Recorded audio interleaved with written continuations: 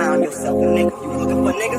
Nigga here now, see? My mind is so spectacular. Open up your aperture. You don't like the light that I be shining, bitch. You Dracula. Southern draw vernacular. Flip you like a spatula. Knew that I was built to put this world up on my scapula. I've been on this road so long, my tires bald. I don't wanna text and no, I don't wanna call. Came in this shit running, but you don't know how to crawl.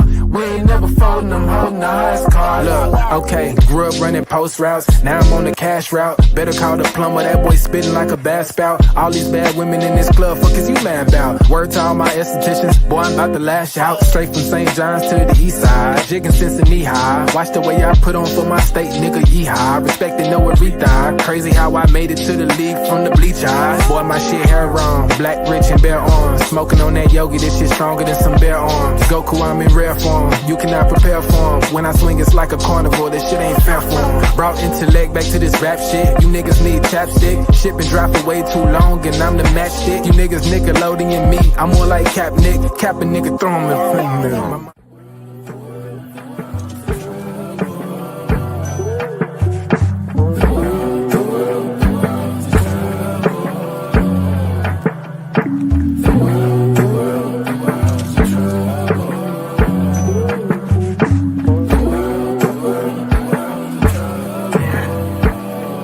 Party favors on the table, you can pick and choose. I would be lying if I said it, I don't get confused. I'm just a player in the game and I don't pick the rules. Why trouble always seem to find the ones with shit to lose. About to blow like we just lit the fuse. We double dutch into this dough, I get this shit in twos. Push the button, get it started, put that shit in cruise. A little dust up on his heart, I barely get to use. A fool flatters himself, a wise man flatters a fool. Man, I just came to get it started like mechanics with tools. Cause in my hood, if you don't pack a tool, you planning to lose. These young boys deserve Oscars, they be acting a fool. A couple loose screws, but they hammer accurate. Ooh, I know some niggas stuck on drugs and manufacture it too. School of hard knocks, we all got our bachelor's. Food, no cap and gowns, but we all had the master. Party favors on the table, you can pick and choose. I would be lying if I said it, I don't get confused. I'm just a player in the game and I don't pick the rules. Why trouble always seem to find the ones with shit to lose.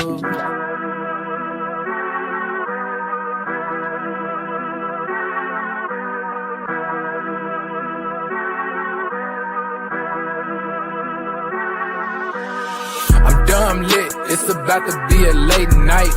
Fresh wax, shawty, show me what it tastes like. Niggas know me in my city like I'm Wayne Wright. Got them looking up to me and we the same height. Ooh, I got it bad, leaving my bag. Foot on the gas, they cannot last. Swimming with the sharks, bitch, that's a great white. Never stopping, we don't even need a brake light. Say she don't smoke, but she always smoke with me, yeah. Back with Finny, yeah, back up in the ovaries, yeah. All my ops, they stay running like they over easy. Even my masseuses can't just get too close to me, yeah. Shout out to Next. Soon as the ink dry, we count out the checks, yeah. I never flex. I bought up a business, you bought up a section. I'm at the top of my class, yeah. Y'all never learned from your lesson. Skywalker gave me the force, yeah. Turn this into an obsession, yeah. I couldn't wait on the team, cooking shit up with just Nero and Plague, yeah. Things never are what they seem, but we know the facts, yeah. Charging that shit to the game, but now I pull up with a battery pack, yeah. The bigger they are, the harder they fall, and we can just leave it at that. I'm dumb lit, it's about to be a late night. Fresh wax, shawty, show me what it tastes like. Niggas know me in my city like I'm Wayne Wright. Got them looking up to me and we the same height. Ooh, I got it bad, deep in my bag. Foot on the gas, they cannot last. Swimming with the sharks, bitch, that's a great white. Never stopping, we don't even need no brake lights. Big bro, why they call you big bro? Every time we hit the bank, we deposit zip codes. Well connected with the streets like we out in Skid Row. What's good, everybody? Welcome to the Pull Up Show. I'm your host, Mr. BJ Matthews, aka B Jizzle. Before we get started, follow us on the YouTube page, the Pull Up Basketball Podcast. Like, share, subscribe. All of our YouTube videos. Hit that like button. Y'all come in here, hit the share, subscribe, hit that Cash App right there on the screen. I'm gonna leave that right there for a minute. $, Slick Rick 1991 Son. That is our Cash App. You know what I'm saying? Continuously follow us on all social media platforms. Also, if you guys do not have Cash App, you can donate another way. Very simple. Go into our chat box, hit that $ symbol in the super chat box. You guys can donate that way as well. It's very important that y'all continuously support the podcast, showing your love by donating to the channel just to make sure that we continuously keep the podcast going and rolling and continuously put all information and entertainment in one. So let's get the morning started. This is a live show. LA Clipper Talk. Welcome back. It's been a crazy week, but I'm back with y'all, man. I missed y'all. Like I said, we're gonna continuously have these live shows more and more direct. And if you guys have not been following the last few days, your boy has been doing the media with the Clippers, man. It's been great. It's been awesome, man. The first day I did it with against the we played against the Portland Trailblazers on Wednesday, man. And your boy got some, questions in with Ty Lue and Norman Powell, and just the sky's the limit, and everything's going well so far with that. So I'll keep y'all in tune. I'll have more footage and coverage with y'all that y'all will be seeing on the community post and things of that nature as time goes on. So y'all continuously ride with my journey, man. We are part of this together. So let's go into the comment section and we'll get it started. If y'all not in here, make sure you guys let me know that y'all in here in the comment section. My man Frank Hefner, he said, "Yeah, BJ, let's do it. Let's do it, my guy." Danny Berry Sports Highlight said, "What's up, BJ? Everyone, how you doing, brother? How you doing?" One Mike says, "Oh, here we go again." Okay, here we go again. I guess you want to be entertained, I guess. So let's get into it. So I decided to make a full-on Clipper show talking about a number of topics. Just off the fact that so much has happened since the last time we went live, which I think was I want to say last Saturday, if I'm not mistaken. The rest have just been, regular videos. I've been analyzing the games, but as far as getting everyone's opinions and getting everybody to talk, that hasn't really been going on since last Saturday.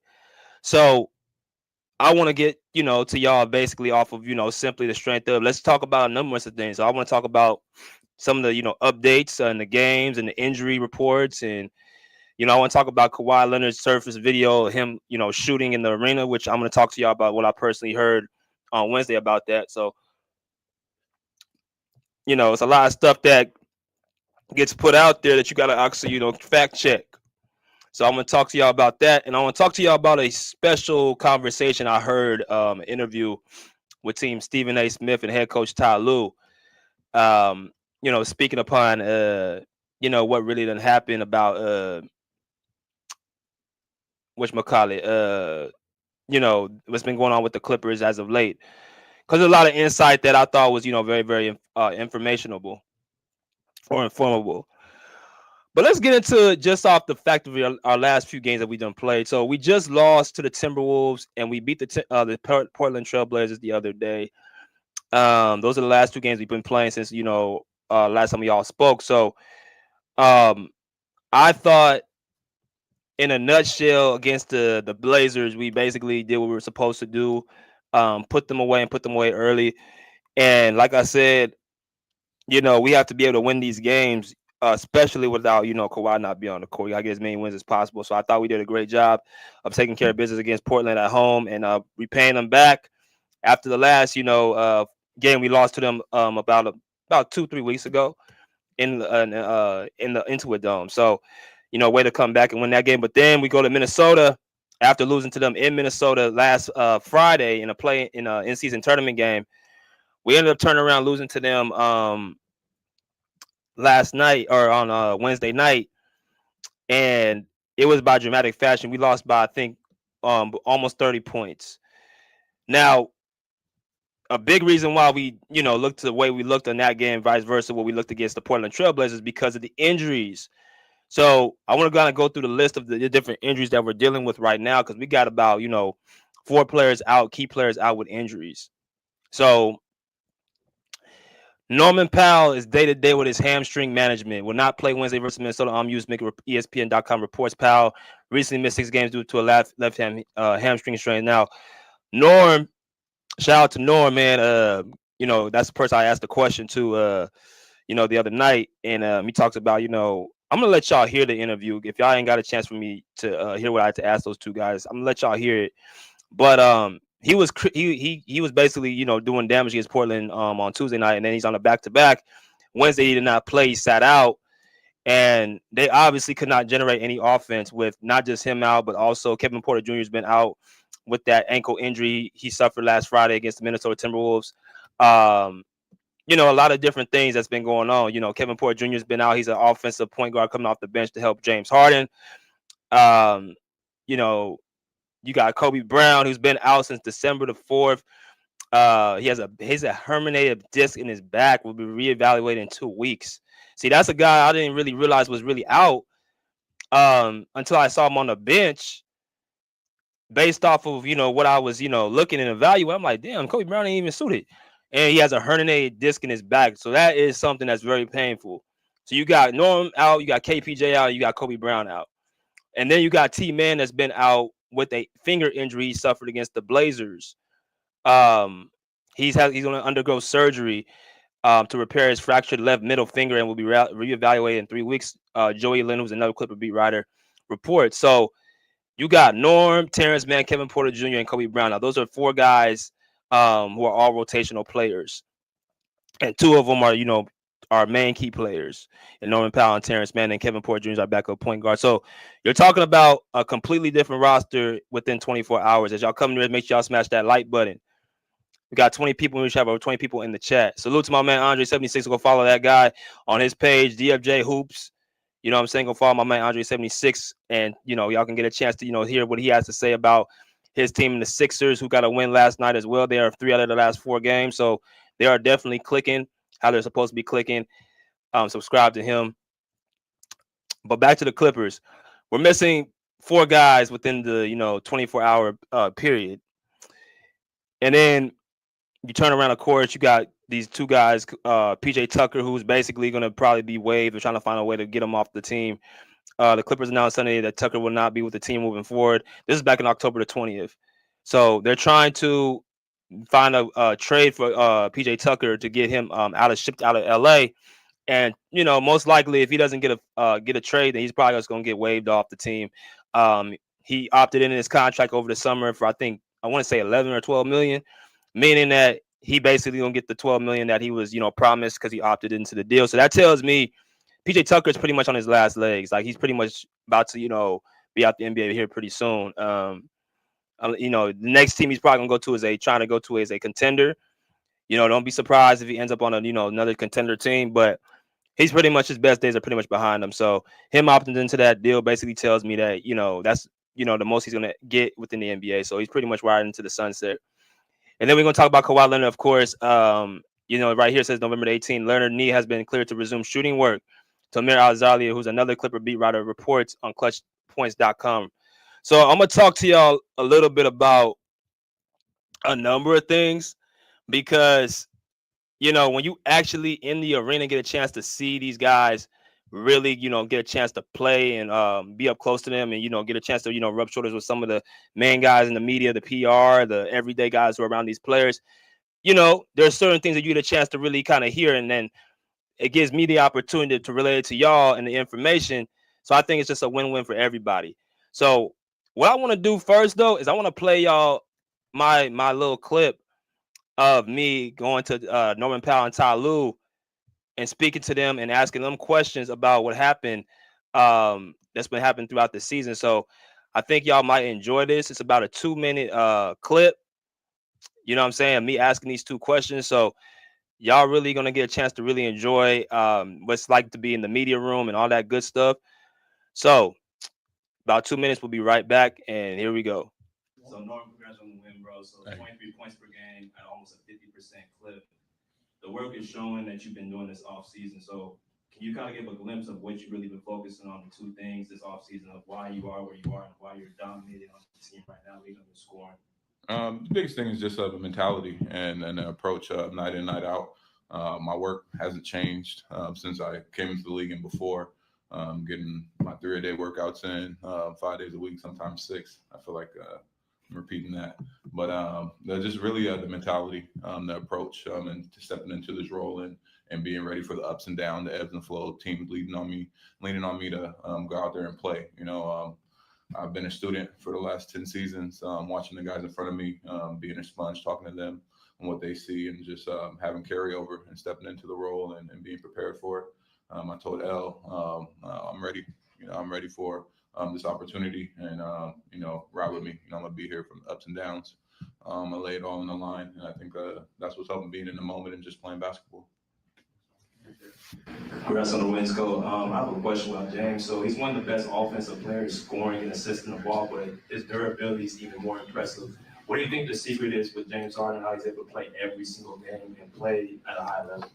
To have that mindset that you want to play every night, and he's done it for years, and so even when we want to sit him down when we have 4 and 5 nights, and he doesn't want to do it, and so I don't know, just the work he puts in every single day, working on his body, working on his game, to condition himself and to condition his mind to be able to, try to play every night. And that's what he does. So there you have it, man. We got a chance to, actually get some, time to really get some questions answered to like get to the guys. So y'all are going to see a lot more of me doing that this year. So this is going to be a great journey for everybody, and you guys got a chance to really get a chance to see what I'm going to have to say now, being behind the scenes a little bit more deeper. Jarrell Franklin says, salute BJ, what's good, bro? How you doing? Diesel says, salute BJ, what inspired you to become a Clippers fan, fam? So really just off the Patrick Beverly, Lou Williams, I love that 2019 team because it was a gritty team, and they was able to take the Warriors to 6 games, and that's why I really started watching the Clippers. Even before Kawhi and PG got there, I was really into like the whole grit and grind team. So that's your answer. But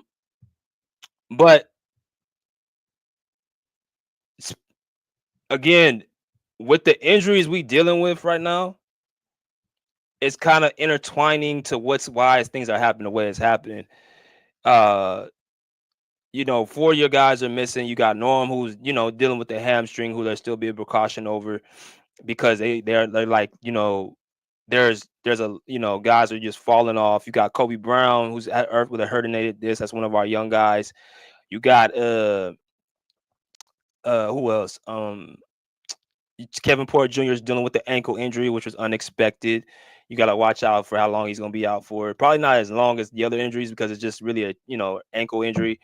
It's not like he broke or he tore anything, but you guys, you're still gonna not have your same explosion. You don't want to put him out there when he's dealing with like a bad wheel because he ain't gonna be able to have his quickness or his speed or his athleticism. So they're gonna wait till he gets 100% as well. And then you got T-Man now with this unexpected finger injury, which could have happened anytime. T-Man for the most part is always durable, so it's bad timing. It's part of the season. It's part of the career. Like everybody in the league is dealing with injuries. But it's just more so how when you deal with the injuries and who comes in, how much depth that you have throughout the season, and that's what the season is about. It's about depth because you're gonna have guys that are gonna be put in these situations. They're gonna have to come in and make an impact.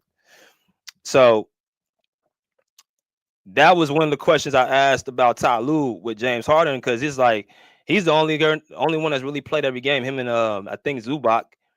So basically, what he's able to do. It's something that we ain't really had a chance to really, value.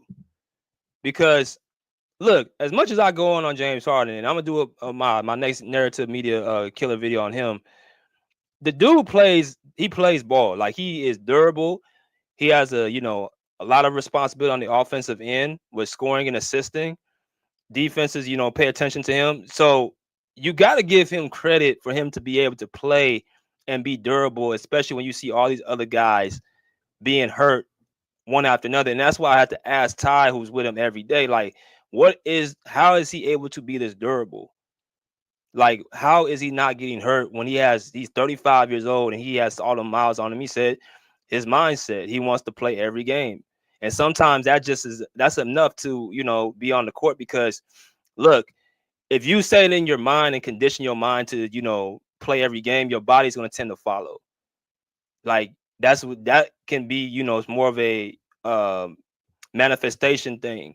If he's so used to playing and his mind's conditioned, that means his body's gonna be conditioned. So even the nights where he feels he's a little banged up or a little, tired, he's like, "Nah, I'm gonna be playing because that's what I'm used to."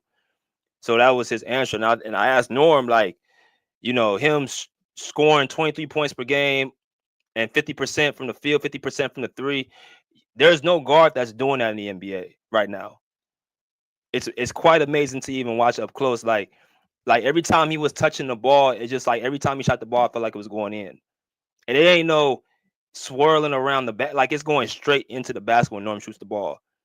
So I told him, I'm like, bro, your offseason work is showing. what has been the reason why you've been doing what you're doing? He said just basically his mindset. He feels like he stepped on the court. He belongs on the All-Star. Like he said it before the season started. He believes he's a starter. He believes he's an All-Star. He believes he's that good. So again, I just want to put that out there, man. Those are a little bit of insight with the players and stuff like that. As y'all come there, make sure y'all smash that like button. But now that we got over the injuries and the media and all that stuff, I want to talk to y'all more about the other things. So there was some leaked footage of a particular player on our team, and it's the guy, the superstar on our team, that's Kawhi Leonard. So I want to show y'all the footage of him shooting. I'm pretty sure that y'all all seen it, but I want to let y'all see it for yourselves, the ones who live under a rock. There's some footage that he was shooting shots before a game, and I want y'all to kind of see what what's been going on. So I'm gonna go ahead and play this little clip real quick for y'all. Let me make sure I got this on here. Shoot. Okay, yeah. All right. Here we go.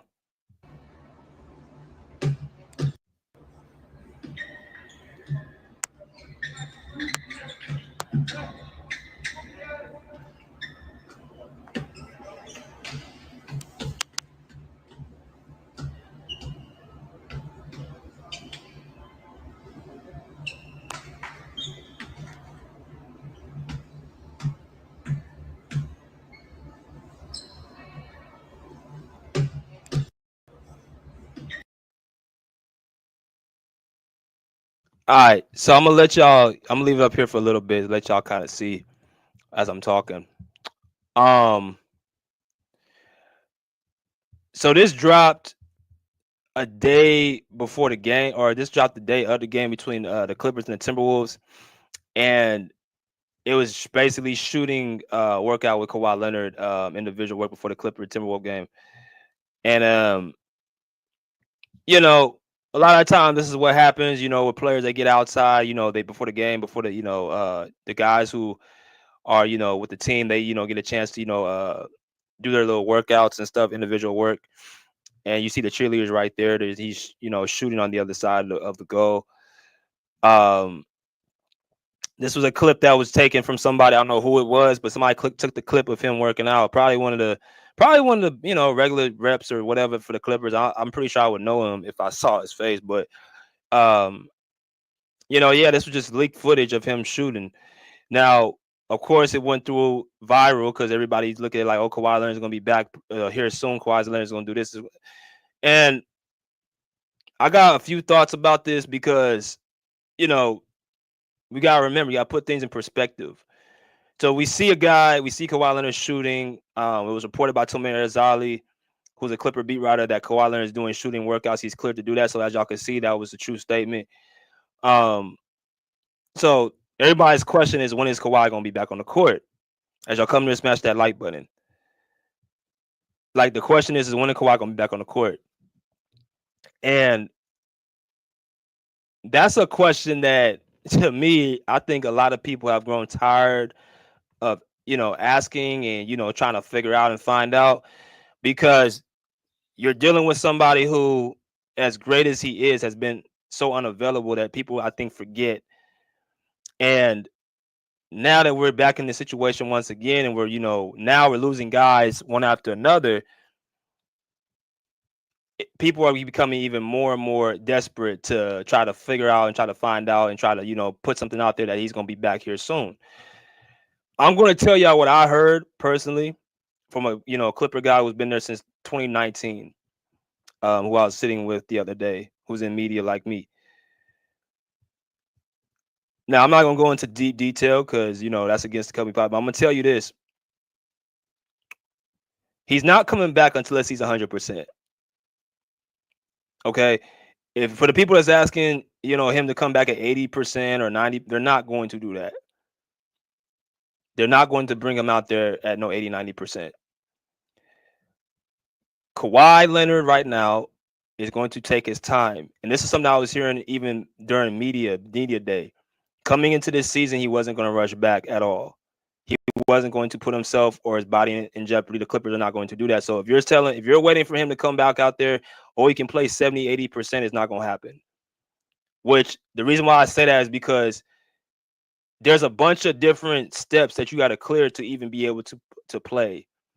He's in this first phase of him actually being able to shoot and being shooting workouts. The next phase is going to be him doing team workouts, being with the team. Then he has to go through practicing. Then he has to go through, being cleared by the medical staff physically. So there's a bunch of different checkpoints he got to clear before he even can play. And they're not going to put him out there if he's not 100%. I've seen Kawhi Leonard in previous years do shooting workouts, and he didn't even come back. I've seen him do shooting workouts, and he was weeks upon even months before coming back. So a shooting workout doesn't prove to me that he's close to coming back. And when I say close, I'm talking about within the next week or so. No one knows when he's coming back because he has his own doctors, his own physicians. Yes, the Clippers have their team, but he has his own doctors as well. If they don't come to a congruent agreement, he's not stepping out on the floor. Right? So that's what I want to put out there first, is that he's not going to be rushing back out here. I want to talk about something else. There was an interview between Stephen A. Smith and Ty Lue that I thought was, pretty interesting. I was about a 40-minute interview, and it brought up a lot of insight about, Kawhi Leonard expected to return and everything like that. I want y'all to kind of hear a little bit from a certain person. I put this out here about Kawhi Leonard coming back on the court and how this whole thing came back. Bill Simmons, who has his own podcast as well, said he overheard somebody from the Clippers saying that he's actually going to be back here before Christmas. So I'm going to let y'all hear what he had to say, and then we'll be right back. Me too. What's the Kawhi argument? My Clippers guy was telling me Kawhi's coming back before Christmas, and I think he's ramped up. He's ramped up, ready to go. But so that was Bill Simmons who put that out there, that he's ramped up and ready to go.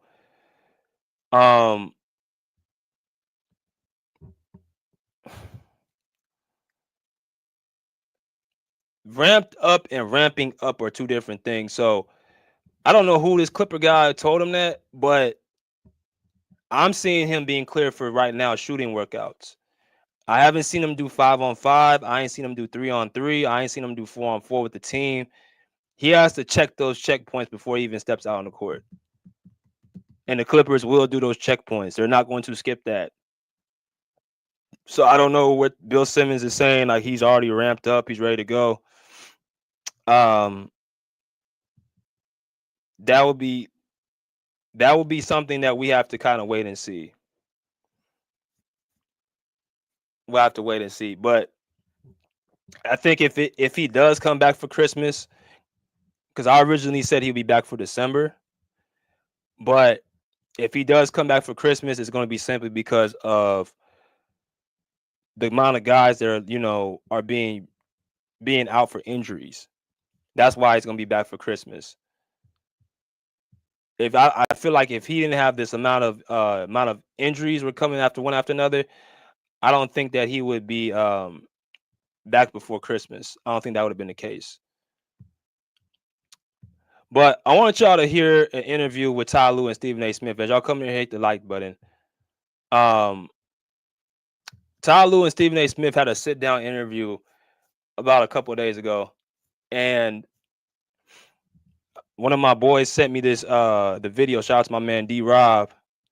He sent it to me, and he was like, "You need to check this out because this is a pretty in-depth interview." Now, I've never seen Stephen A. Smith and Ty Lue have a sit down, but they are pretty cool from what I know. And it's kind of weird that they had this interview at this time. It's kind of weird time, which I'm gonna kind of explain to y'all why I say that in a minute. But I want y'all to hear, about a 2-3 minute, clip of Ty Lue and Stephen A. Smith speaking on Kawhi Leonard and what it's been like with him being out and not playing, because I think it'll be some good insight. So here we go. But I find myself so frustrated because when this dude is on the court, he is one of the top 5 elite players in the game, but he's almost never available, especially for you in the postseason. Could you put into your own words how frustrating, if at all, that has been for you as a coach who's coached in championship series, who's won a championship, who knows what it takes to win championships? What has that been like for you, having to deal with your superstar player almost never available when it counts? Well, first off, I just want to just let people know, from Kawhi's standpoint, like for him, it's more frustrating. Like he wants to be on the floor, like he wants to play every single night. And it just, it's just a bad timing. Like, it's not like he said, okay, we get to the playoffs, I don't want to play. Like, it's been some tough days, some tough nights. And, I've talked to Kawhi nights where he's, almost cried just talking about, how he's let the team down. But you can't do anything about injuries. And he's another guy that works extremely hard every single day to be on the floor, to be on the court. And it's just some, unfortunate luck. I mean, like you said, I heard you say one day he has 35 and the next day he doesn't play.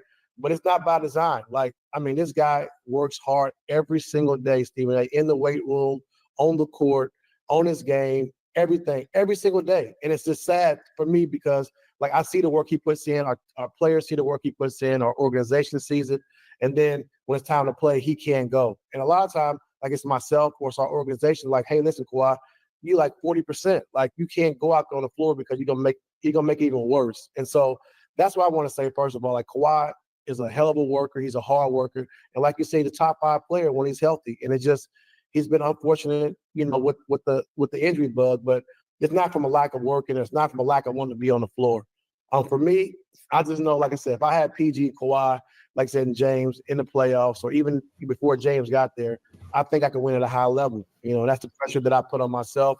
That's the staff that our staff puts on ourselves.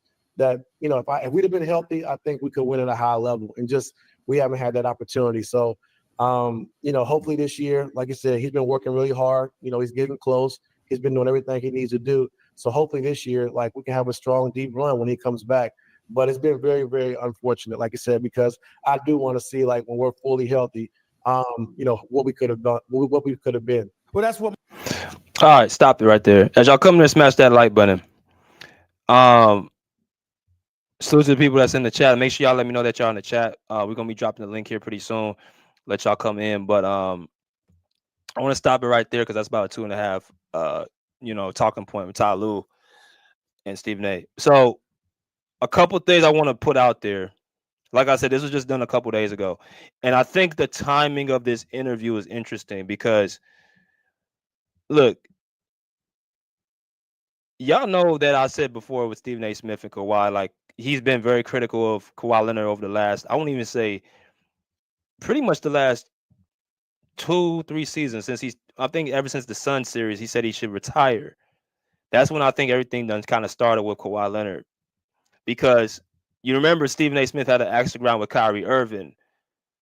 And we found out it was because of a rift between him and his father, which is why things went south. And I told y'all this thing was personal with Stephen A. Smith and Kawhi. And I'm going to tell y'all why it is in a minute. But Stephen A. Smith, remember that? He had that vitriol with Kyrie Irving. Well, it took Kyrie Irving being the man, being the bigger man, going to Stephen A. Smith saying, it's not even between you and me. It's about you and my dad, where Stephen A. Smith finally snapped out of it and actually went to his father and had a sit-down meeting with him. And then they kind of cleared things up. So now his new target is Kawhi Leonard. But see, the problem with Kawhi is he's not going to give Stephen A. Smith any attention. And Stephen A. Smith is a person who I've met a few times. He is a big personality. He does tend to take over the room. He tends to be the loudest person in the room. People like that who are used to getting attention, good or bad, from people, and you don't give it to them, that does something to their soul. That does something to their inner being. Like, why is this person not paying attention to me? How dare he? I'm the big dog. I'm the big personality in the room. I'm this, I'm that. Well, then when you find out really quick that he ain't like everybody else and you can't get a reaction out of him, that hurts him more than anything. So that's what you're seeing with Stephen A. Smith. So because he can't get to Kawhi, he can't get to his people, what better person to go to than his head coach? I found this very interesting to have him have a sit-down interview with his coach at this time. After all the failed attempts to try to get to Kawhi, he couldn't get to him and his people.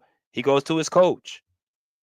So he's hoping that Ty Lue would give some type of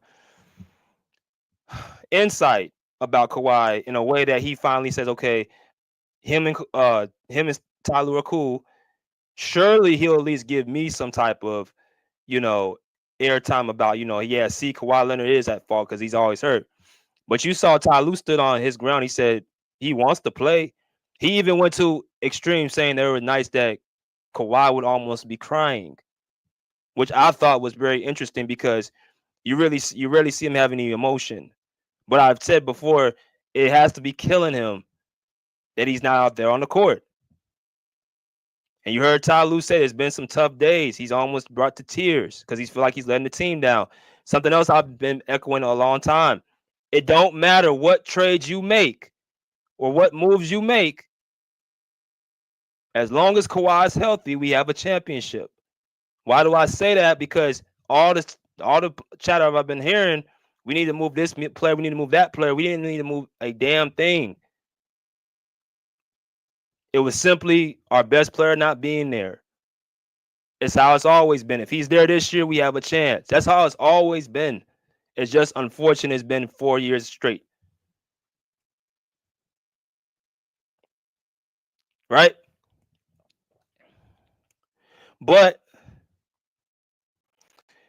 that's one thing. Now you're going to hear what Stephen A. Smith does in response after Ty Lue kind of told him, like, look, he wants to play. It's not his fault. He works hard. It hurts him that he's not, like, everything he's supporting Kawhi, right? Then he takes it a step further and continuously asks Ty Lue in a different way the same question that y'all about to see. So let's see Stephen A. Smith's question and let's hear Ty Lue's response. That's what my frustration has been like for you. I mean, you're a champion as a player with the Lakers. You're a champion as a coach with the Cleveland Cavaliers. Again, your reputation and your resume speaks for itself. And there's been times where you've literally reached out to me and told me to calm the hell down. You were kind of about it. But that's what you told me because I was sitting up there.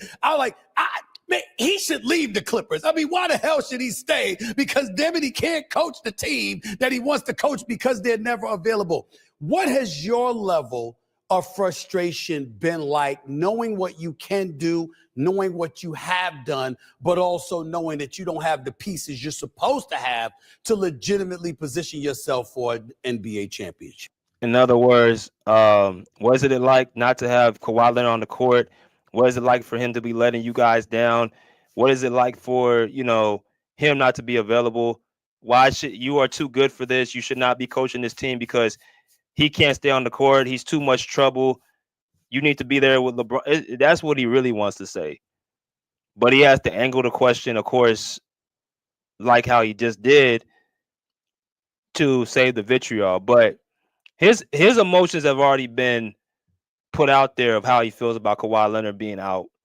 I mean, like I even made this video last week with the narrative. He said that the man doesn't promote the game or doesn't promote his team, which I knocked down that narrative. I showed 3 different commercials that he has done just simply with the Clippers. And he has many other commercials in past that he's been, been in commercials. He has spoken, he has talked. So that was a lie. And then he says that, he doesn't promote the game. Like the Clippers are not. Do you think all them national television games, the Clippers would be on if they didn't have Kawhi Leonard on the team? Because when I saw, years before Kawhi Leonard got there, they weren't being promoted like that. Now you could say something with Lob City to a degree, but they weren't expected. They were expected to win. But Kawhi just being on the basketball court brings in revenue for the Clippers, jersey sales, merchandise, tickets. That is promoting the team, just his presence without even him saying a word. So you take him off this team, no one is really paying the Clippers any attention. So that's why I say you got to watch the certain things that, you got to listen to with these media people, because they don't know what they're talking about at times, because they got so many other things they got to, cover. Stephen A. Smith covers not just basketball, but, football and, baseball. Like he covers a multitude of sports. So he doesn't have time to hone in on just one situation. So I'm going to let y'all hear what Ty Lue had to say in response to what Stephen A. Smith just asked once again. Yeah, it's frustrating because I want to win. Like, that's my main goal. And our video coordinator, Fitz, he said, one thing about T. Lue, he doesn't care about feelings. He wants to win tonight. So we'll take care of tomorrow. And so for me, it's always about winning and putting yourself in position to win. And, another thing like Kawhi, like, to me, Stephen A., you are the best. And it's just like, okay, say you lost your voice. Right. Would you want to quit? Would you want to quit doing it? Or are you going to try to fight to come back and keep coming back and keep coming back? Fair. And that's kind of like, situation Kawhi's there. Like, why would he quit? He's still young. He's still at the top of the game when he plays. And it's just unfortunate luck. But he's doing everything he can to get back on the floor. Was I wrong when I went ballistic this summer when I heard that he was going to try to join Team USA and I almost lost, I almost had a heart attack? I'm like, oh no, you've been hurt during the regular season. You got to make sure you're ready for the Clippers. The hell with Team USA. They can get gold without you. Was I wrong for feeling that way towards Lawrence Frank and Steve Ballmer and saying the hell with all of that Team USA stuff? You need him with the healthy for the upcoming Clippers season.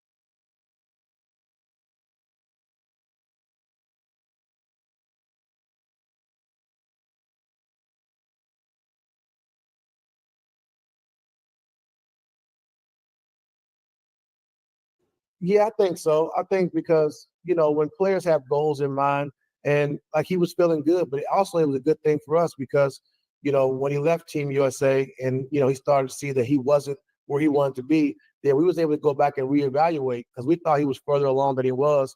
I thought at USA he had some really good days, and so after USA was over, he continued to go back and work out. And then we saw certain things that wasn't good. And so we was able to catch it early on and we started the process earlier. And so it actually was really good for us. It was a blessing in disguise, really, but it's something that Kawhi wanted to do. He's tired of being, not playing because he wants to compete. This was a chance for him to compete on a high level. And so he wanted to be a part of that to get his name back out there going into next season. And unfortunately, it just didn't work out. How you feel about Paul George being gone? Did you know you could be entitled to a 5 or 6 figure payout if you were in a traffic collision within the past 2 years?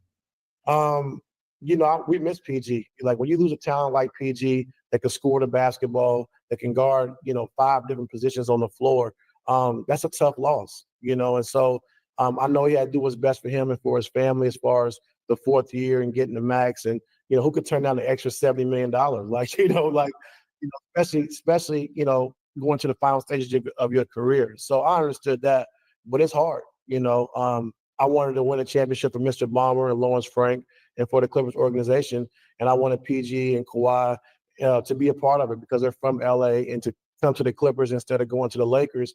I thought it was it was huge for the Clippers. It was huge for the Clippers following and fan support. that they wanted to come to the Clippers and win a championship. And so I thought we could have stayed healthy. I thought we had a real strong shot at doing that. And unfortunately, we just never could. But, losing PG, that's a big loss. When you lose a player like of his caliber, that is hard. All right, so we're gonna end it there. Like I said, man, I want to play a little bit of a clip. We get these people. We got 40 people, and we should have over 40 likes. I'm gonna go ahead and drop this link for y'all to come in here, man, and let y'all hear what y'all thoughts are about everything, not just one particular thing. I'm gonna let y'all come in and explain what y'all think is y'all thoughts. Let me go into some of these comments real quick. He said the Claw puts fear in hearts on the court. Yeah, when he's healthy, yeah, he is definitely a big dog. He definitely is a big dog.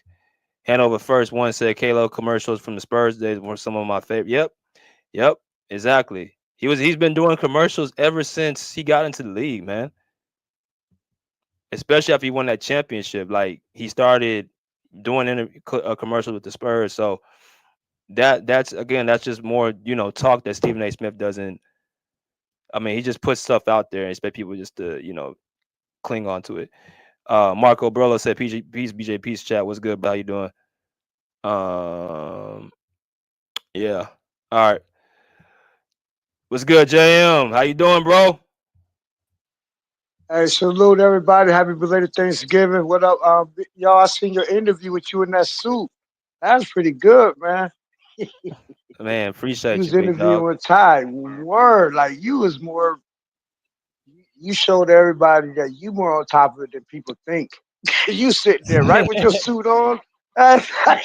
You showed the world like, yo, I ain't just no regular podcast dude. I'm right here up there with Law Murray and them. Like that was anyway. That congratulations, man. Word is fine. Appreciate you. How's it? Appreciate that, bro. Yeah, and I don't know what's the question. I mean, what's your thoughts on everything? Like, we ain't talked since last week, so what's your thoughts have been? What's been happening? What's your thoughts on the injuries and the team and the interview with Ty? And what's your thoughts about everything? Oh, okay. Well, I can sum that up real quick. I said the ISO is gonna kill our players. We Ty knocking them out one by one. It's getting so bad. We got to use the young players. I kind of seen that coming. It's not fortunate. It's unfortunate that we are running out of DJ hurt. Terrence Mann Terrence Mann broke his finger on a freak accident, so I'm not even gonna put him into that. But Powell out with a hamstring. DJJ is now out. I can't even really. Well, I gotta backtrack that really because two of our players is out because of stress. But then we got two out for a freak accident. Like what's his name? KPJ. That was a freak accident. I can't really I can't really use that statement. So I retract that. But we're losing our key players and it's affecting us, but at least we get to see our young players like Flowers, who actually could enter a slam dunk contest. And the ISO period didn't work. Again, we got Molly Watts, and I just don't like the ISO. I don't like our offense at all. I really don't. But that's neither here nor there. I already said that. As far as Kawhi returning, I watched that live show too with Stephen A. So I was like, texting, addressing my questions towards Ty. And I asked him like, yo, how do you think that it's gonna fit with Harden and Kawhi? I really would like to see how that's gonna work. Because Harden shoots the ball over. He averages 20 plus shots a game. He's an ISO who's playing point guard. So then you got Kawhi coming back. I really don't know how that's going to work. So anyway, in that interview, so when I even asked, I put that up there on the post. And Kawhi and Ty kind of got frustrated. Like later on in the video clip you showed, Ty kind of said, "Yo, I could win wherever I am. Blah blah blah. It don't matter." So he took my question personal. Like, but really, how's that gonna work? Like, can you win with your style? You got a player who's opposite of your style. Anyway, I'm gonna fast forward. Right now, we're doing good. Like, I'm the grumpy Clipper fan. We beat expectations and all of that. This the other question in that interview. He was like who he was worried about. He named the Kings, he named the Wolves, he named the Grizzlies. So I was like, what about the Rockets? I just, in the live chat, like what, and he kind of deferred to the Rockets. Um anyway, so it was interesting. I ain't got nothing bad to say. We lost. It's not till we get a better offense. We just hopefully we could just play all under 500 teams and get all the way to the playoffs. But with Kawhi coming back, I hope he come off the bench. I'm gonna sum that up right there. I do not think that Harden and Kawhi can coexist both in the starting lineup. There's no Paul George. There's no buffer. So now you got one point guard, the system, and a claw. I don't see how that. Anyway, I'm gonna close it out with Go Clippers. That's about it. All right, yeah. I'm missing Only True Matters just dropped. I think he'll probably be back in a minute. But yeah, I seen the interview and everything that was being said. Um, I was a little bit taken back with just how he talked about Kawhi being emotional when he would not be in the game or not even miss a playoffs. I thought that was something that I didn't expect Ty to really say, but it just goes to show you that y'all, he wants to be out there playing. He ain't trying to be purposely hurt or he trying to sit out. He really wants to play. So I think that was big for Ty to say that. How do you think Ty defended Kawhi on the show, JM? I think Ty said everything that professionally he was supposed to say. Right then and there, he can't publicly come out and say, but he did later on go the other way. He did. I think he defended him. But he said everything Pat had already said. He said everything that people already know about Kawhi. So it's not like, his comments was good, good, but he basically repeated everything everybody already know. Yeah, Kawhi worked hard and he wants to play, and I could see Kawhi crying when we get an ass whoop. Like, what the hell is going on here? You know what I'm saying? But I don't know why he would have said he was crying in tears. Like, yeah, he trying to make the dude seem like he's soft or something. Like I think he used a little bit too many adjectives with that part. But he said professionally what he said, and I'm gonna put a conspiracy out here, so to draw a lot of more flies up here. I actually think that this, like you was on to something when you said the timing of this interview with Ty. I really starting to believe that LeBron is sending kites to Ty. LeBron wants to come to the Clippers. Words, but I can't prove it. But I just gotta, I could, I'm looking at things like a million ways at one time. And then I think Cottage JD1 mentioned that Shannon Sharp was pushing for that in the chat. LeBron is getting frustrated with the Lakers, and he's sending kites to Ty like, "Yo, make it happen so I could come to the Clippers."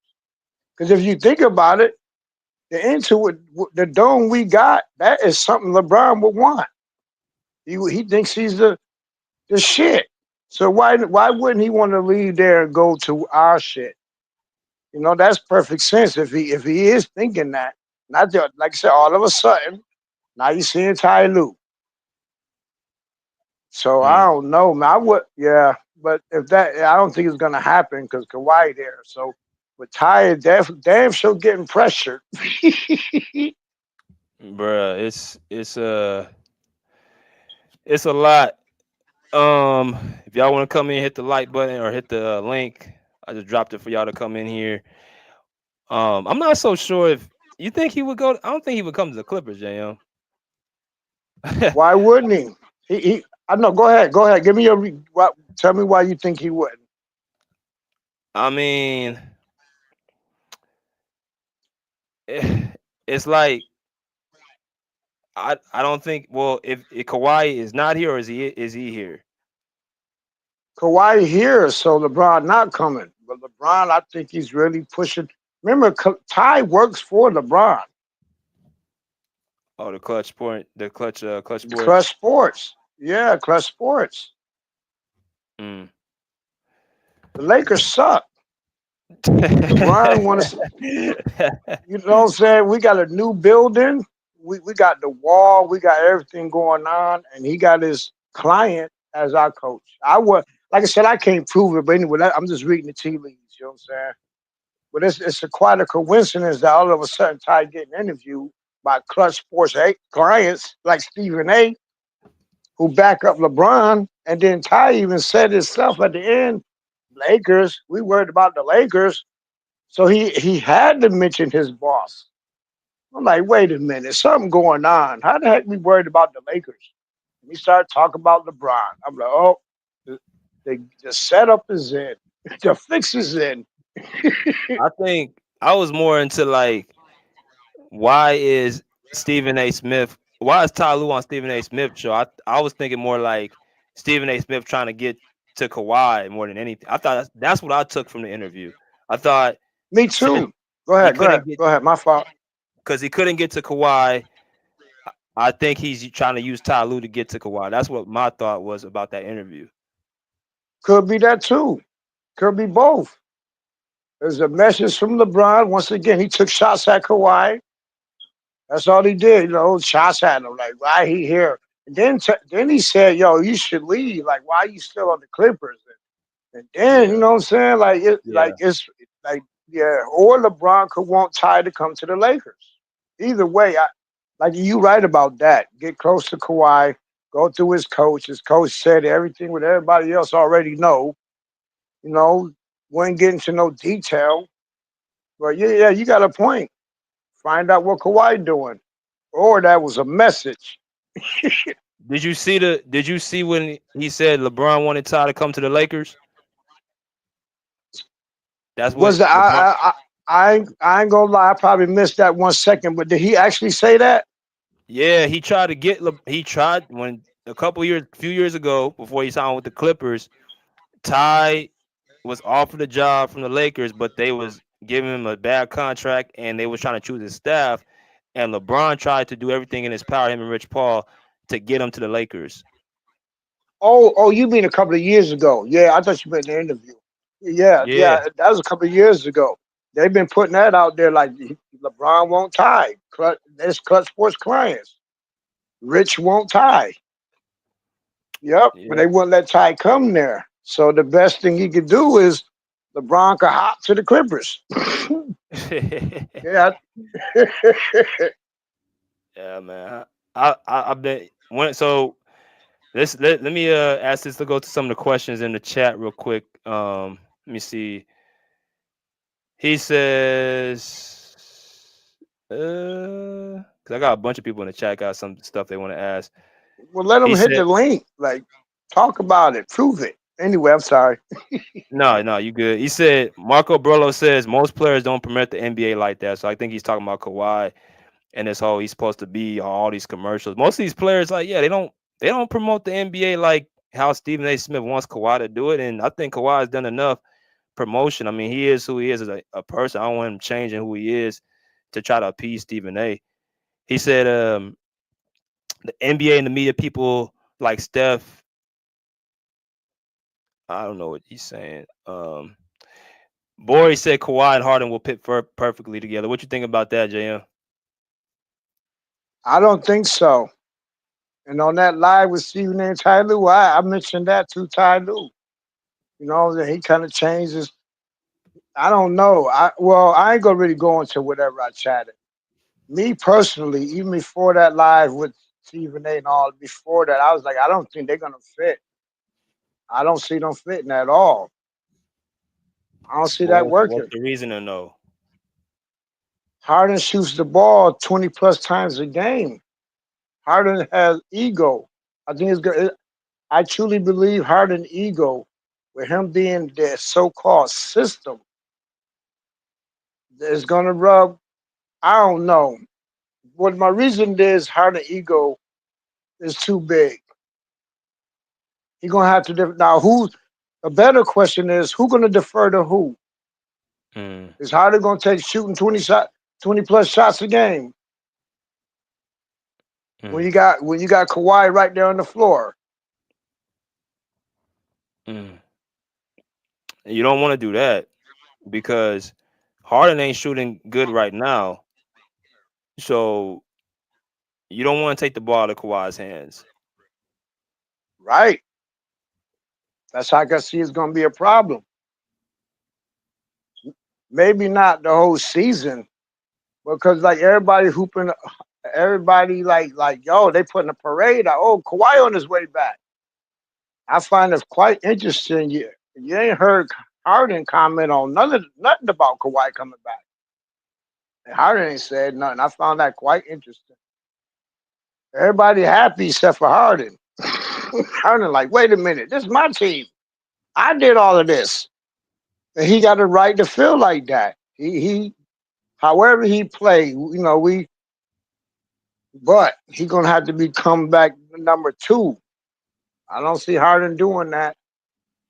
Well, let me ask you this question. Do you think Harden would take a backseat to Norman Powell and let him take more shots? No, if you watch him, Powell take his own shots. Powell, every time Powell get that's my thing though. That's my thing though. Do you think when Kawhi, so do you feel like the options could go Kawhi, Powell, and Harden? Do you think Harden would take a backseat to Kawhi and Norm? I forgot about Norm. So now you're pushing Harden back to number 3. I mean, he's already leading the team in scoring. You're right. Powell is actually our best player. I forgot about Powell. I forgot about him. He's our best player is Powell. So Harden and Harden and Kawhi played together. So I don't think it's going to be no problem for them to coexist. They want a ring on the Raptors together.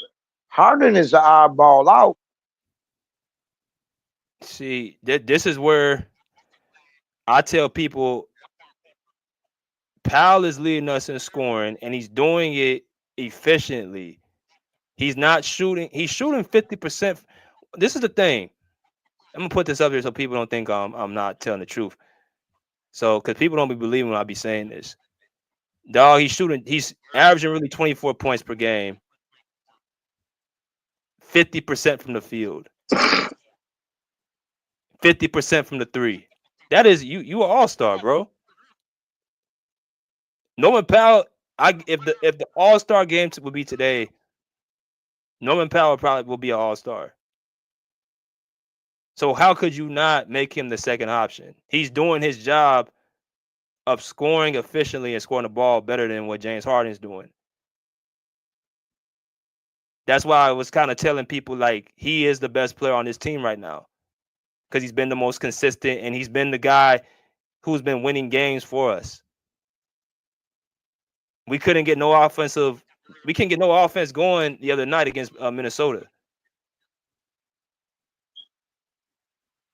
Right, Harden had one of his worst games ever. Bro, he couldn't get his shit off. And I'm saying like to make it easier, I would put Harden as the third option. I totally agree. I'll let Powell say the first option. Wait. At least I will actually let Powell be the first option and have Kawhi the second option. Because Powell, like you said, he's the leading scorer. So if I was Kawhi, I wouldn't come in and try to stop Powell. I'd be more worried about Harden having the ball in his hand too much. Like this dude, let Powell keep being the first. Because Kawhi probably going to come off the bench anyway. So I wouldn't even knock off Powell. Let him stay where he at. Make him the first option. He better score than Harden is. And then you would say let Kawhi focus on the defensive end? No, let him come off the bench with the young kids. He said he liked the new additions. Like I would split the whole team up. Let Harden and Powell run the first. Let Kawhi play with the young kids in the defense. Chris Dunn, Mo Bamba, all of them. Let Harden stay in the front. Let Powell stay out there. I wouldn't even knock Powell out his I don't know. I'm worried about Harden. That's all I can pretty much say. I'm worried about Harden. Let Powell stay number one. All right, let me go to Millie real quick, and then we'll get back to it. What's good, Millie? Oh, no problem. What's down with you?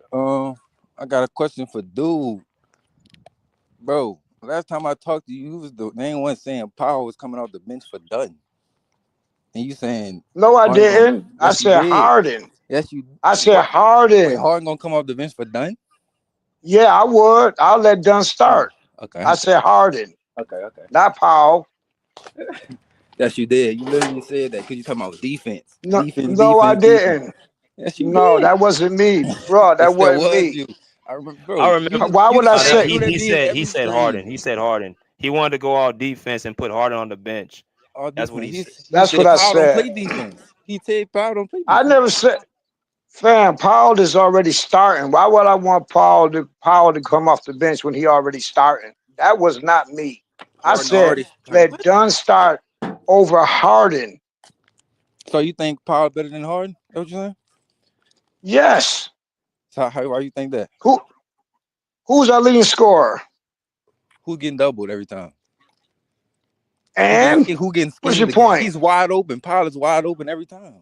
Man, Harden is a terrible. If Harden get a hamstring injury right now and get off the court, you think we gonna win? You think we gonna like? Yeah. Like.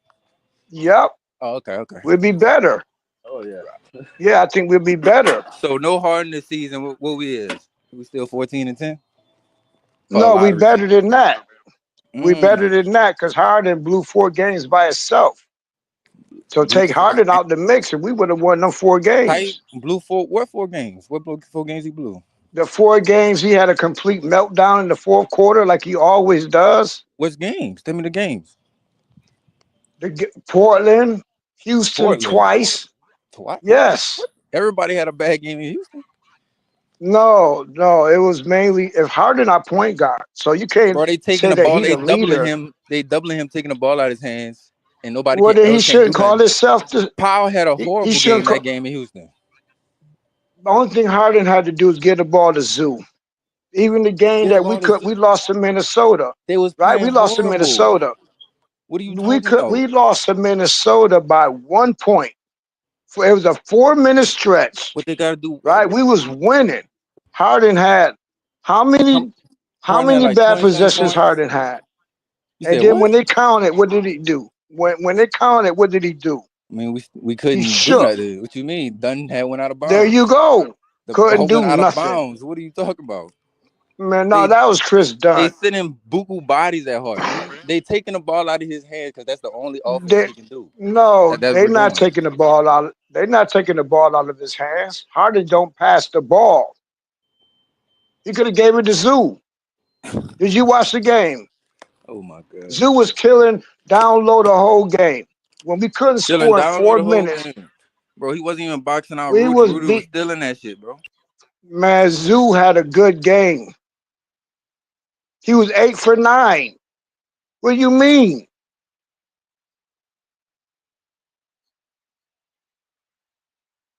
We couldn't score in 4 minutes. Zoo down there by himself.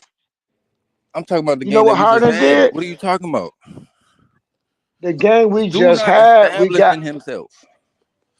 Man, come on, man. Hey, how he gonna do that when he can't get the ball? Shaq had the same problem with Orlando. Had the same problem. Some coaches just play ISO. Yo, this is not the first time you witnessed this. It's a big man league. Why wouldn't he get the ball? He's the best player on the team. I'll ask AD that same question. Yeah, Penny how come Hardaway. AD? What are you talking about? How come? Ask AD what happened. Ask AD. Ask AD what happened to him the other night. He only had 2 touches in the fourth quarter. What they gotta Ask do? AD the same question. How What come they gotta LeBron do? don't pass AD the ball? It's the same problem.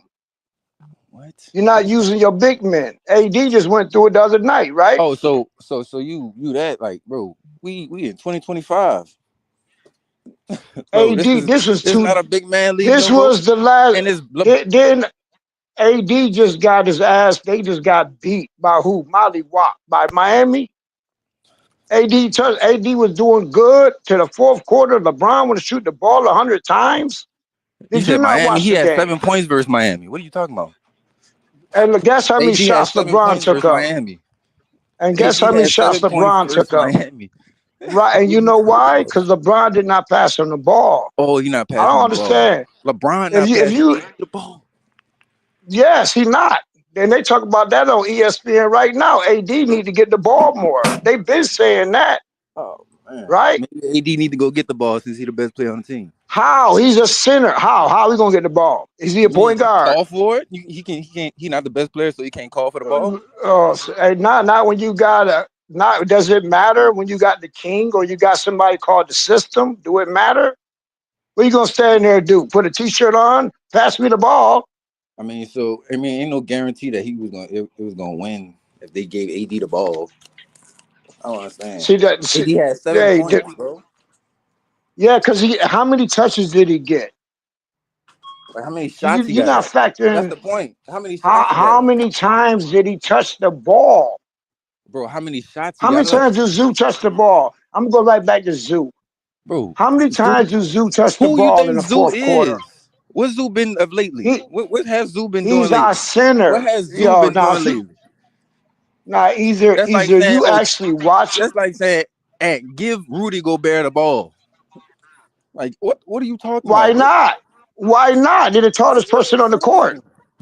Why not? Maybe they need to do that. If the quote Well, unquote he's system, shooting 60% from the field, if and the quote he's unquote giving you system is working, he's why giving not you keep 40. going there? You trying to force Zoo the ball? That's not But what he's it's shoot. called. It's pick and Hold on. roll, But bro. he's shooting the ball 60%. He's giving. I've been watching Zoo the whole year. Like he's efficient from the field, and I'm talking about right now. These past 3 games, what he been doing? but He ain't got the ball. I fuck with Zoo. Zoo probably the best center Harden probably ever played with. One of the best centers Harden ever played with. Touch, he got great touch around the rim, but as of late, his touch ain't been there. If y'all really been watching, he been So missing he shot gimmies every time 50%. Harden Hold gives on, him he that shot pocket 50. pass. He been missing. Well, yeah, Like, but he shot 50% the last 2 games. what last 2 games? These last 2 games? Yeah. What against what? 2 for 4? Well, that's what I'm saying. He's not getting the ball enough. Bro, come on now, bro. Oh, Okay, but you can't argue that he's not scoring the ball efficiently. Why would you stop giving him the ball if he's shooting efficient? 2 for 4. That's not a good enough sample to come out efficient. So you Because saying he's not getting the ball, break bro. the offense, break the whole offense that's been working this past 20-some games and Time get a out. ball to Okay, shoot down so low. hold on. That's what Okay, you're so saying. if this offense, where's our offense ranked right now? Bro, we don't got players like that. We doing what we have to do. No, we've had the same. Hold on, you just said this offense has been working We've been getting by with the offense because of the defense, not the offense. The offense. I mean, it's the same thing. You still have to score at the end of the day, and that's the best offense we got. If the offense was getting us by, bro, we would not be at the bottom of the league. Bro, we the bottom of the league because we don't got Kawhi Leonard. Kawhi gonna bring us middle of the pack, top 10. We're gonna be top 10 with Kawhi. No, we won't. Not with this offense. A middle of the pack. You just don't like Harden. You a Paul George. I'm telling you what the truth is. You can't be giving him a pass and saying that the offense is carrying us when we're at the bottom of the league. But that's the best offense we got. So what are you talking about? What else to do? You're trying to give the credit to Harden for the offense when it's actually the other way around. The defense is carrying us. That's the best offense we got. What you want to do? So give the ball to let's set it up. So you think give the ball to the guy who's shooting 60% from the field? Who? Zubac, right? Exactly. You talking about so give it to Zubac, all right? Give it to Zubac. Then what else? What are you gonna do after that? Try to get a bucket, right? You gonna try to get a bucket. They're gonna double him. Most likely they double Zoo. He gonna pass it out. Then what? They double Zoo. They're not gonna let Zoo just do anything. That opens up the offense if you give the ball to Zubac because he can kick the ball out. See, the thing that you're not hearing, bro, is that Harden, if he gives the ball to Zubac, that's gonna make his job easier He does. That's why he was averaging 20 points once upon a time. Like, what are we talking about? No. I'm saying if you now listen to me, bro. I'm saying if you give the ball inside, fuck the name. If you pass the ball inside and you give the ball out, you work from the inside out, it makes the offense flow easier. Bro, that would help our offense elevate if you play through Zoo instead of playing through Harden. But Harden get double team at the top of the key, Zoo in the middle, getting that bitch, and everybody's wide open in the corners. Niggas wide open in the corner. He's not getting doubled. That's not good time, offense. That's not also good offense. He is not getting doubled every time, bro. No, he's not getting doubled. No. Wait, what? Harden is not getting doubled. He's not getting doubled. He's not? Harden is not getting doubled. They had 3 people on Portland against him. What was that offense versus the Nuggets? Wait, what was that offense versus the Nuggets? Hold on, time out. What was that offense versus the Nuggets? Hold on. I saw him against Houston.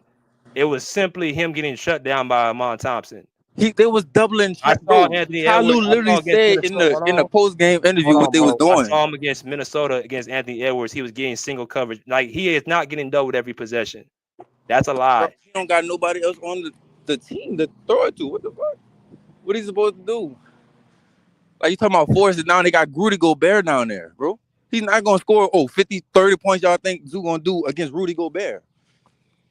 Like, I don't understand. He shot 8 for 9. Nobody's doubling Zoo. They gonna single coverage him. They gonna he shot 8. Millie, he shot 8 for 9 against Rudy Gobert. That one game. What are we talking about? Y'all see? Time out, because you can't keep switching. You just said against Rudy Gobert he wouldn't be able. I'm telling you, he shot 8 for 9 against Rudy Gobert. All my point is that I'm being consistent. You're sitting up here telling me the offense Harden's running is saving the team. I'm telling you that's not the case. Our defense is what's saving the team. If we didn't have the defense we had and you had Harden running this offense, we would be below 500, be the bottom of the conference. And then everybody be blaming Harden. I'm telling you is if you play more side through Zubac and feed him the ball, let him at least touch the ball. He ain't got to even shoot. Let him touch it. And he can find open shooters. That's going to make the job easier for Harden. Instead of him trying to dribble the ball and trying to shake somebody off the dribble, just throw the ball into the post and let him kick the ball right back out to you. That's all I'm saying.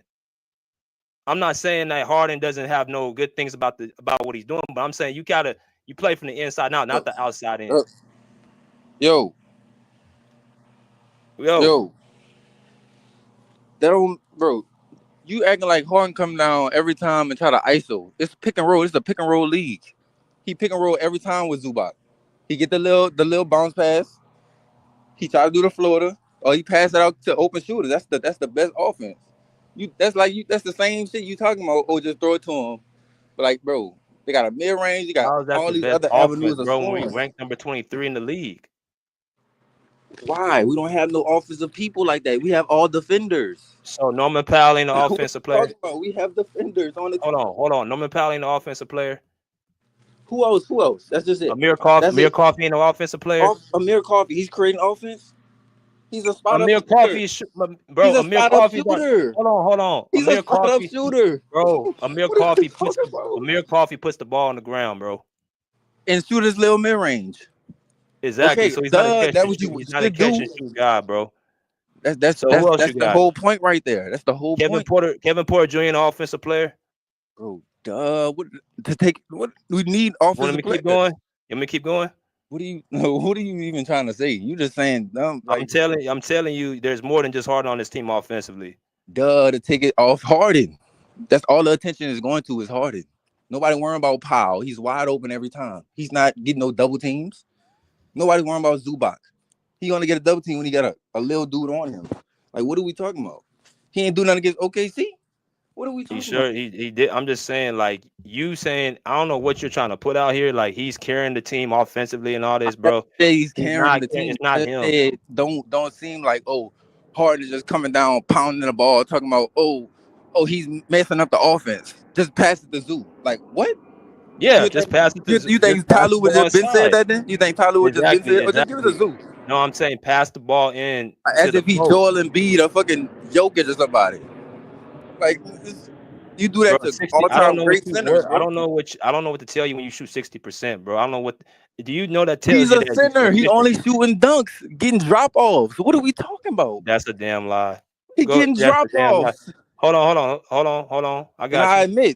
admit, Zoo got post moves, but it's not we're not running the offense through him like that's That's the unrealistic. Y'all problem. keep y'all been preaching that for 20 straight games. That's the problem. You Y'all should been be. preaching that for 20 straight games. Why? That's When what we're they should be 14-10, why switch up something when we're 14-10? Because it's not because of the offense, it's because of the defense. We got The to score. defense is fine. The offense is the one that's the problem. What was the offense versus the Nuggets? Since y'all like to bring up other stuff, what was the offense versus the Nuggets? No, let's talk about the season. Since you want to bring 14-10, let's talk about the season. Where are the Clippers y'all bringing offensively? specific games. You brought up What the are the Clippers? Timberwolves game Billy, when he was what is 8 the for Clippers? 9. What is the Clippers offensively throughout the season? 8 for 9. You brought up Where 8 for 9. Where are we ranked We offensively? don't have another superstar. That's not the question. Where are we ranked offensively throughout the season? We don't have Kawhi Leonard on the defensive end. We still top 5. So I don't want to hear that shit. Players, you can find what the fuck you can find.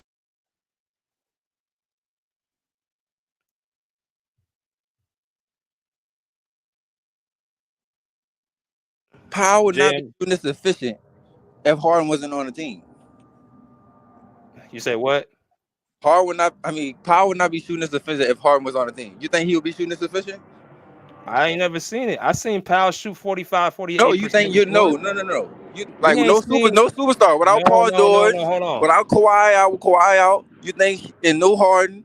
You think if Harden go out with an injury, will Powell be shooting that same stuff? I guarantee you, if Harden is not Powell, still give you 20+ a game. But would he be shooting this efficient? No, bringing up efficiency. No, All he right, would not. So what are you talking about? I'm saying the gravity that the defense carries is bigger than what the offense Harden is running. Gravity. If you're going to give Harden all this credit, which he don't deserve, you got to give the defense the credit of us carrying the team. If the defense ain't there, do we have the same record that we have?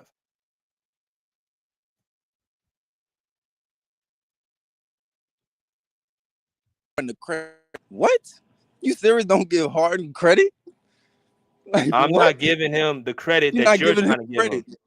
I'm not giving him credit. I've never said he's carrying the offense. I'm just saying, why would we change something when we're 14-10? Y'all keep talking about because we at the bottom of the league. Millie, are you not it's gonna me? change. They're waiting for Kawhi. Hello, they're waiting for Kawhi. Millie, I'm gonna give you one last chance, bro, because you're not hearing me. You keep saying the offense. Why would we change something it's not fucking working? We're at the bottom of the league offensively. We're losing games against teams we should be beating. If our defense ain't what the defense has been, we are at the bottom of the Western Conference. You don't have a 25th ranked defense and say it's working, or offense and say it's working. I'm gonna say it again. They need to start playing through Zubac and allow him to at least touch the ball. That pick and roll offense ain't worked since the Denver game. Teams have schemed on that shit. They're not allowing Zubac to run off that pick and roll. That's what I'm trying to tell you. Like that's what's been going on. Harden had 3 dudes on him on the Portland game. They were running the same stuff in the Portland game. Got it. Now what about the rest of the 19? Understand. What about the 19 other games? 19 other games. We talking about, bro. You just saying, bro. So you don't think? Wait. All right. Yeah, get your lie together. Let me ask you this then. Get your lie together. So give the ball to Zoo. You think our offense will be like middle of the pack, like 15? Is that what you think? Yes. Because it will open up everything else on the court. Harden literally ran one best offenses in the league, like how many years in a row? Top 5 offenses in the league with his system. I guess his system and he lost. He lost, right? He lost. So what the hell? How do it work when he lost? Bro, he lost to everybody. He lost to everybody. He lost. Harden lost to everybody. I'm not 18 years. Yo, Harden was in at my fault because I've been listening to you too. Do you want to break down Harden? Harden has never missed a playoff. What, 18 years? And out of 18 years, how many times has he won? How many times has he won out of 18 years? I'm not even about to go in Harden. But no, you know as well. We talk about the Clippers. talk about the Clippers season, 18 bro. years. I'm not even about to go Right. hard in history and explain Man, anything. he's a loser. Harden is a loser. And the simple fact that you even mention him Y'all just proves don't. my theory. Harden will. Hey, you echoing everything I said about Harden. And I'm going to let you go after that. You echoing everything I said about Harden. Harden not happy Kawhi coming back. And Bro, apparently all he been saying it was you when not Kawhi either. coming back. When Kawhi gets You're back. not happy either. Every Well, interview he Kawhi, says when Kawhi gets back. When Kawhi gets back. yeah, What are you talking about? He don't care about that was like nigga, his that's his best player. Why would he care? He want to raise. Yo, He want to yo. win. Why would he want Kawhi Okay. back? What the Show fuck? me What are you one. talking about? Show me wants one to win. interview. Show me one interview where Harden happy. It said anything about Portland. Kawhi Go coming to back. Portland post game.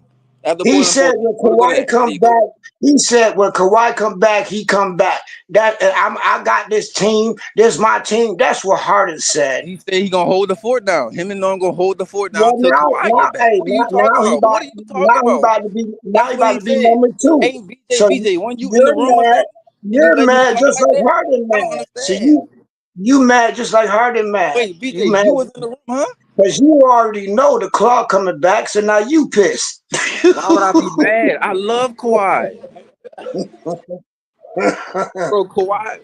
Kawhi give us the best chance to win. Why would I want him to come back? I don't understand. Who you like? All this stuff that like the Powell and North and fucking Zubac and all his teammates be saying about Harden, like, oh, he's this and that, great leader. Leaders don't usually do this and all that. Y'all still trying I to throw never heard smut on that Powell man's say name. that. And y'all still trying Powell to ain't throw never. smut on that man's name. That's I crazy. heard. How I unselfish heard. he is and all that. Bro, Hey, you saying name Harden one of our shooting 20 shots. players. He's not even shooting 20 shots right now, bro. Hey, name one of our players ever said Harden was the savior. Name one of them. Not even Powell. Only person like Harden is Ty Lue. Hello. So wait, yeah, Powell don't like Harden, Zubac don't like Harden. None of the people don't like Harden. Only thing I said. The team doesn't like Harden.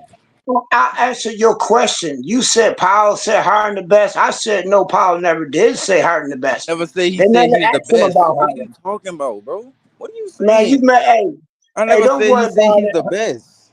Harden could come off the bench. Don't worry about it. Let it All go. right, all are you. Good thing you ain't the coach.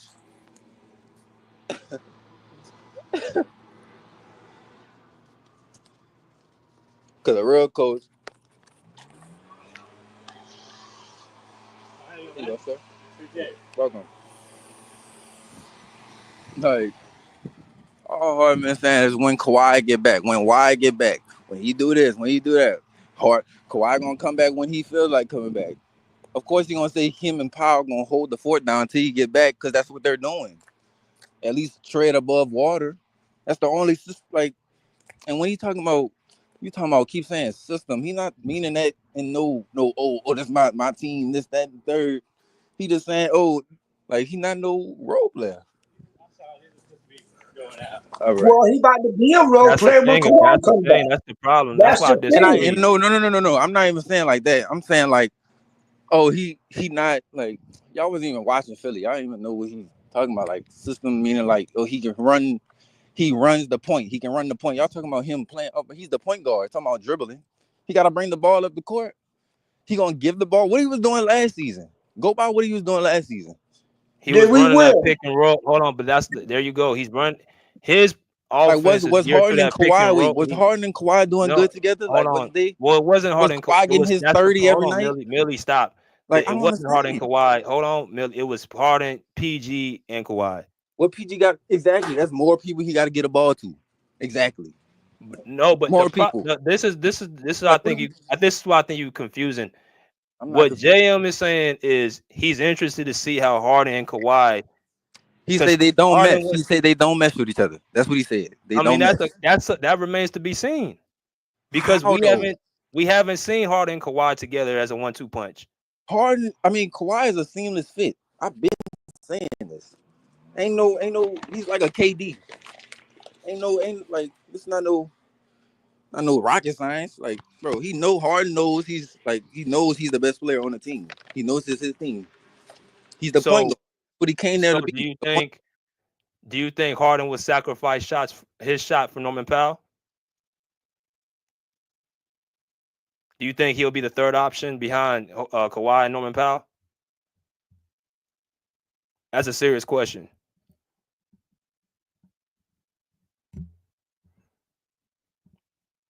You still there?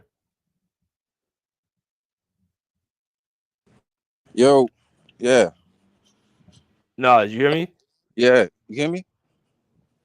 No, did you hear my question? What? And you talk. Wait, how you? What you mean? What you mean like by that? He not even shooting 20 shots right now. Kawhi, Powell shooting more shots than him. So what are you talking about? If he's shooting more shots, it ain't by much. I'm saying. I mean, do you think? They're the best two niggas on the team? No. So when Kawhi comes back, obviously that's going to free up Harden, right? Yes, obviously. Okay, yes. so I'm asking you a question. Now that he's going to be more freed up, do you think that he's going to take a step back even more and let Powell, since he is the leading scorer, since he is shooting better He's from the still gonna be the field? leading scorer when Kawhi get back? That's what you think? Oh, you think? I'm gonna give you an opinion. Not in the postseason, but you just said it. Kawhi's a seamless fit. He's a winner. If he sees Norman Powell on a heater like he's been consistently, and he's been on a team, he has no problem giving the ball to Norman Powell. Okay. I don't think Kawhi would have a problem with that. You think Harden got a problem with that?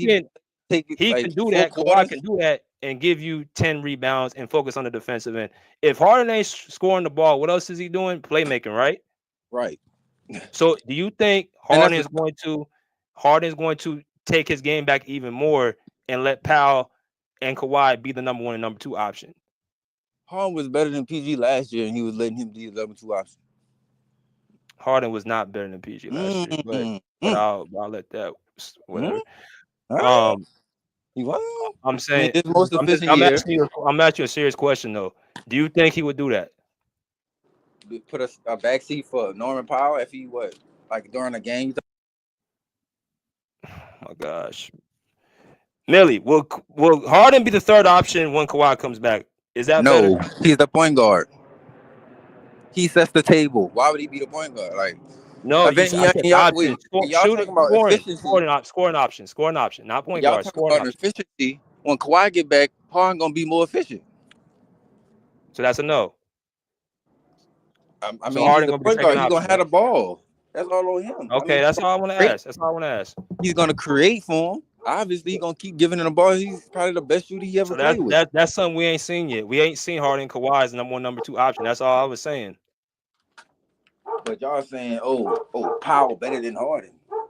He's been better than Harden. It's because like they both averaging the same amount of points, probably 23 points on average, and 23 points with like 7 rebounds, 8 assists. Man, stop with all that shit, man. Powell has been leading him by a mile the whole season, and he's been shooting the ball 10%. He's been a better efficient scorer. That's not even a question. I asked you who should, and that's crazy to me. You would take the ball out of the leading scorer's hands and give it to the guy who's been the most inefficient. That's crazy to me. Kawhi would not do that. Kawhi would not look at that and say, I'm going to give him less shots when he's been our most efficient player. But see, you say you don't even want to feed Zubac the ball. You think we're good with just Harden doing what he wants to do and that the offense can't get better. But we're sitting at number 24, 25 in the league. That's wild to me.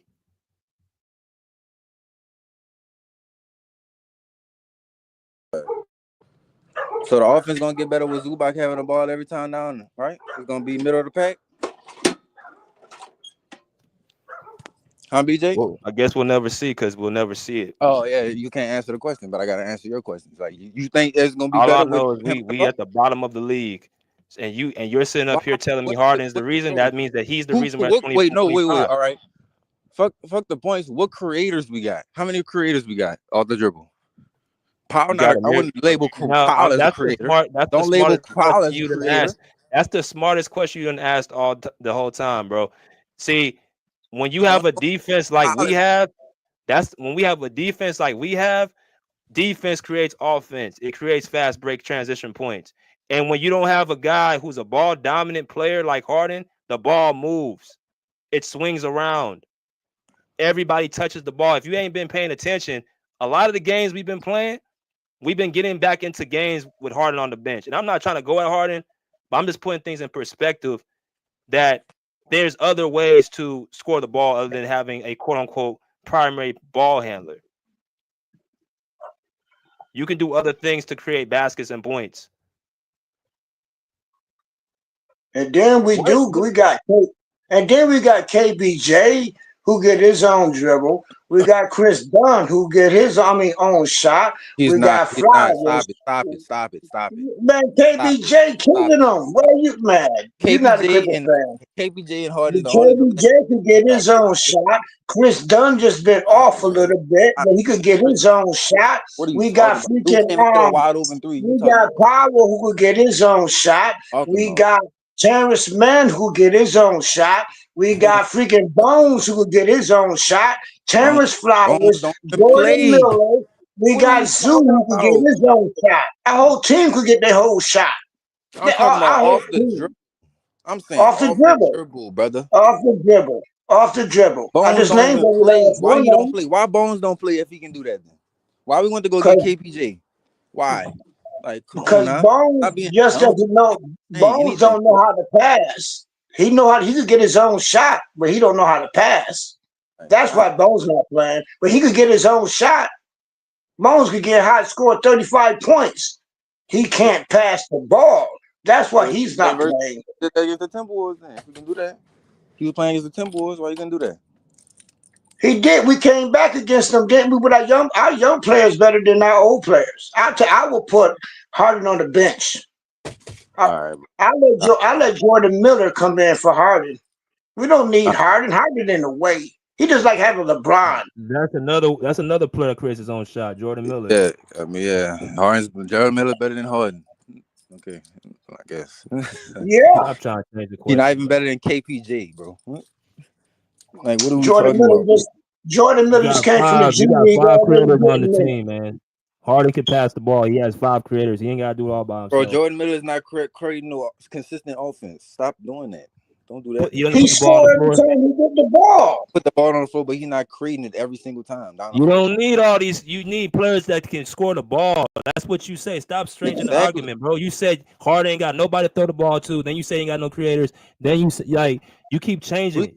That's what I mean. Like, creators.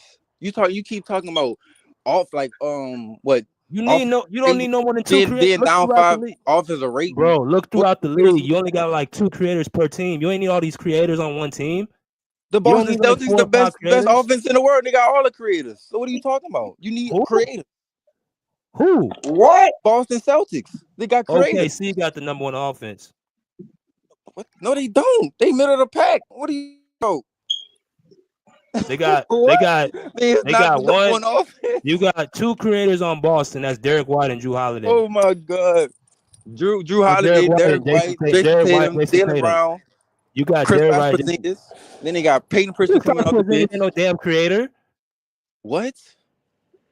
That dude is not. Why he got drafted top 3 overall then? If he ain't no creator. He's a shot maker and a shot blocker. That he don't put no ball on the floor. He do. He was literally doing that in the finals. First game. Go watch game 1. What the fuck? He dunked. I saw catch and shoots. That's what I saw from KP. Catch and shoots. Okay, brother. I'm just telling you, you don't need all these quote unquote point guards on one team. That's not I don't mean like a career. What do you wait? You think creator? I'm saying point guards. That what you talking about? I don't know what you're talking about.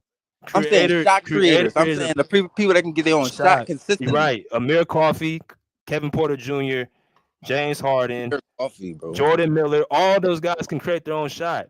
You keep talking about Amir Coffey, bro. Like, I'm not talking about nigga just pass to him and he just attack a closeout. I'm not talking about that. I'm talking about somebody get like not even in their bag, but like can create their own shot. Millie, I don't think you know what you're talking about, Millie. The man can put the ball on the floor and create his own shot. I don't care if it's a closeout. I don't care if somebody's running. You can put the ball on the floor if he needs to. That is a shot creator. That's a person that can create their own shot. Jesus Christ. Yeah, I know. Bruce, yeah, I'll be laughing too. This guy's all over the place. I'm not all over the place. They laughing at y'all, bro. Dudes just said put Dunn on the bench for Harden. We wouldn't No, be I said put Harden on the bench. we wouldn't be for 14-10 Dunn. without Harden. Point blank. You're right. We'll be So, 18. You're we right. wouldn't be We'll be 14-10 without Harden. 18-2. I don't care what y'all say. We'll put 18 Y'all and keep talking 2. about this ball movement. Okay, without Harden, y'all not 14-10. The fuck? No, without Harden, we'd be 18 and 2. Have to be able to make shots. 18 and 6. All this defense, make shots. Harden is trash, Like, man. I don't know why you like Harden. I really don't. I don't. I'm not even saying I'm liking him, but I'm saying this is the He offense. lost 18 years straight. That we're 14-10 on. Y'all keep talking He about lost 18 years straight. They're not doing that, bro. Hold on. They're not. Is that JM again? Is that JM? They're not spamming Yeah, Zubac, bro. what up, New Hey, York? let me go to somebody else real quick. Let me go to Only True Maz real quick. I'll let y'all get back to it. What's good, bro? Yo, PJ, is that JM again? Talking about benching Harden? Yo, JM, what's your beef for Harden, bro? Bro, dude is crazy. No, we don't need Harden. And I'm gonna tell you another thing, Don't Mr. need New Harden. York We City. wouldn't be 14-10 without Man, Harden. first of all, we run ISO. First of all, we run ISO. I'm gonna close with this. We have an ISO offense. Every last player we got can play ISO. We don't So let me actually ask you a need question, point guard. JM. We Amir don't need Coffey a let me ask you a question, Amir JM. Coffey can play ISO. Amir So Coffey can play JM, ISO. if you know Our the whole fuck he team. cannot, because Amir Coffey can't even score on his own. Like, what are we talking about, brother? No. Hey, I know you the Harden fan, but we're gonna bench Harden. He might get traded. I hate to tell For you that. who? Listen, bench Harden for who?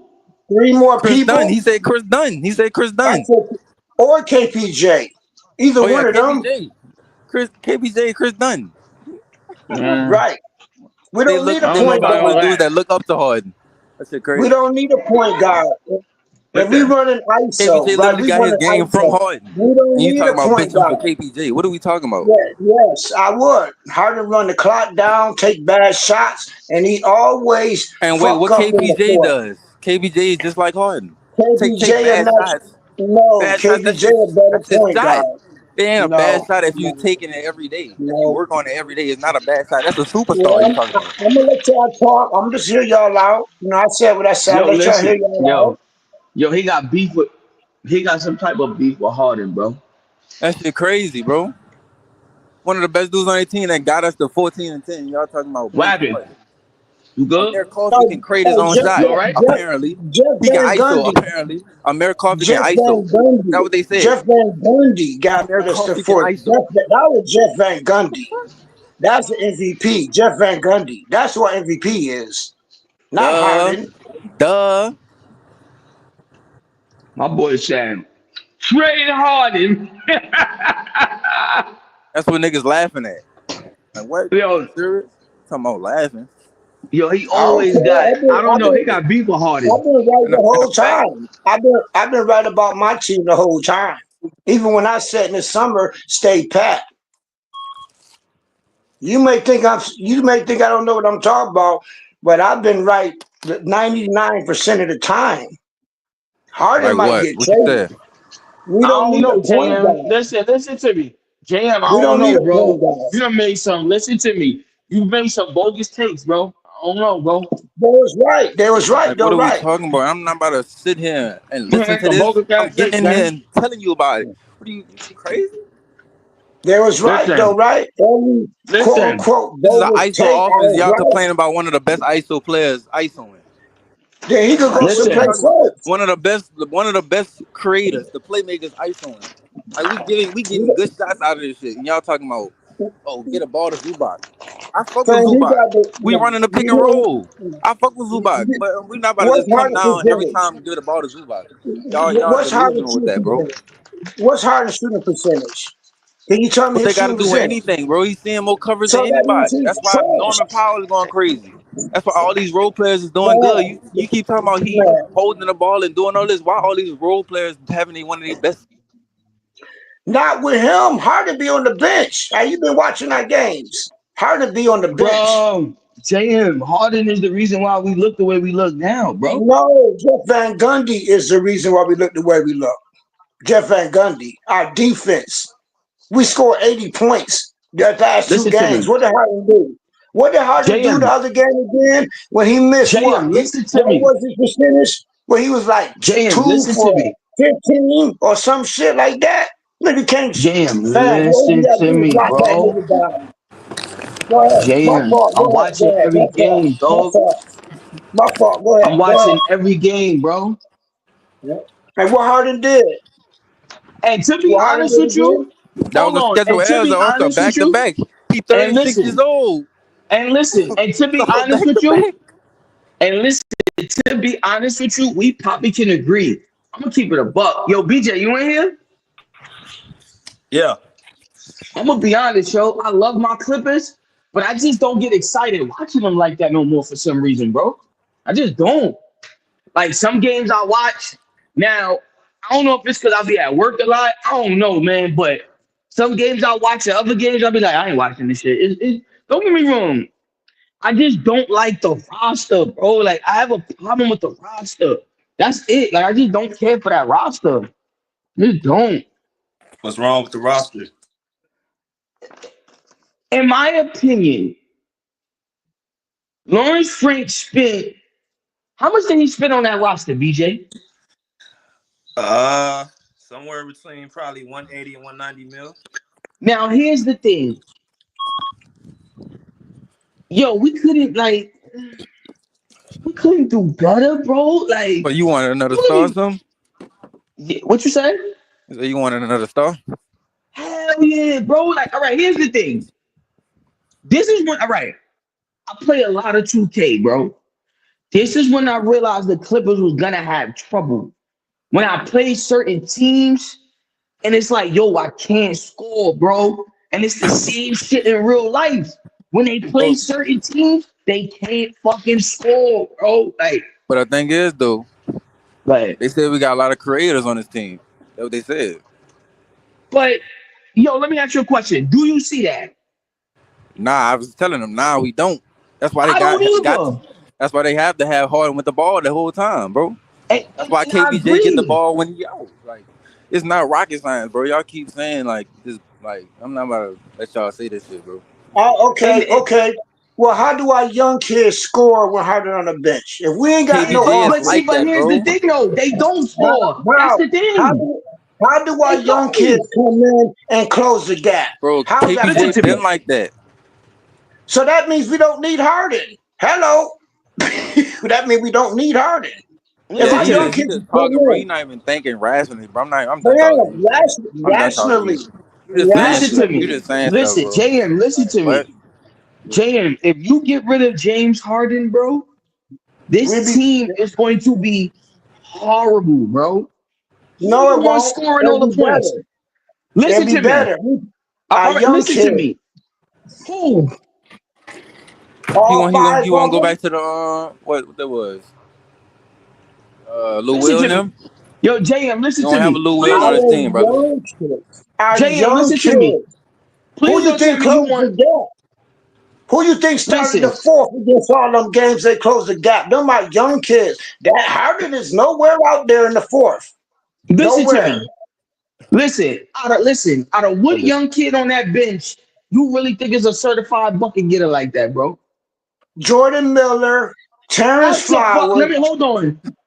You Absolutely asked a not. Jordan question. Miller ain't shit, They bro. love Jordan Miller, Oh bro. yeah. He the How new come Jordan candy. Miller getting minutes? How come Jordan Miller doing good right now?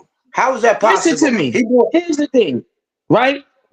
Let me tell you what Jordan Miller is if you watch him, bro.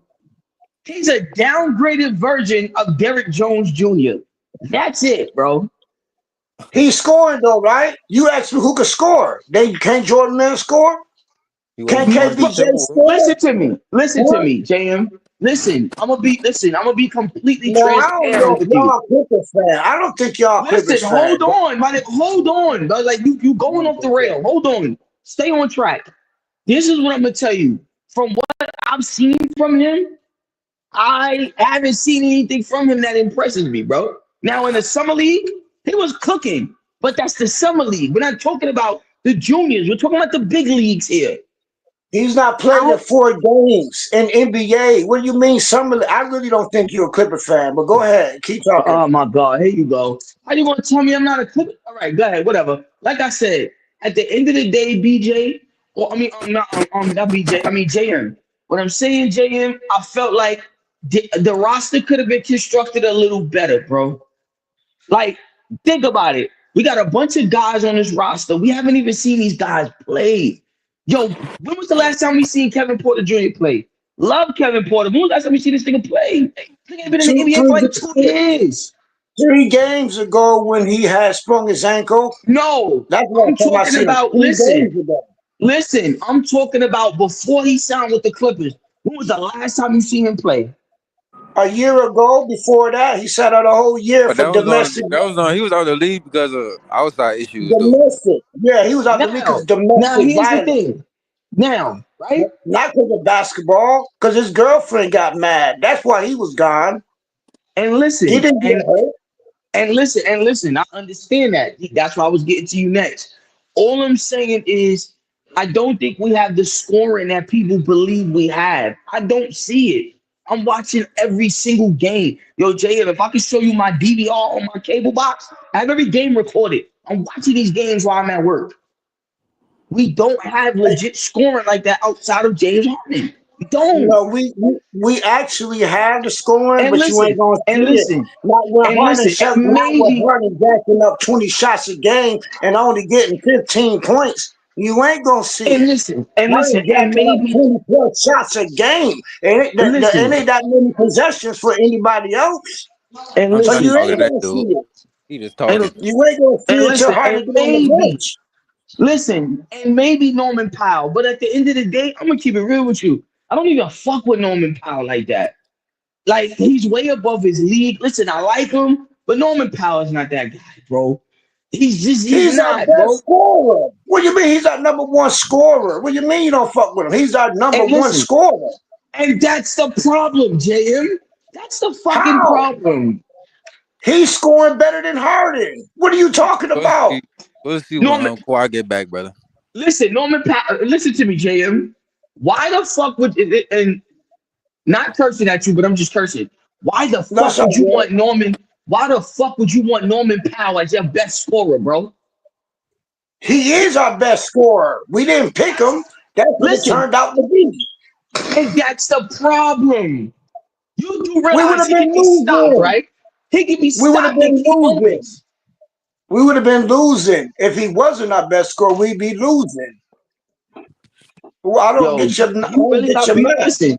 Listen, you really got beef with you. Listen, James, listen, I get it. James Harden is not the best scorer, bro. He's not. He's not Houston Harden. He's not. But Sorry, 35. Sorry. What you said? I'm sorry, he's 35. Yeah, and like I'm telling people, his age ain't got nothing Harden to do is with still. Listen to me. Harden is still a 20-10 guy, bro. And he's still scoring 35 against the Nuggets. Like, he's about as efficient as LeBron is for the Lakers. So what? You gonna get your 15 9 from 3? We still losing. So clearly, man, he's not even impactful, man. I just don't like Here's him. the thing. Listen. Hold on. Listen. Here's the thing. It's not about impactful. We don't have the talent to maximize James Harden. We do. We don't. No, Yes, we do. Okay. Last point. If you say, says, even though I say that we got the players, we got Batum, we got Zoo, we got DJJ. Clearly, you didn't see none of them scores. So since you say that we don't got the talent, Batum? Listen to me, yo. Batum is old as fuck. I don't even know why we picked him up. He's still more durable than Harden. Now, what's going on? Anyway, I'm gonna leave that alone. Since you said we don't have the talent, right? Since you said we don't have the talent, right? And Harden the shit, right?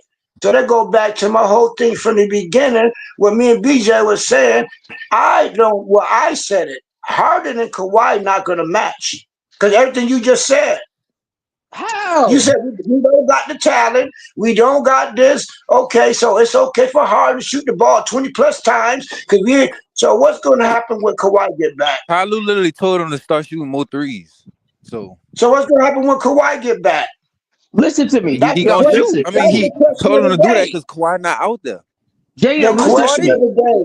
Hey, the JM, million listen dollar to me. question. What's He gonna won't. Yeah. happen since Harden is all of that, right? You're making Yeah. Harden the leader of the team.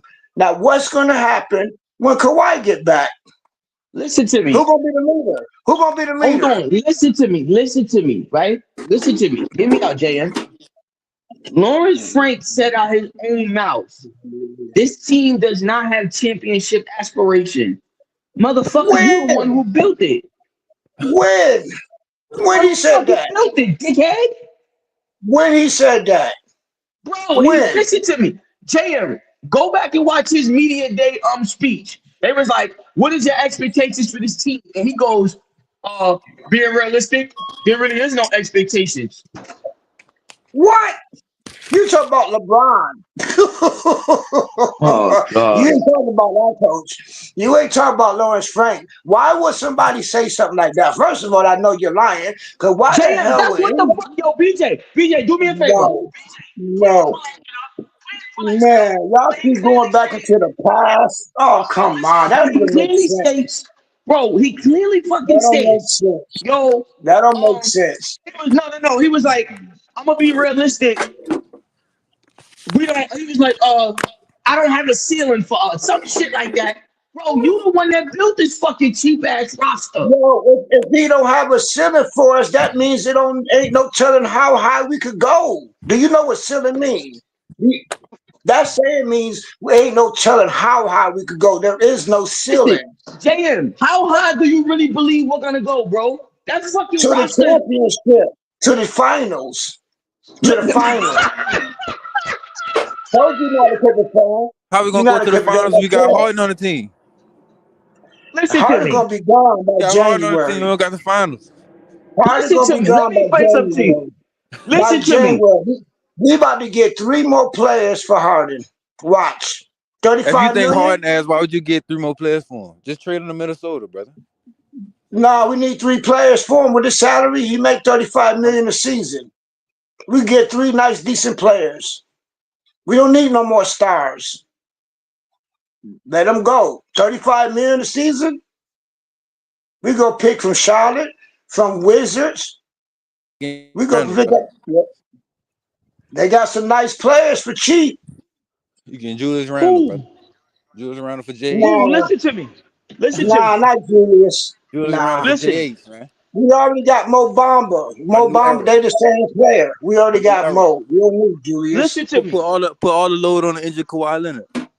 Listen to me. This is what Nah, y'all not this year. this is what they need to do. Look ass nigga, you just saying shit. They need to I go get, know. listen, they need to go get Kyle Kuzma. That's what they need to do.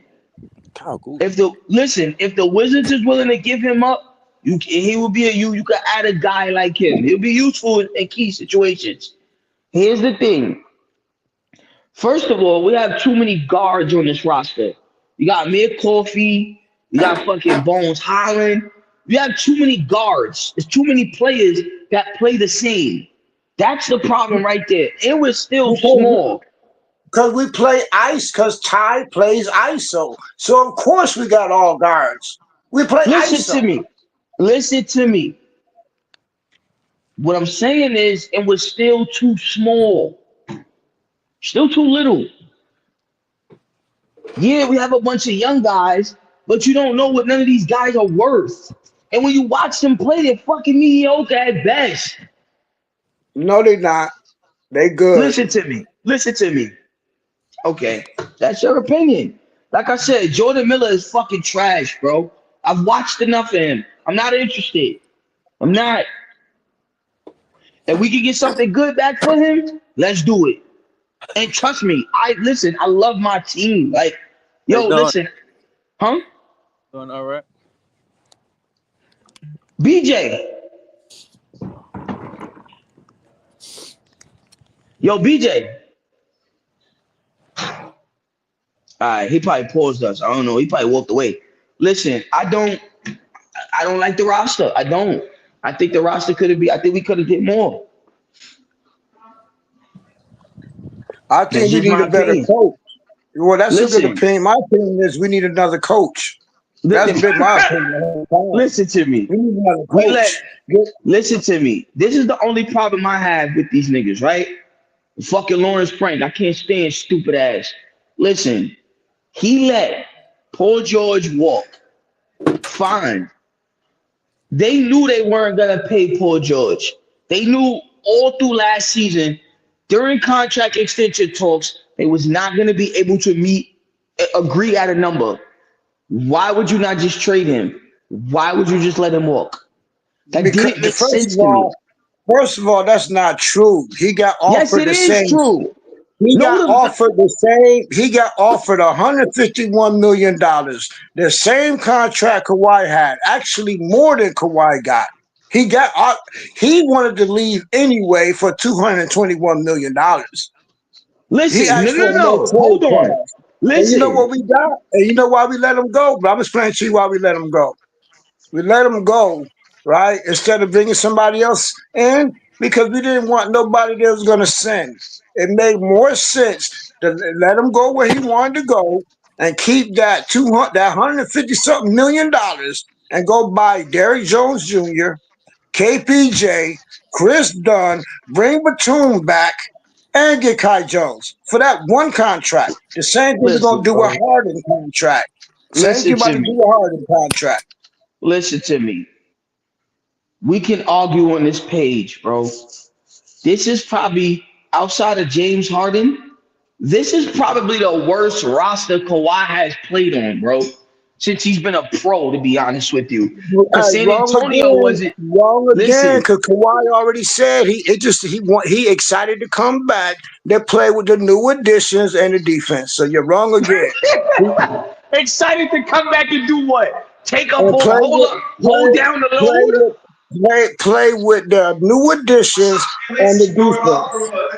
The new additions. That means when he said new additions, who was our new additions again? Who are new additions? Listen to me, JM. He clearly fucking stated he wasn't impressed by none of these guys.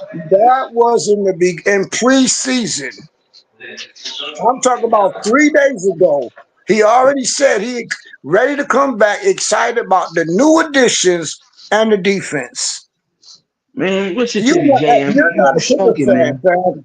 You're not actually a Clipper fan. I'm gonna let you go ahead and finish talking. JM, you're a fucking Laker fan, bro. We saw you with the Laker gear on. Oh, there you go. There you go. See, I knew it. Y'all are so predictable. LeBron, listen to me. You are LL. You a LeBron lover. Right. Okay. There you go. Like I said, bro. Y'all some professional trolls, ain't you? Listen, you get paid, what I'm saying. You get paid to troll? Do you get paid to troll? Like, how did that work? You get paid for that? Listen to me. What was the last team? Who do we just lost? Who do we lose to? I think, if I'm not mistaken.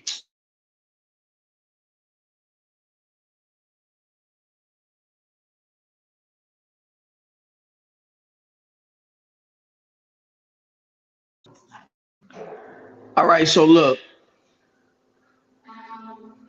Can anybody hear me?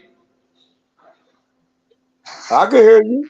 Go for it. So we just beat the Trailblazers, which was a pretty good game. It wasn't bad. I didn't have them beating us anyway.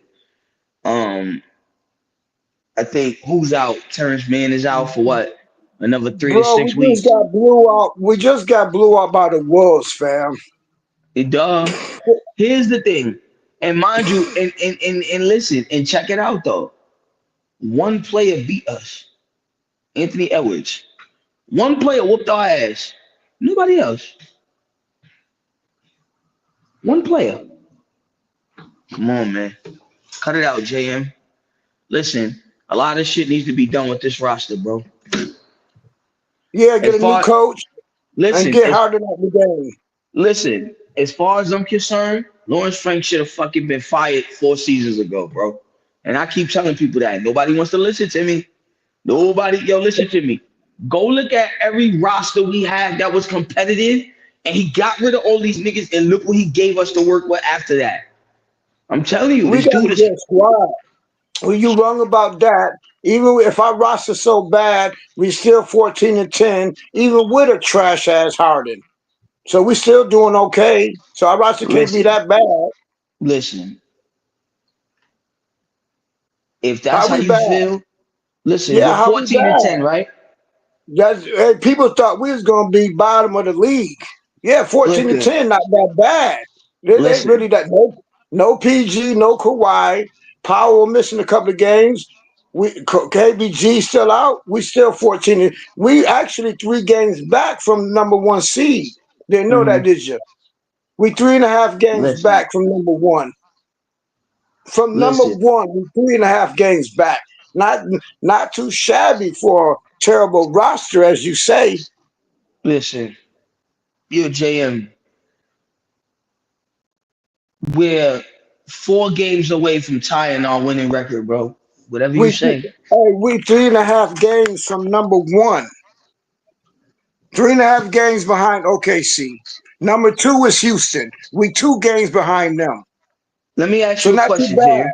for a terrible Listen roster. to That's me. not too bad. What seed are we right now?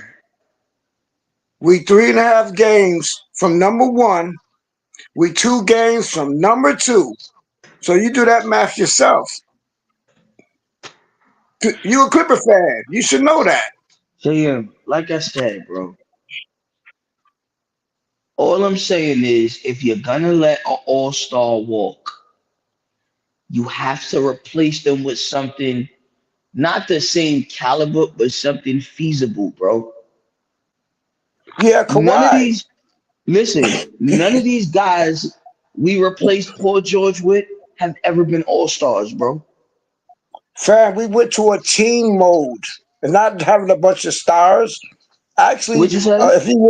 if he was on this page last season, we kind of already figured that out with me, BJ, a couple of other people. We going to a team mode. We don't need the big 3 days are over with. So we got rid Okay. of our stars. We building a regular ass team like Miami did, like Toronto had, like the Spurs had. Just a bunch of role players who played well together. And we're 14-10 without Kawhi. So that's not too shabby. You keep Get talking rid of about this Harden. 14-10 shit, man. Hey, yeah, for us, I say 14-10 as impressive because in the summer, everybody had us in the 15th spot. 14-10, we still doing pretty damn good without our star. That's pretty good. What's the number 1 record? Mind you, we played more games than everybody else in the league or everybody in the West. We not played more games. So what's the number 1 record? What's their record? We Who's number 14-10. 1? I think Oklahoma, right? I think Oklahoma's number 1. How many games they played? We played 24 games. How many games OKC played? And we had the 3rd roughest schedule in the league. 3rd back-to-backs. So out of that considered, our roster not that bad.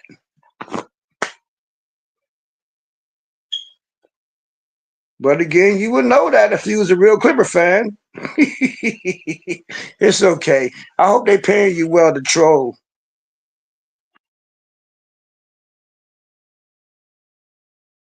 But on that note, yo, I'm tired of y'all taping me. So, BJ, I'm gonna head out. I'm gonna catch you later when you do another show. Hopefully, Realist. I seen Realist and them in the chat. Bruce, all of them.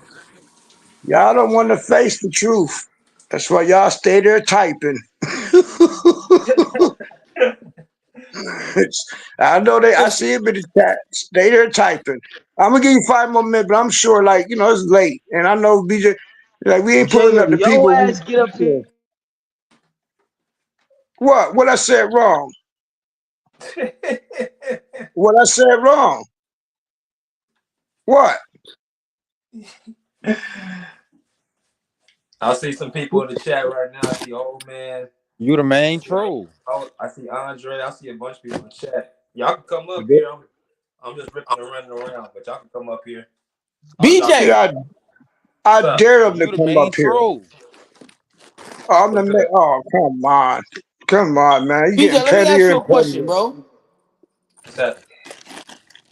Do you like this roster, BJ? Be honest. Who do I like? What you said? You said who do I like? I said, do you like this roster? I like it. I don't love it, but I like it. Okay, fair enough. Fair enough, BJ. That's fair Yeah, enough, I bro. like it.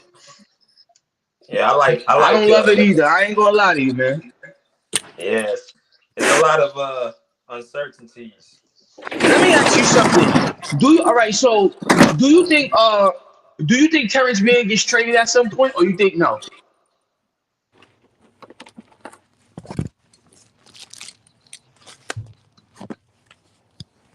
I don't think they'll pull the trigger. Because What you say? You gotta remember because what have they been saying? They've been saying he's untouchable. Come on, BJ. Me and you know that's bullshit, man. Well, why is he still here? I agree. Why is he left? Why is he still here then? So let me ask you something. You think if we had the chance to get Zach LaVine or somebody else for him, yo, and they don't pull the trigger, how would you feel about that? I'd be pissed. I mean, yeah, because that's another offensive guy. If you have PG on the team, then we won't need Zach LaVine. But since you ain't got a second option, I mean, yeah, we could use him. I would do it because we got enough defenders as it is. Yeah. We need a. If that's the case, we might as well go all in for Brandon Ingram. I'd rather have Brandon Ingram. Listen to me. Here's the thing, though. Me too. The money has to match. Like, who's making that type of money for us to move a contract like that? PJ Tucker. Well, they already said it's a couple of people, but I don't want to say it because I hate to even say it, so I ain't gonna say it. But it's just my point is Zach LaVine contract worse than Brandon Ingram. So if you're talking about going to get Zach LaVine, his contract is the worst contract in the league. So we better off going to get Brandon Ingram. Now, who we gonna swap out? Harden, PJ Tucker, Bones, and we'll match that salary. Harden, PJ Tucker, and Bones. We'll match Zach LaVine's salary, and we'll match Brandon Ingram's salary. What BI gonna do for you? BI gonna be another scorer. Okay. He's a natural scorer. He always been on. He's the one in a bad position. I'm from New Orleans. I watch Pelican games all day. Well, how do you like Brandon Ingram? Then you tell me. Then you're a Pelican fan from there. How do you feel about Brandon Ingram? How do our front office feel about him? Not giving no max. Do you think he worth it? The front office don't think he worth it, so he ain't worth it. Obviously. But I'm saying as you, as a fan, as you know him, you think he's not worth being there? I think he handicapped by Zion. It's not Pelicans. It's not a Pelican show, but fuck, I say trade BI. I mean, not trade BI. Fuck it, trade Zion and build around BI. But that's some shit. But I don't think like BI not no like superstar. Like he ain't no like he gonna give you 30 every game, 25 every game. He ain't that. But he a good player. Like how do you think he'll fit on that team? On what? On the Clippers. How do you if we get since you know him more than I do. All right, you said Trey Harden for BI. Yeah. Ain't no point guard. But we don't really run a point guard anyway. We run ISO. I mean, that was y'all Lawrence. Y'all been trying to get point guard for years. What's for Westbrook? Right. For years. Y'all finally got one. I trade him, huh? But he's not really a point guard, though. Harden the number he's 2. A scoring point guard. Yeah, but we need a point. If we've been trying to get a point, so was Russ. So was John Wall. We let them go. We ain't had no real point guard since Chris Paul. They don't got no Chris Paul's in the league no more, bro. You got a point. Y'all head. No more Chris Pauls. They're scoring point guards now. You want Tyrese Halliburton? You want Tyrese Halliburton? I don't. That's a good point. I don't know. Is he available? Yeah, for Harden, yeah. I like Brandon Ingram though. I think Brandon Ingram was in a messed up situation. I like Brandon. He had to depend on Zion. Like they offense just whack. So Brandon stood out. He would have been traded. Like you said, you want to trade him. He would have been traded, but his contract is messed up. They owe him so much money that a lot of teams ain't gonna really, you gotta give up Now he a on the lot. last part of his deal. But how much he owe? Like $30-40 million or something, 40 million? Yeah, he want a max. Like he want superstar money. Yeah, but how much he owed for next year? Like 40 million. Ain't his contract like this is 40? last year. He don't got no other year after that. Okay. I'm saying, okay, I get what you're saying. He already got paid. This is last year. Okay. Yeah, that's why he's trying to get paid. Wow. So if we picked him up in the middle of the season at trade deadline, we will have to take up his contract. If we got Zach LaVine, we have to take up that. If he come here in the middle of the season at trade deadline, we're gonna have to absorb that contract. I think that's why a lot of teams ain't mess with Zach nor Brandon, or they're gonna wait till next year, like you just mentioned, that when his contract over with.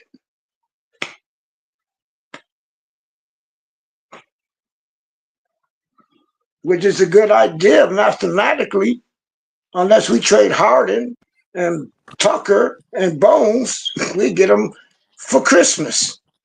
Harden gonna be off the team next year, so you don't gotta worry about it. I agree with you there. Now, see, we could agree on that. Yes, he's going to be off the team by next year. I agree with you that. Hey man, Kawhi.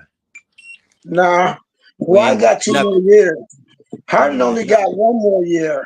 Kawhi got 3 more years. It's a big difference. Nah, they trading him. Kawhi made the Clippers, not Harden. Kawhi did. This Kawhi team. Okay. It was Kawhi PG team.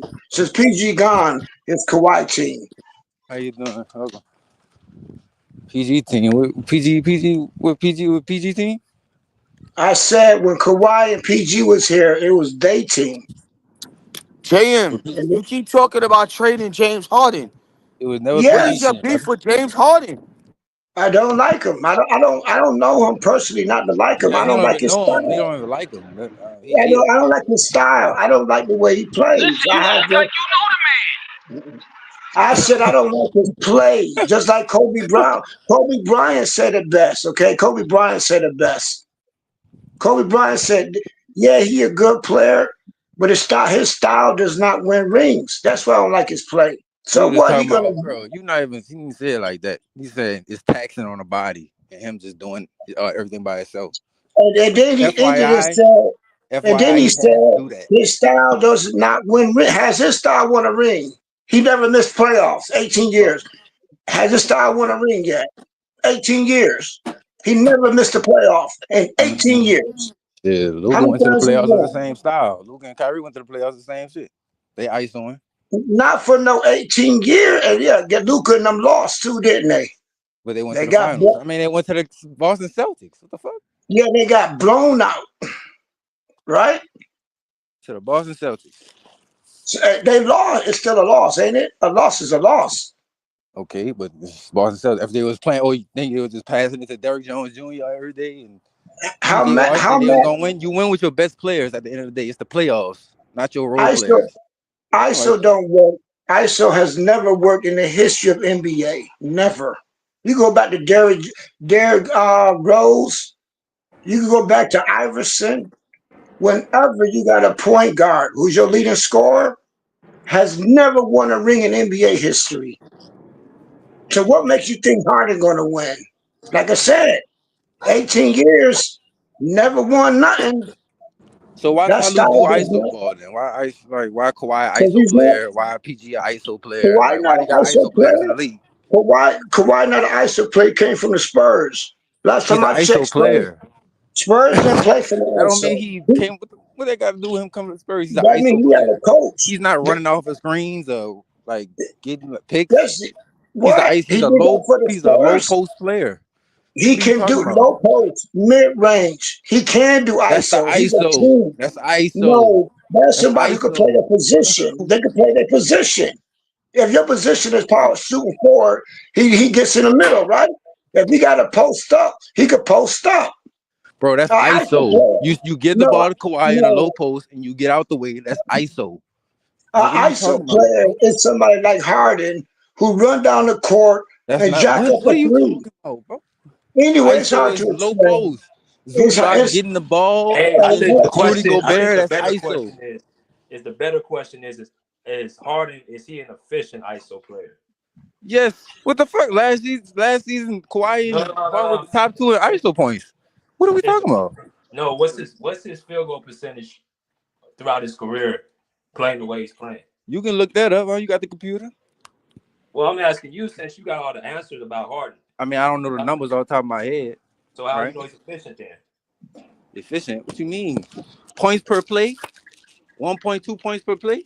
That's good. You had two. Okay, bro. Like, what are you talking about? That's good. Him and Kawhi was the top two. Kawhi and Paul What are you George. talking about? That's the first and second option, bro. That's You said what? Harden, that took that's what took the pressure off of Harden to do what he did. What? He's not a first option, and I don't think he's a second option on a championship team. He's a third option. I mean, shit, he took the Warriors to Game 7. So I mean, maybe if he had another 25 point per game score, like everybody, every other great. No. Back in Houston, No. Now we want to talk. Now you want to talk about Harden and all that because you a Harden head. No, I said, see, Millie, that's what I'm saying. You got all this for me, but you're not even answering my question. He hasn't been a first or second option since he left Houston. Duh, that's what he was planning. That's what he wanted. Let me finish. He was not a first or second option. I'm saying he's been a third option since he left Houston. Brooklyn, Kyrie, and KD were the best scorers. With Philly, yes, he was the second option behind Joel Embiid. But Harden as your first or second option shooting the basketball is not winning you no championship. It's no hate, but it's all right there in front of you. What JM said was facts. That system he runs ain't winning you no championship. Luka just went to the finals with the same system. Did he win? It's his first finals. Did he win? This is first, bro. KD's an ISO player. I'm gonna take that as a no. James Harden went to the finals. Did they win? Oh, a 6-man. Right. So like, what are we talking about, brother? So now, if you would have stayed with them, you're making my point even better. You're making my y'all point just be switching the goalposts too much. No, like, what the fuck? System, you like PG? That system is not winning you no championship. It's not. For us to win a title, we have to play through Kawhi Leonard. Duh, he's 35. Period. He's 35. I get look. All right, let's see it. If PG wasn't there and Kawhi was healthy, we go to the finals. We beating Dallas. Yeah. All right. And Harden was the best player in that final, in the playoffs. No, actually, Harden choked behind Kyrie. So what PG was there. Harden choked. It was PG. Wait. You said PG was better than Harden in the playoffs? Against the Mavs. Okay, I'm done talking to you. Yo, look, wait a minute. Yo, look, everybody, hold on. Yo, but hold on, everybody, wait. Somebody said, pertaining to Paul George, right? Somebody said he got his money, now he getting hurt. He trying to get back to the Clippers. Now he got his money. I don't blame him. No, I'm on dude though. I'm on dude. He said PG was better than Harden in the playoffs. Yeah, we get PG back. Ship Harden back to Philly. That's a good plan. No. He said PG was better than Harden in the playoffs. PG back. Yup, bring PG back. Bring PG back. Why you think we got Derrick Jones Jr.? Whoever said that in the chat, that's brilliant. I ship Harden right back to just Philly. listen, bro. You can't listen. My fault. Go ahead. My fault. Listen. JM not about to let you talk. That's one thing JM not going to do. He's not going to let you talk, bro. buddy. He don't hear the truth. Why you think we got Derrick Jones Jr., bro? Because he was locking PG up. He was So How is not you that the think he locking. chicken got wings? Third Jones Jr. because he was Hold locking on. PG up? He was not locking PG up, man. What? Hold on. Oh Time my out. God! Oh my Time God! Then why? out. Wait, Time wait. Then out. why you How many wait? comes with it? Time out. Time out. Because I gotta put something. Hold on. Hold on. Hold on. Hold on, bro. Hold on. This whole How many he wings, was sir? locking. That was their defense. You just Their gonna stop me defense. from Hold on. talking, Hold bro? on. Like, Hold what's on, up with y'all. this Hold on. nigga? Let me finish my point. Let me finish my point. I didn't stop my You point got though. I don't understand. like you have Dallas was a top ranked defense last year. That wasn't Derrick Jones. You don't shut down an all-star by yourself. That was a whole defensive They scheme. wasn't doubling him. Lies. They were all James Harden got double, Paul George got double. Paul George, literally, they were scheming for him that entire series. You don't shut down a player by yourself with one. That's not Derrick Jones Jr. doing that. Because let me tell you what happened the last time they faced. When he came to the Clippers, he went down there 89% from the field when he came out here. And Derrick Jones Jr. was guarding him. That's that narrative that he shut down Paul George and all that, man. He shut down Jason Tatum. That's some casual shit talk. Dallas had a great team defense that entire playoffs. That entire playoffs had a great talented defense. Listen. Wait a minute, BJ. Who talking about who shut down who? The narrative, I don't know where this narrative comes from. Okay. Derrick Jones shut Paul George down. Listen, BJ, that's cap. That's cap, and you know it. He ain't shut him down. The problem is, okay, BJ, you might be able to agree. I don't know whatever goes wrong with Paul George in key moments. I don't know if it's a mental thing. I don't know what it is with him, but he has cold spells, and those shits go months. Like, yo, as Clipper fans, yo, sometimes it was disheartening to watch. I used to be like, yo, god damn, where's this dude at? Yo, like, I don't know. But the narrative that he shut him down is that's complete false. No way. He didn't do any of that. Paul just had a bad game. He had a bad game, but do I believe in my heart, BJ? Listen, I'm a real Clipper fan. I'm gonna be up front. I cried when Paul George left. I cried, bro. I was angry that Lawrence Frank did that to us. I was so angry, bro. I'm like, how could you do this? Then for me to get the alert that they paid Harden, don't get me wrong, I love Harden. But in my opinion, I don't think there's Clipper fans that would have said they would have rather to keep Paul George over Harden. But I understand in my heart why they kept Harden. He was more doable. You know what you're gonna get with him. Don't get me wrong, he's not gonna give you April, May, and June, but he's gonna give you, October all the way to probably like April. He's gonna give you that. But I still don't think that was a good trade-off. I just don't. I think the 1-2 punch with him and Kawhi was just a thing of beauty, man. Yo, when it was clicking, BJ, us Clipper fans, man, we was getting high for a long time off that supply, bro. And they took it from us, man. It was. I'm gonna ask you a question. Go ahead. Why did they? So, do you think Harden could get that 212 somewhere else? You mean Paul George or Harden? Do you think Harden can? There's a team that would pay him a supermax. Fuck no. Nobody paying him that. Well, Exactly. Here's the thing. I don't know. And I'm going to tell you why. Listen, if you really watch Harden is still damn good, bro. Like, you know what Harden is? Harden is a better version of Russell Westbrook, in my opinion. He's a better scoring version of him. That's why Harden is always going to get paid. He's always going to be on the team because of what he brings to the table. BJ, when you really watch the Clippers, really watch Harden. Don't watch everybody else. Just watch him. And you'll say to yourself, okay, yeah, he's going to get paid anywhere else he goes. He's going to get paid because he can set the table. He still can score. May not be as explosive as it was in Houston, like I always say, but it's still effective. That's why Russell Westbrook is still in the league. I hate him. Let's be clear. I don't like him. I think he sucked for us. But he still can do certain things that his services is always going to be needed until I feel like he can't play the game anymore. That's how I feel about Harden. You know what I'm saying? But do I think he would have got 212? I don't know. But I do think he would have got borderline close to 100 million because he got 70 from us. I don't see why Harden couldn't get 80 or 90. I don't.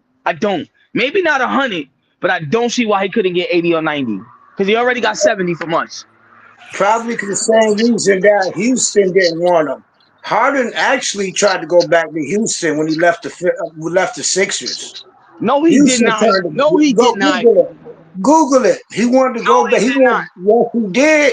He wanted to go back to Houston. He wanted Dan Antonio was supposed to send him to Houston. That's where he wanted to retire. That's where he's from. I mean, not from. He wanted to go back to Houston. Listen, no, he did not. You go look it up. Hold on, JM. Listen to me. Listen to me. Even if Houston went back to Houston went back to Harden. Harden went back to Houston, bro. Harden ain't doing nothing with that roster that they got right now. Harden is a guy that he wants to win. But I keep telling people, even if Kawhi comes back, this roster is still going to have to be tweaked. They can't win. Maybe a good playoff run, yes. But when you start getting to teams like Boston, you start really getting deep in the playoffs, you're going to need better pieces for him and Kawhi to really maximize what they bring to the table. Me and BJ had this convo. Not to get off topic, but I think Kawhi been healthy. I'm being honest with you. What I've seen from him, on that court, I think he been looking good. He been ready, in my opinion. I think they trying to hold him for the playoffs. But I don't know about Harden wanting to go back to Houston. I didn't hear nothing like that. I don't know if that's true or not. I ain't gonna call you a liar, but I ain't hear no shit like that, JM. I didn't. So maybe you heard something I didn't hear. Yes, respect. Yeah, that before he came here, he actually wanted to go back. Like I said, it's all facts. You can look it up, but it's like he wound up here after Houston turned him down. Hold on, JM. Listen to everybody in the chat. No, I did not cry literally. I didn't, but. You can't let the chat beat you. Don't let the chat beat you. People gotta understand something, right? Yo, I moved to LA. Kawhi is my favorite player. I was living in Fresno at the time. First, I was living in the Bay. This is a long ass story, but yo, I came to LA to watch my favorite player and my favorite team play. Yo, we had some good years with him in PG, chat. Cut it out. Cut the bullshit. We had good years with PG. Did he go stale on us? Did he wet the bed? Yeah. But I still think if they were healthy, something could have been special. Now, for whatever reason, we didn't pay him. They claim the second apron. Now, a lot of people don't understand that apron. That shit is real, bro. Shout out to Fresno. Y'all lived there for a while. Yeah, bro. Yo, I used to live on Peach and Belmont, bro. Right around the cross street from Turner Elementary. Listen, the second apron is real, bro. So again, people got to understand, the more you pay these players, the more fines you'll pay throughout the course of the season. I don't think Steve Ballmer wanted to pay those fines, and we're talking hefty, hundreds of thousands, probably millions, bro. The more you keep paying these guys. But do I think Paul George would have stayed if it wasn't for Lawrence Frank? Yes. I think Lawrence Frank is not proven. He's never won anything. So I think Paul George looked at it as, yo, why should I trust you? But if we had a guy like Magic Johnson or Bob Myers in that front office, I'm telling you right now, we would still have Paul George and Harden on this roster. That's just my opinion. Now, that could be fair. But then Paul George wouldn't have said in a sneaky way he didn't like Harden. Here's the thing. Listen to the chat. Yo, to Johnson. I don't know if that's true, bro. So don't quote me. What I'm saying is just look at it from this perspective. They're holding him all the way out to December. Pay attention to this. Pay attention to this, right?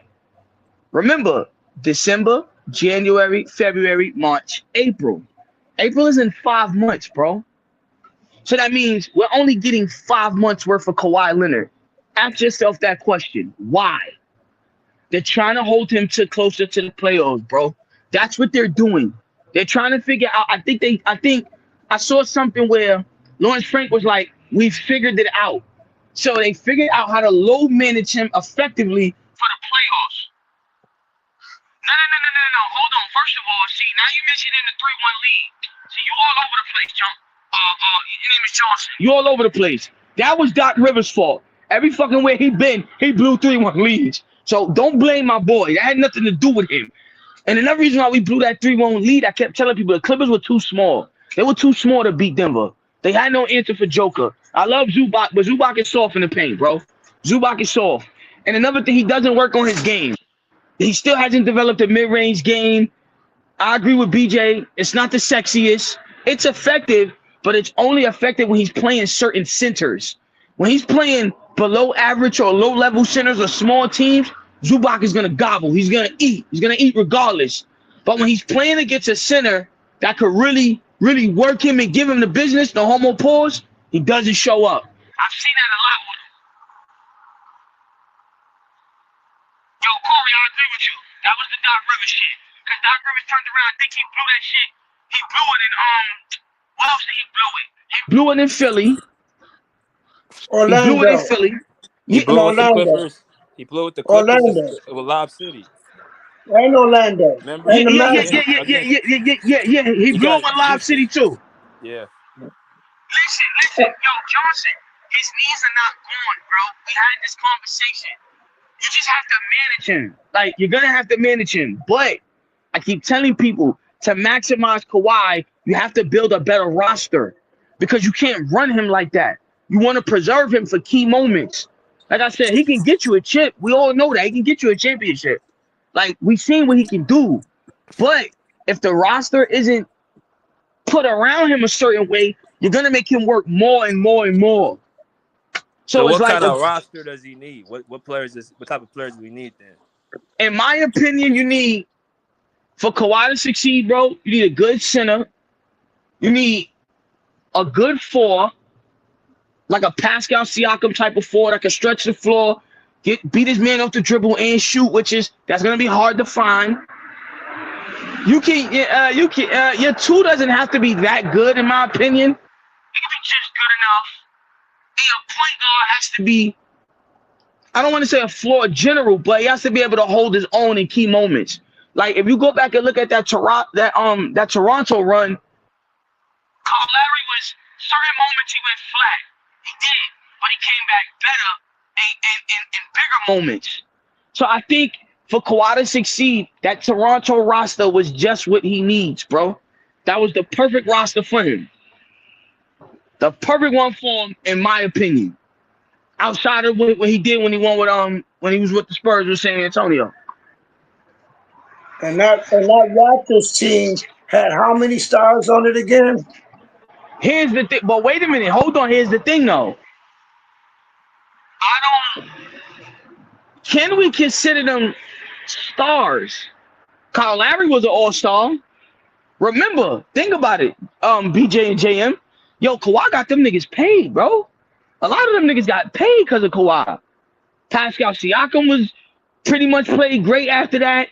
I don't know where Lowry at. That nigga fell off the face of the earth. I think he's still in Philly. Fred VanVleet got paid. A lot of those boys got paid after Kawhi left.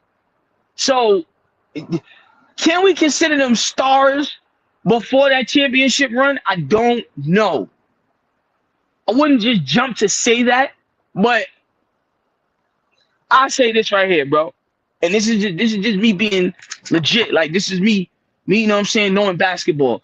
I think if you put Kawhi on that Toronto team today, I don't think they win, but I think they can get pretty far. I think they can get pretty far, even with the roster that they got now. All right, thank you.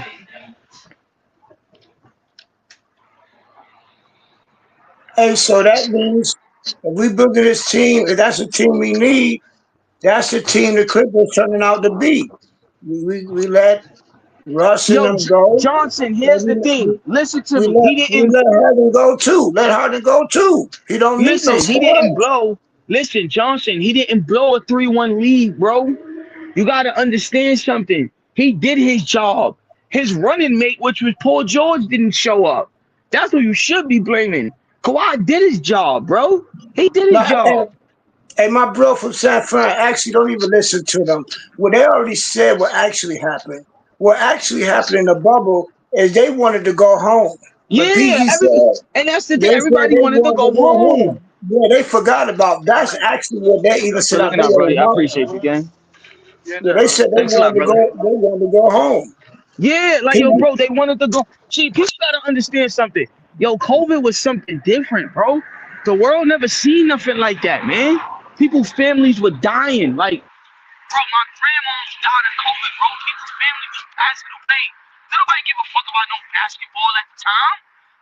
I don't even know why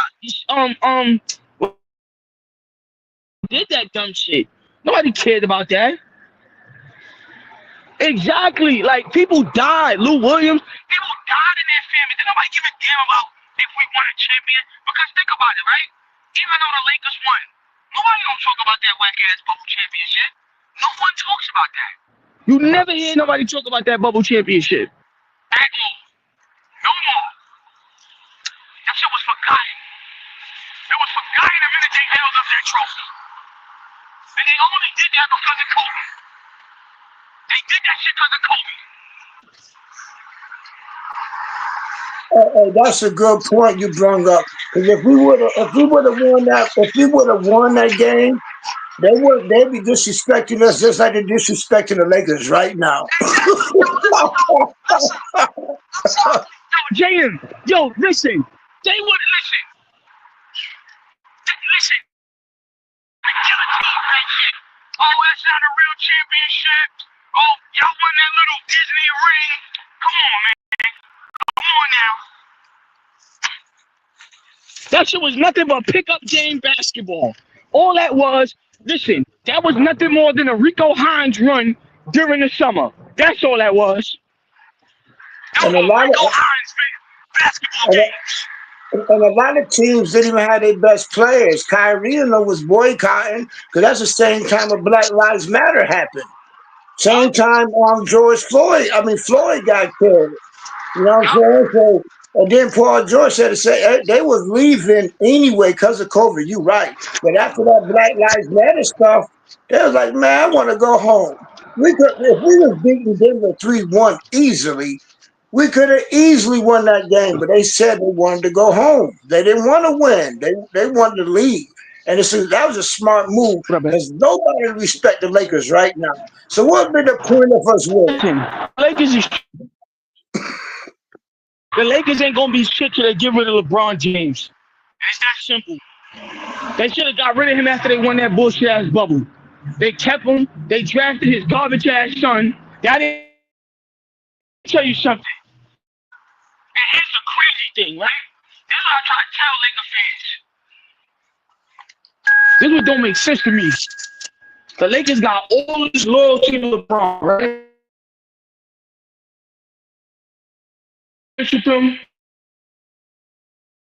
One championship to him. Yo, all this energy they put into LeBron, they ain't draft Shaq, son. They ain't do none of that shit. LeBron won one bullshit ass Mickey Mouse ring for them, and all of a sudden he's the king of LA. He ain't the king around this shit. Get out of here, man. Go hell the yelling and shit. Hey, yo, Johnson, cut it out, bro. Let me tell you something. Jesus himself don't believe that shit you talking right now, bro. That's why I wouldn't be surprised if he tried to come to the Clippers. I don't know why y'all keep acting like my boy. I'm telling you. Listen, don't jump on the wagon when he come back and we start killing everybody. Please don't jump on the wagon. Please. They'll be back. We don't need y'all. What you said, James? The first game Kawhi come back, the chat gonna be flooded. Yup, the chat gonna be flooded. Yo, BJ, Yo, BJ, the chat gonna be flooded with a bunch of bullshit ass fans. Oh yeah, Kawhi. We knew Kawhi was gonna do this. Not trying to hear it. Not trying to hear it. Stay over there. We don't need y'all. Oh damn, this chicken. Oh my god, this chicken is good. Hey, well, I give you that. You turned out to be a real Clipper fan, so I apologize for that. Oh, listen, yo, BJ, let me tell you something. My wife is from the Bay Area, bro. I'm from New York. I uprooted her life to come to LA for the Clippers, bro. Don't tell me I'm a Clipper fan. I'm telling you right now. I'm a Yeah, I legit. respect it. I apologize. You turned out Bro, to be a real true fan, but I knew you was from New York. I could tell by your accent. bro, I literally listen to me, BJ. Yo, when it come to my Clippers, my Knicks, my Yankees, and my Miami Heat, oh, we're not talking about nothing. We ain't talking about nothing. I literally, BJ, like, yo, I live in the valley in Los Angeles, bro. Like, when I first moved to LA, I used to live in Inglewood around the corner from that stadium before they built it.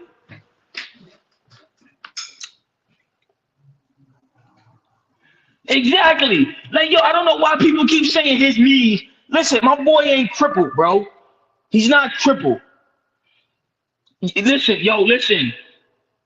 Yo, Corey, we couldn't get it done this year. We was outmatched by the Dodgers. It is what it is, bro. We'll be back. We'll be back. You know, we'll get some better talent. We'll be back.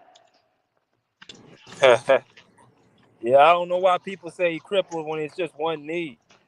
Like It's they just keep one saying knee. they keep saying knees when it's only one knee. Yo, listen, yo, BJ, either that or when they fucking say, this is what gets on my nerves the most with them. But this how you know they're not educated. They be like, degenerate knees. What? What are we talking about? Yeah, it's stupid. That shit is stupid. That's wild. Prime Kawhi is ancient history. That man going, yeah, okay. You're not gonna be saying that in April. Watch. When he whooping everybody out, he ain't saying like them. Them niggas is charging. They charging Kawhi batteries right now, bro. Believe that. What's your story of becoming a Clipper fan? How'd you become a Clipper fan? Okay, so my father, all right, so growing up in New York, my dad was like one of the biggest Laker fans ever, bro. I didn't like Kobe at all.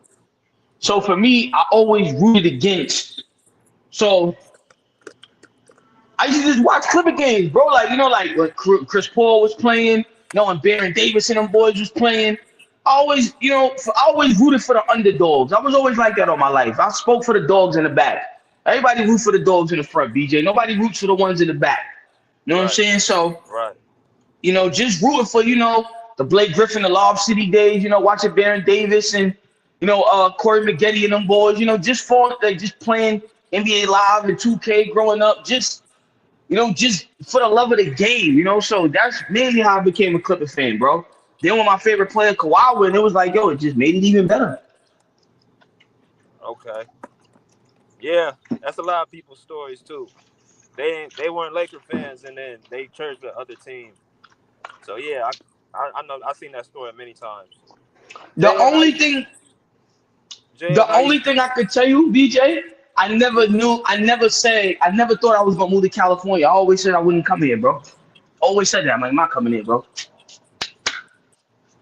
So what made you come? So I had a situation going on in New York, and somebody gave me an opportunity to do better. So, I mean, if somebody gives you an opportunity to leave the cold, you know what I'm saying, to come to New York, to come to California, it pretty much was a no-brainer. Like, I got my kids out here. I ended up having 2 kids when I came out here. So, for me, it's just, life got better. So, I can't complain. I live here, and I live in Atlanta as well. So, I pretty much travel back and forth. But I don't be in Atlanta as much as I be out here, though. All right. You been to the Dome yet? You been to Intuit yet? I haven't been yet, bro. Here's the thing, BJ. Every time I want to go, I always gotta work. So what I'm gonna do is, I'm gonna look at our schedule. Depending on what day we play, if we're at home, I think I'm gonna go. Cause I like the LA.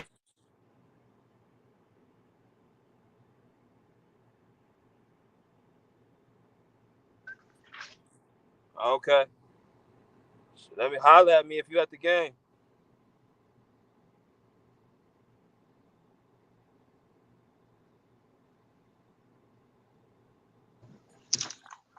Yo. Off the clip out unstable. Yo, BJ, you can hear me? Yeah, I can hear you now. I said holla at me when you at the game.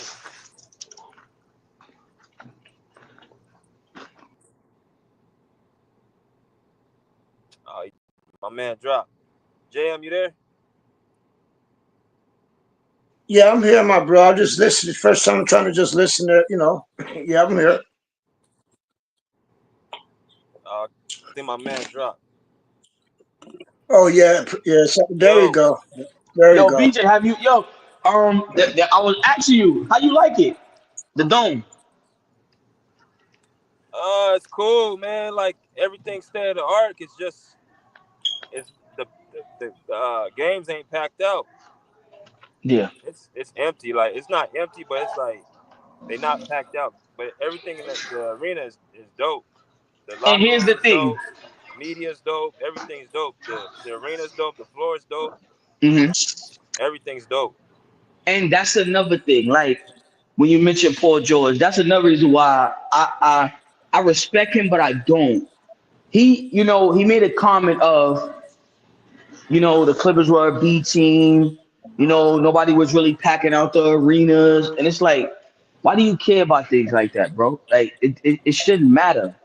Like Kawhi, like, he don't give a fuck about shit like that, bro. Like, you make people become fans by playing a good brand of basketball.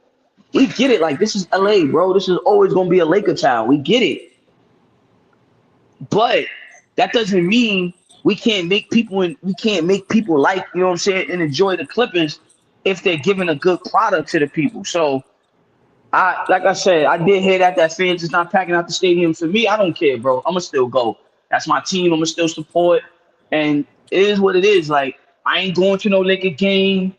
I'm never going to a Laker game. That's not happening.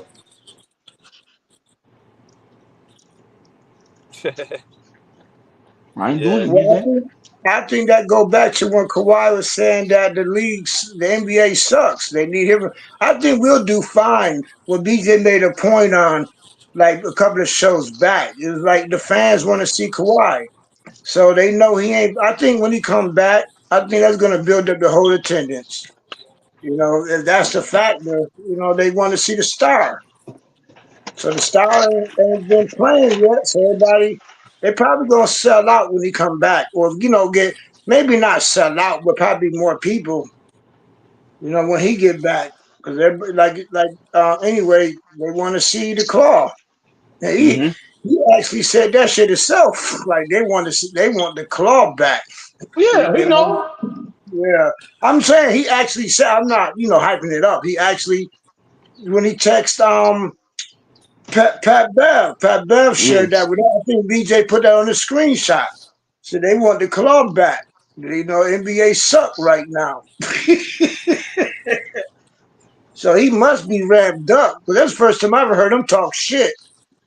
He's like, yo, they need the claw. This shit suck. I think that was a shot at Bron. Everybody blaming Bron on the ratings. So, hey, man, this league suck. They need somebody else. I also don't like Bron, so don't take my hardest statement personal. I don't care for Bron either. I mean, not personally. I don't care for their game. I think they both hurt the team. They're a virus to me. I think it's him. I think it's more so LeBron, bro. He's old as shit. That's what I said. I think he a virus. So I compare him to Harden. Here's the thing. Unfortunately, the Lakers are not a bad. Don't get me wrong. I would love to root for the Lakers, but I'm not rooting for them with LeBron James on that roster. I'm not doing it. Now, if he's gone, I ain't got no problem with Anthony Davis. I like the dude. The dude is a baller. The dude get busy. But at the end of the day, I'm not rooting for shit that got LeBron attached to it. I'm not interested. I'm just not. I heard Kendrick Perkins say something last night about, oh, they needed to get the Lakers some help. I'm gonna be honest with you. I've been hearing that shit for years. I'm tired of this. They need to get him some help. How much help this dude need, man? Come on, man. That should have never happened because Bron does not want nobody who more of a star than him. Yup. Who's Listen, bro. The dude. Let me tell you something. If you look at the way Anthony Davis play now, and go look at the way he played in New Orleans, so two different games. He pretty much tried to turn him into Chris Bosh, a spot-up shooter, and he only could get in the paint when it's convenient for him. Yeah, that's what I mean. Bron won't even get off the floor. They've been saying they gonna get somebody since Bron been there. All them players been like, nah, we good. Every year, nah, we ain't coming to play with this dude. Nah, look what they did to Russ. But anyway, Kawhi come back, we should get a lot of Laker fans gonna be converting. Who you rather watch? A 40-year-old with a high school team, or you come to our new building, get to use all our toilets and watch our team. Get to use all our toilets. Instead of you being downtown Los Angeles where they gonna fucking rob your car. I heard Los Angeles rougher than a bitch. So you might as well come on to our shit, come. You don't have to root for it, just come watch a good game. What That's Lakers it. got going on now is terrible. So if I was a Laker fan, I'd be trying to go see. Let me go check out the Intuit Dome. Oh, at least we get to watch, our whole team. Plus Kawhi coming back. Like I say, we got size for people who not fans. They can still come. That's it. Yeah, Corey, I agree with you, bro. LeBron off the ball is useless. I agree. But here's the thing, though, Corey. It's always been that way. LeBron is the system. If it's not being ran through him, but this is something you will realize. When he's not playing, look how fluent the Lakers offense run. It runs 100% better. It's him. He's the problem. Yo, listen. Go watch that interview he did last night where he was talking and the lady was standing beside him. Yo, her facial expression told it all. Where he was like, you missing such and such. You missing this guy, big pieces. Yo, the lady was just looking at him like, nigga, shut the fuck up. The problem is you. Problem is that nigga, man. But hey, that's the Lakers business, man. As long as it ain't Clipper business, it ain't affecting us, I don't care. He's doing his job, though. He could burn that franchise down. I don't give a damn. That's what they're doing anyway. He's just getting paid. And this our time to big up all the fans to switch that whole tide. Like y'all Lakers, it's our time. Lakers, y'all ain't the same old Lakers. Magic ain't playing. Kareem ain't playing. So y'all know y'all could, that every team dynasty comes to an end. Lakers dynasty has came to an end.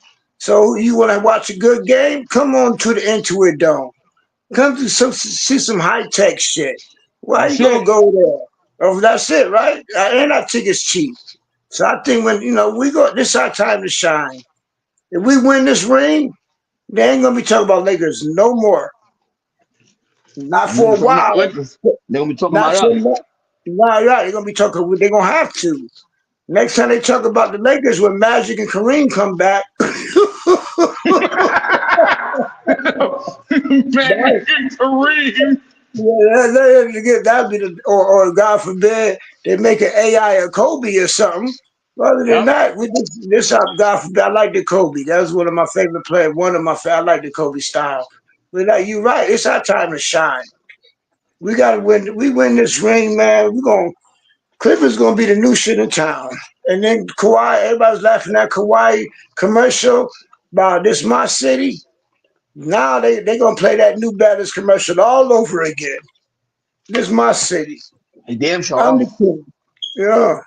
We just gotta win. I think we're gonna win. I think we got a great chance. We're going listen.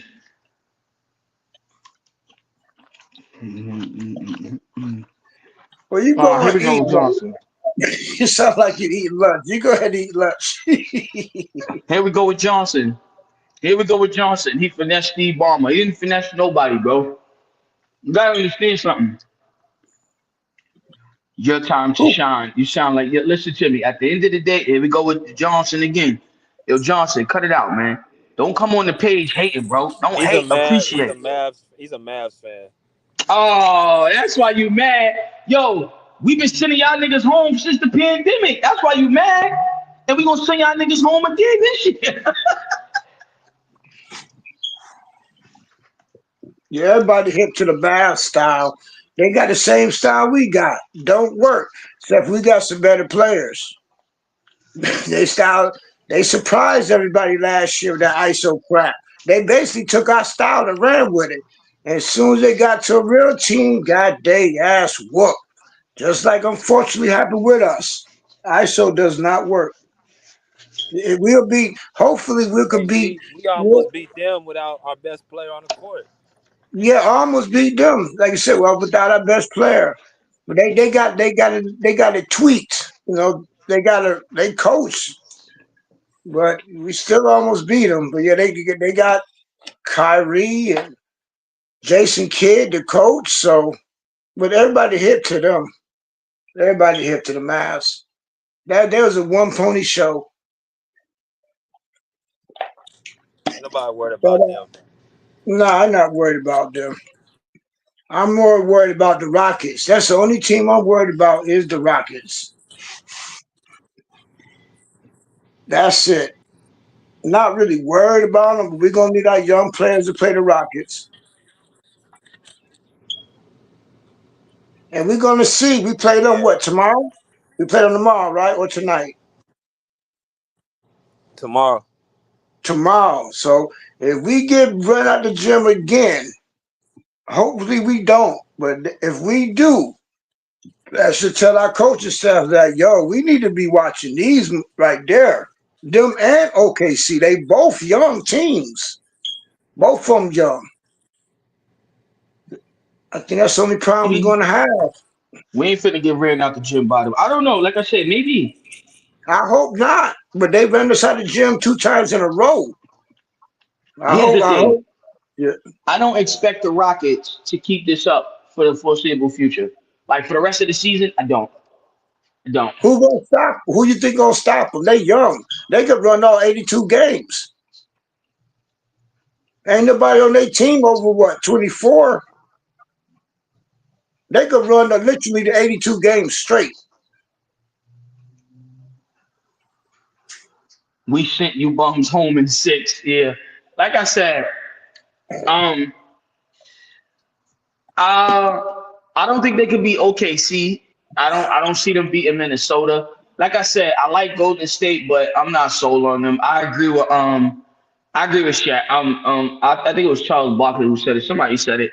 They're not. Yeah, it was Charles Barkley. They're a cute little team, but I ain't got them doing nothing. I don't really got them going nowhere. They're another one. If they didn't by letting Clay walk, I don't think they're gonna be as competitive anymore. I'm gonna be real with you. This is what I've always told people. I understand why they did it, but I think they should have kept Jordan Poole and probably got rid of Draymond. And I only say that because if you look at Draymond, I think he's been declining for a little while, like literally. But I can't be too much on leaning towards getting rid of him because it seems like the Warriors play better when he's on the court. So again, as far as the Warriors is concerned, I don't see them doing anything. Now back to the Rockets. I don't think the Rockets could beat the Kings. I don't think they beat them. There's a lot of teams in the West. I think if Minnesota gets the ball rolling and gets back into top 10 and top 5, top 6 in the standings, I don't even think they beat Minnesota. That's what I'm saying. Like the Rockets are a good little team for right now, but there's still a lot of basketball left. So I'm not too sure if the Rockets is going to be able to sustain this level of play. That's a good point. And our Warriors might be without. He got arrested for assault. Who? Draymond. That's why he got arrested like 2 or 3 days ago. For what? They just said assault. They had a little interview. It's on YouTube. They just say it's assault. That's all they said. Yo, what's wrong with that dude, yo? Yo, he crazy. No disrespect to crazy people, but I do believe he was in street clothes their last game. That's what Kuminga had. Listen he was in street clothes. Kuminga. If you think If you think Laker fans are crazy, bro, Warrior fans are the fucking worst. Listen to me. I was living in the heart of the Bay when I had just got to California when they got Durant, I believe. Yo, I had just moved here. I was working at Amazon, bro. They are the fucking worst. Like, they're another team. I was so happy to see them fall from grace. I ain't gonna lie to you. I was. And usually I don't have hate for people, but I was glad to see the Warriors not winning no more. Yo, their fan base is the worst, yo. Oh, man. They got a toxic little fan base. And they finding out right now that Steve Kerr was never a good coach. He just he took advantage of having the Splash Brothers, and then he had a good roster. But you take one of them out, they missed the play in how many times? Like, Kerr just somebody who go for it. So you said they had a good roster. So that you're telling me our GM ain't doing his job then? I think we got a good roster. I don't think we got the right coach. Oh, with them, Kerr when you take one of the Splash Brothers out, what happened? They ain't won nothing. They missed the play in or whatever. Like, Kerr can't really coach all of them players. He lucked up having the two greatest shooters in NBA history. So they pretty much been winning them games. Now it's just Curry. And Curry, he doing his best, but we beat them twice. And now they ain't gonna have Draymond. So now they're trying to big up Kuminga. Listen, this is what I can say. When players don't get paid, yo, BJ, we could agree on this. Something goes wrong when they don't get their money. Clay was another one. All last year, he was having contract disputes with the Warriors. For some reason, he looked like shit. Never Paul George. The minute he got paid with the Dallas Mavericks, he turned into a whole different player.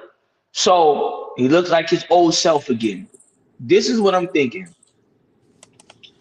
I think when these players don't get their money, I think because Paul George said it, he was like, yo, it started fucking with me mentally. I couldn't be the same person I was on the court. So maybe that could have been the case. Now, as far as Steve Kerr is concerned, I've always said that. Warriors players have said that. Mark Jackson taught them how to win. Steve Kerr just stepped in and got the chips. I wish Mark Jackson would have never got fired. Mark Jackson deserved all 4 of those championships. He did. He deserved all 4 of them. But I understand why they won with Steve Kerr. If you look at the Warriors were what Steve Kerr was as a player, a shooter. So he knew how to maximize every shooter that was in that system. So again, I'm not mad at him for it. I'm not. But I do agree with you, JM. I do think he came into a good situation. But sometimes life works like that, bro. It's just like if you got a girl or somebody, right? It may not have worked for you, but BJ comes along and it works for BJ. So it's like sometimes people do come into good situations. It just, it's a little bit of luck. It's all about, people's luck. No, I'm not hating on them. I'm just saying that you ain't got to worry about them. That's all. I mean, I agree. Now, they got 4 rings. I can't hate on them. They was a dynasty. I don't know. This is what I'm gonna say about Golden State. Don't sleep on Golden State because number one, even though they don't got Clay and all they got is Draymond and Steph, I think Steph signed a 1-year extension. That I could tell you right now why he signed that 1 year. That was giving them the opportunity to go out and get him help. Either that or he know the gig is up. Well, he know the gig is up. Yeah. He know the gig is up. If they get him the proper help, Curry is gonna be back in that race again. But Kirby can't carry them by himself. He proved that. So I agree with you. But he signed a max 1-year deal. He took it all. They gave him Why bread. you think they try to get Paul George and Lloyd Marketing? But because here's the thing. They tried to get PG because, and this is why I say the fucking Clippers is fucking idiotic. We should have traded him there. Yo, do you see what we could have got back for him, BJ? They was willing to give us Kuminga, fucking Wiggins. I think they was willing to give us Paul, but we ain't need Paul. We probably would have got rid of him at some point. I think they was willing to give us some picks. All of that was things that we needed, bro. We needed all that because at the deadline, we could have used some of those contracts and got better players. But no, They didn't want to do that. They didn't want to do that because they're in the same division as us. What you say? Right, they're the same division. Go ahead, BJ. They didn't want to do that because Golden State's in the same division. They would have been a threat. They should have did it, BJ. They should have did it. Okay. Yeah, ain't no team gonna trade one of their best players that is right around the corner. Here's the thing. Listen, the Knicks did it. Listen, the Knicks did it when they traded Shumpert and JR to fucking Cleveland, which I thought was stupid, but they did it. Cleveland was a terrible team when they traded. Yeah, back then. That's when they had LeBron. Oh, well, I ain't gonna argue with that. I'm not even a Cavs fan, but I do remember the Knicks trading their stars to Chicago. That wasn't around the corner. Yeah. Quentin, yes, they was, bro. They were gonna include Kuminga. Yes, they was. I saw the report.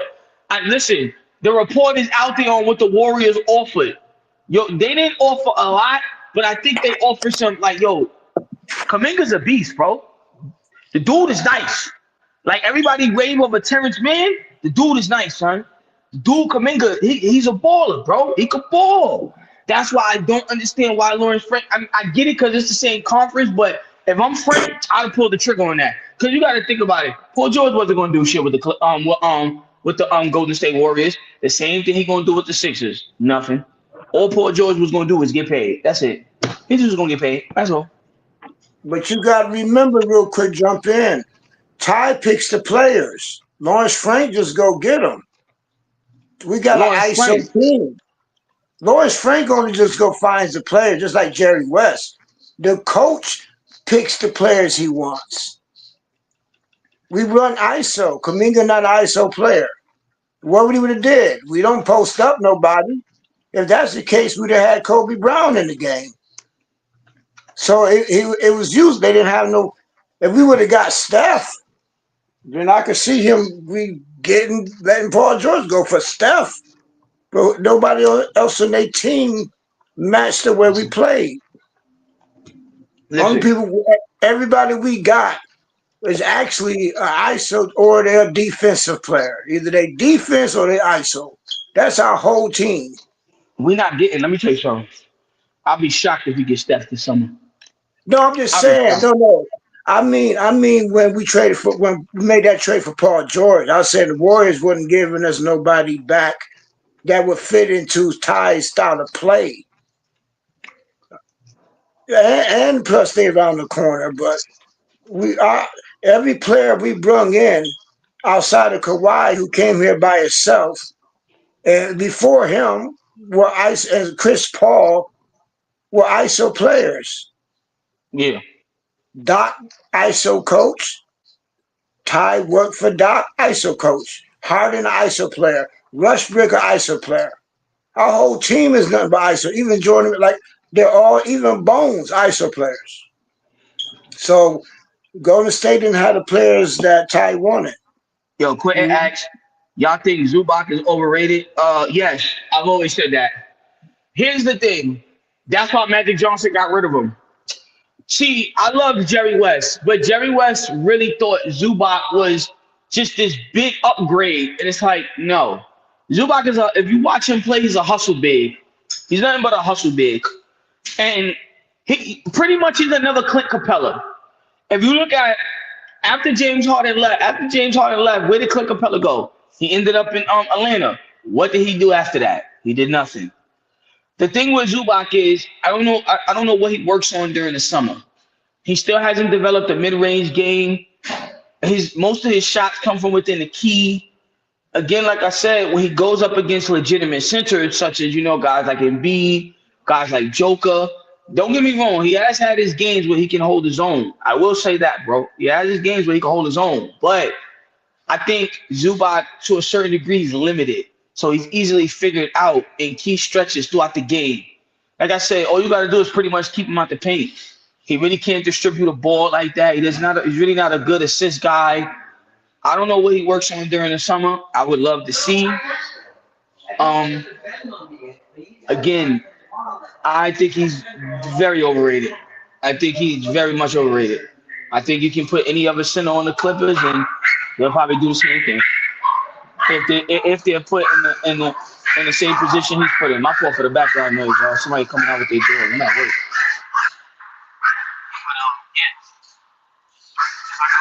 I think Terrence Mann is overrated. This idea that he's untouchable, me and BJ, you talk about that all the time. That shit is crazy. I don't understand why he's untouchable, because untouchable would mean you're impacting winning. I don't know what Terrence Mann does that impacts winning. Like I said, he's another one. He has stretches where he leaves imprints on the game. We're not going to deny that, but he's not. He looks good. He looks good when he has a stars by him. But if you ask him to be like that main piece, he can't do it. He can't do it. Because the thing with Terrence is, I always tell people, go watch his college highlights. Terrence Mann does all his damage in the open court. He's a fast break guy. Why does he not fit on the Clippers? The Clippers are not a fast break team. He needs to be on the Rockets, New Orleans, Detroit, teams like that, where a bunch of young guys are just running around all day, just dunking and shooting and doing shit like that. The Clippers play of a more. Listen, yo, Johnson, you're crazy. You're crazy. He's not a main piece. That's why this idea of they didn't want to move him, I don't understand why. I think at some point he gets moved, though, because I keep telling people, I think if you, I think with the emergence of Norman Powell, and you also have Kevin Porter Jr., and you have Chris Dunn, I think Terrence Mann becomes expendable at this point. You have to look at him as trade bait. If I'm Lawrence Frank, I'm looking at you like, all right, what can I really get out of you? I already got 3 different guys that look like they can hold their own. You know what I'm saying? So again, like I said, we'll see. I don't know, but as far as would y'all trade Tucker, Bones, and Mann to Golden State for Draymond and have him run the point, then you could free up James and Norman Powell just to be scorers? Draymond is right. I don't know about all that. Draymond rides a little bus. He rides a short bus to work. Heck no. Draymond does bring value. He does. Yo, he's another one. Draymond was, no homo, pause. This shit gonna sound crazy.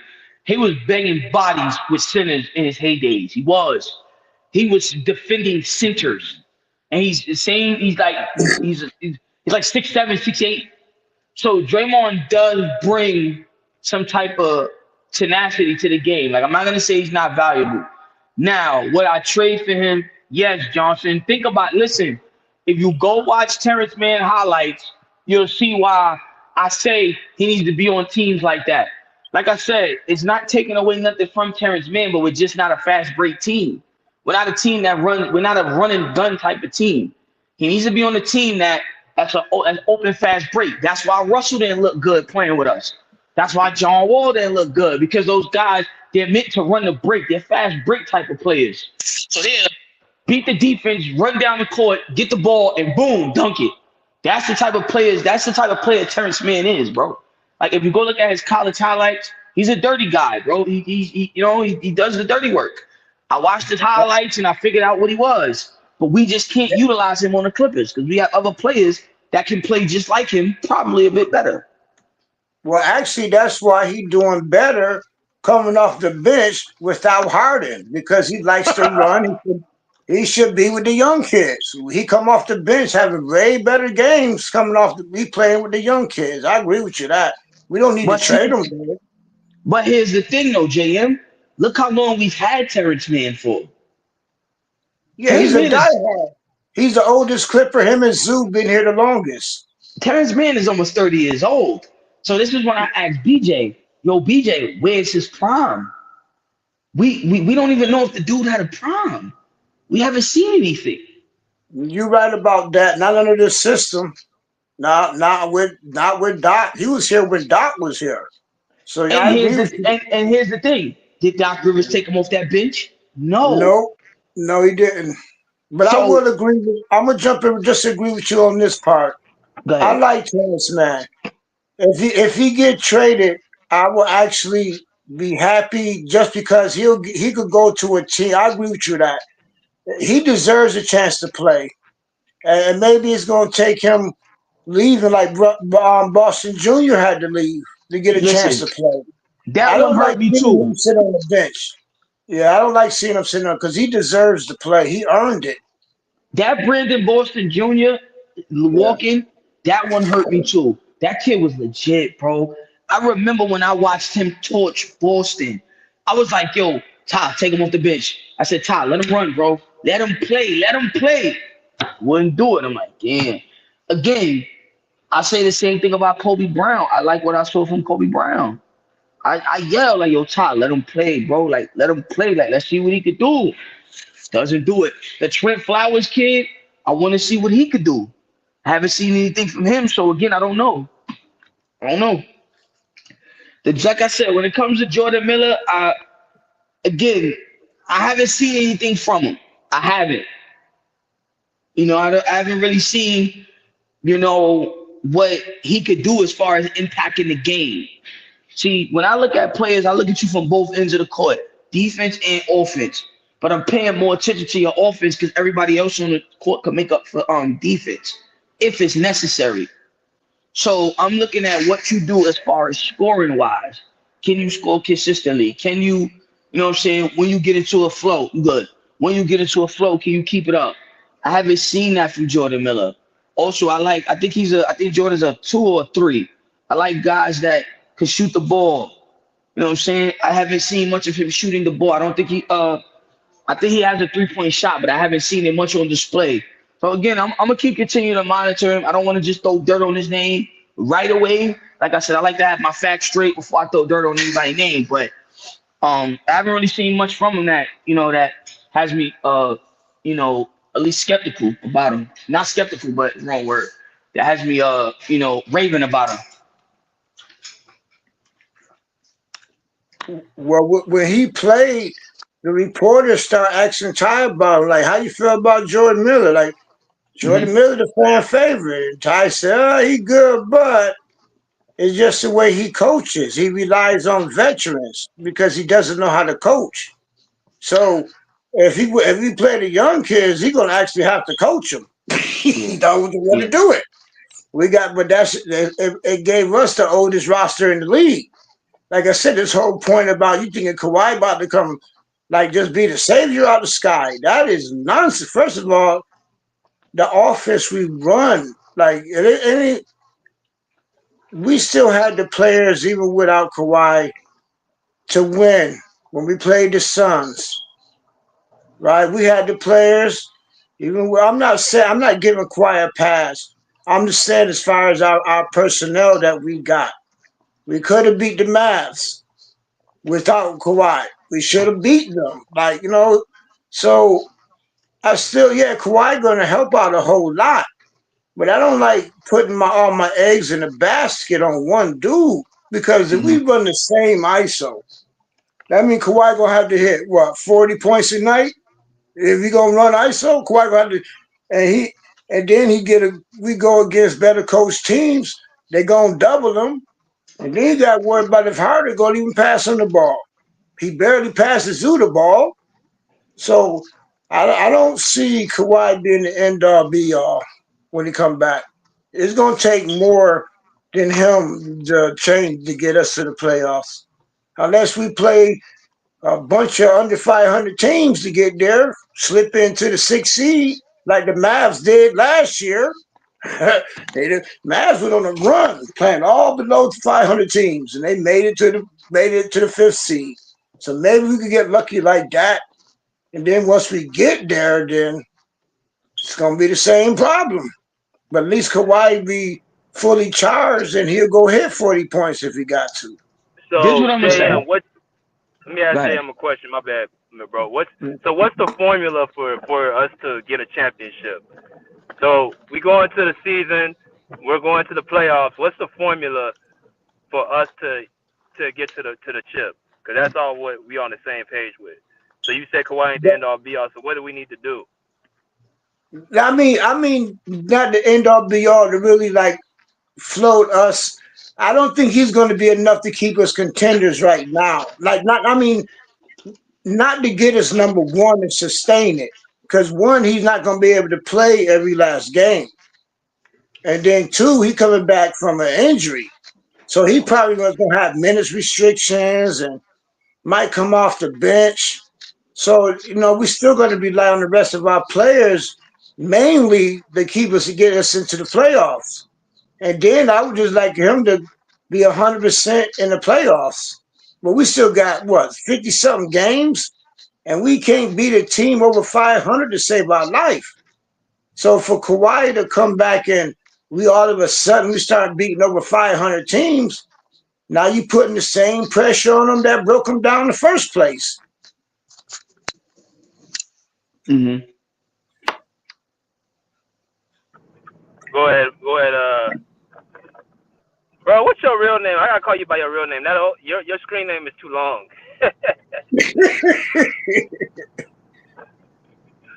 Oh, only the truth. Oh, wow. You Who, me? I got you, bro. What's your real name? I gotta go by your real name. So listen, look. When I made this channel, BJ, right? I made it. I was gonna start. I never got a chance to. I was living in Fresno at the time. I never got a chance to really get around to do it. It was supposed to be a channel talking about life and different things of sports. That's why I named it Only the Truth Matters. Because all people want to hear is the truth. Nobody don't want to hear bullshit. You know what I'm saying? So that's why I named it like that. And like I said, it just stuck. But my real name is Dominique, bro. Okay. All right. I'm gonna call you Dom. Yo, BJ, where you from, bro? You from what? LA or San Diego? I'm from Dago, but I got LA ties though. I got LA ties. Most of my family in LA. That shit is mad far, BJ. Yo, I think I drove to see this girl and where did I drive to see her at? It was somewhere like not by Oceanside. I can't remember where it was at, but it was like this little beach town. Yo, it took me like an hour to get out there, yo. Yeah, it's about an hour and a half to get to LA from San Diego. Yo, but LA, they two different. LA is more crazier than San Diego. Yeah, Way more crazy. don't get me wrong. Love LA, bro. I love it, but I've been here for so long. It's like, damn, I hate the traffic. You can't go nowhere out here, bro. You go. Listen, a 20-minute trip, depending on what time of the day you go, you're sitting in traffic for like almost 35, 45 minutes, bro. Like literally. Cause like I work downtown. Like I work downtown LA, bro. So I live all the way up in the valley. So I'm driving from the valley into the city. Bro, it takes me at least about an hour. Yeah. Yeah. About an hour to get to work. Yeah. Yep. And if you do it during the daytime, like around 2, you're gonna be in that traffic. You're gonna be sitting there.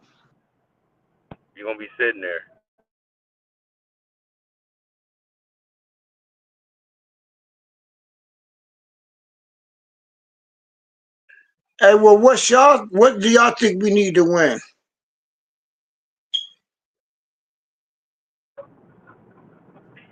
Go ahead, Dom. You got it.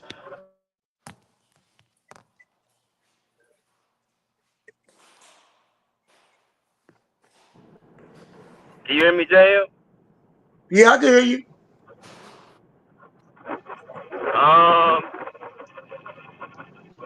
I think we need to play through Kawhi like in the postseason, but I wouldn't be opposed to Norm being the number one scorer for the regular season, even if Kawhi come back. I would not be opposed to that because Kawhi don't have to score. He's never been a big time regular season scorer anyway. True. His playground is the playoffs. So I like to see Norm get off and let Kawhi do other things and Norman Powell do other things or James Harden do other things. Let him facilitate and let him give the ball to Norman Powell. And then like you got other players like Amir Coffey, you got KPJ, you got other guys that can pull and help the weight. Like I think we need to use our other guys to help take the load off Kawhi during the season. And then when it's time in the playoffs, then Kawhi can be who he is. So I think we need to, like you said, use our depth. Yeah, make our depth our weapon. Yeah. Yo, to the guy who said he want Jimmy Butler on the Clippers, I'm not gonna lie. I would love for Butler and Kawhi to play together. That would be great. But here's the thing. That's not gonna happen without Kawhi probably being shipped out. I'm gonna be honest. I don't see Pat Yeah, Riley. we'll switch out Harden. Here's the. I would do that in a minute. In a minute. Trade Harden for Jimmy Butler and Listen, throwing I get PJ it. and Bones. Throw PJ and Bones in with that deal. You listen, great, but here's the thing: Miami has to want that. Does Miami want a player? You got to remember, yo, Jimmy Butler got them to the finals on his own. He literally beat everybody they put in front of him and walked straight to the finals. They just couldn't beat Denver. Again, because they're too small. Bam, bro, they got Bam, I think at like 6'7" playing center. Joker's cooking him. Joker's smacking his boots out there. So as far as that Jimmy Butler take, I would love that. I've always said I wanted Kawhi and Jimmy Butler to play together. I wish Kawhi would have chose Jimmy Butler over Paul George, I tell you that. But it just didn't happen that way. He did. He wanted to. Yeah, that was his first choice, but Jimmy had already signed to Miami. He already went to Miami. Yeah, then KD. Then KD already went to Nets. He already went to the Nets. Yeah, he already went to the Nets. So, but he actually did want to play with Jimmy. But I agree with you saying, but actually, to look out for Harden will actually be better fit with Miami. Then he'll have nobody around him to threaten his kingdom. He will literally, if Harden went to Miami, that would be, and we traded for Jimmy, Harden would fit in better with them. He ain't got nobody to challenge him. Here's the thing.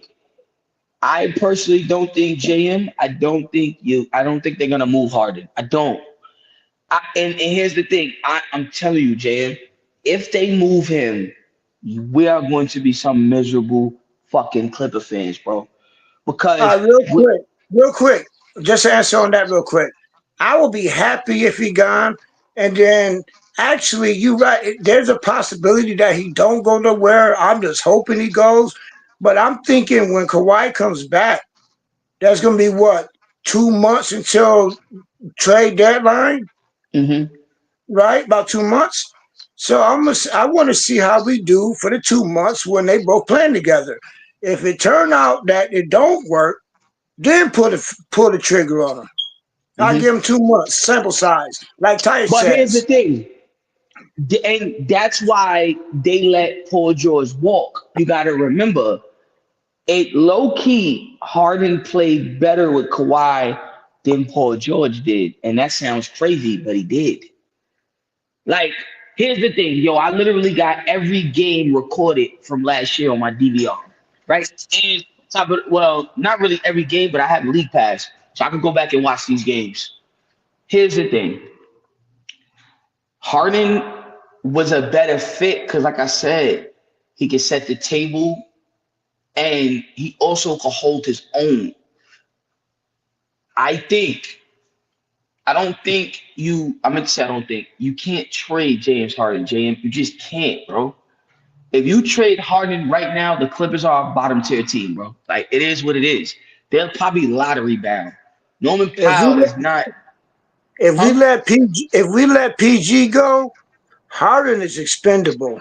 But here's the thing, though. You let PG go because Paul George is not. Paul George is a great player. Love him. Me and BJ would agree. We loved Paul George for the time we had him. But there was a lot of times where we hated Paul George as well. Like, there was times Kawhi didn't play. Paul George didn't even score 20 points. You know, what he did against. But that if you once again, you gotta factor in our offense. We play ISO. Any better coach team is just gonna stop the best player. Listen, that's been Harden's problem his whole entire time in the league. He's a good player regular season. He just dropped 41 on the Wizards. Turned around and dropped 7 against a real team. They're gonna stop the system. The system is weak. So it wouldn't matter. Like, Harden won't be no big loss. Not at all. He's not impactful right now. It wouldn't be. He's just another high-priced star who thinks, huh? But Harden? I will say, yeah, Harden. But I'm gonna end it with this real quick. Now, Harden, maybe he did look good with Paul George and Kawhi. Maybe he did. I'm not talking about that. I'm talking about now Harden actually believes this is his team. Listen, here's the thing. No, he doesn't. Understand something. Harden doesn't believe right now. Harden is the guy. So pretty much it's like this. If all three of us drove the ship, right? You take your turn, BJ take his turn, I take my turn. Whoever sits in the seat driving the ship, of course you're going to think you the guy at that time, even though we're all taking turns. But Harden doesn't think it's his team. He's just the guy right now that's keeping us afloat. I'm telling you right now, JM, if we get rid of James Harden, we're not 14-7. I mean, we're not 14-10, bro. We're probably 5 and whatever. Like, we're not. Let me ask you a question, Dom. Go Let me ahead. ask you a question. What if Jeff Van Gundy ain't on this team? What are we? That's another thing. What if we had James Harden? What if we had James Harden running the team the way he's been running it, but we don't have the defense? What's our record?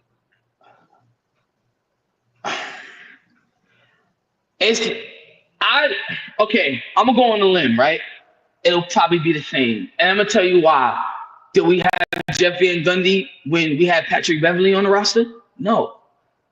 So again, I don't know how much of a difference it makes. I don't, because we'll be speaking a hypothetical, and we can't speak a hypothetical because he's on the coaching staff. So look, we did pretty well without him last year. Go look at our record. Our record's because we had Kawhi and PG there. That's the difference. You had PG there.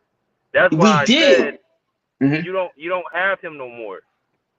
So you're asking Harden to be that second guy, and I'm going to be confident he can't do it. He can't what? Be the second what? So you trying to say him and Kawhi can't be the 1-2 punch? Have we seen it? We saw it low key last year. Listen, PG played 74 games last year. He took Kawhi and PG. That was their team. That the record that y'all see that is Kawhi and PG. That was their team. That Harden came in. They went to the conference finals without Harden. They didn't need James Harden on that team. PG was carrying the team when Kawhi was out for all those years. Harden just got to the team. When Westbrook was there. With that trio, Kawhi, PG, and Harden, we had the highest offensive rating. I said to myself, Harden is a luxury. He's not a necessity. And I don't mean that in a way of disrespect. We need two-way players. Two-way players to me are always more useful than one way. That's why PG got the 212 deal, and nobody's gonna offer Harden that because he's a better player. He's a more impactful. He's more useful. No team was gonna offer Harden that max deal. That's why he signed that 2-year, $70 million with us. Now, if he was Houston Harden, okay, you got me. That dude, he's not Houston Harden no more. Here's the thing, BJ. I'm gonna be honest, and y'all gonna call me crazy. I don't think he's fell off much from Houston. I just think he's not as gung-ho to score anymore. Don't get me wrong. If Harden wants to go for 40 a night, he can, bro. He can get on that bullshit and say, fuck it, I'm going for 40 a night. Or I'm going for 20, I'm going for 30. Fuck the numbers, I'm going to just score. He can, but I think he chooses not to anymore. I don't think Harden has fell off a cliff that much. Like I said, I watch him, and I agree with Millie. He don't need to be Houston Harden. But this is where I got to disagree with Millie. He doesn't need to be Houston Harden if you have certain pieces around him. Don't get me wrong. I like when he plays with Powell, because if you watch, Powell does everything. Powell does all the scoring. Harden takes a back seat. Harden and Durant remind me of the same player right now. I read a report a long time ago that James Harden and Kevin Durant want to go places where they can't be doubled. So they want to go places where they can't be double teamed. You know what I'm saying? And it kind of makes sense to me. KD ends up in Phoenix, Harden ends up with us. So again, do I think him and Kawhi could be the 1-2 punch? Yes, I think so. And that's why I think you get rid of Paul George, because it was like Paul low key, and it sounds weird saying it, but he low key was the odd man out, bro. Like he came up short in big moments. You know, he really didn't do a lot for us. Like I said, James Harden probably won't be any better, but I think you're paying James Harden, and this is where it gets crazy. You're paying James Harden to not only score the ball and to facilitate the offense, but you're also paying James Harden for player development.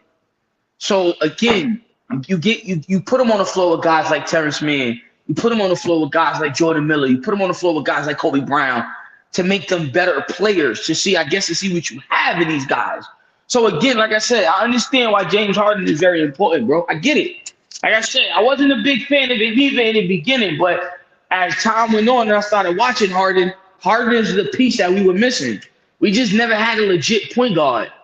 We just never had a legit point guard outside of Chris Paul. So where do we go? What's the farthest the Clippers have won in their franchise history? I would say that Western Conference Finals. Okay. Who was our point guard?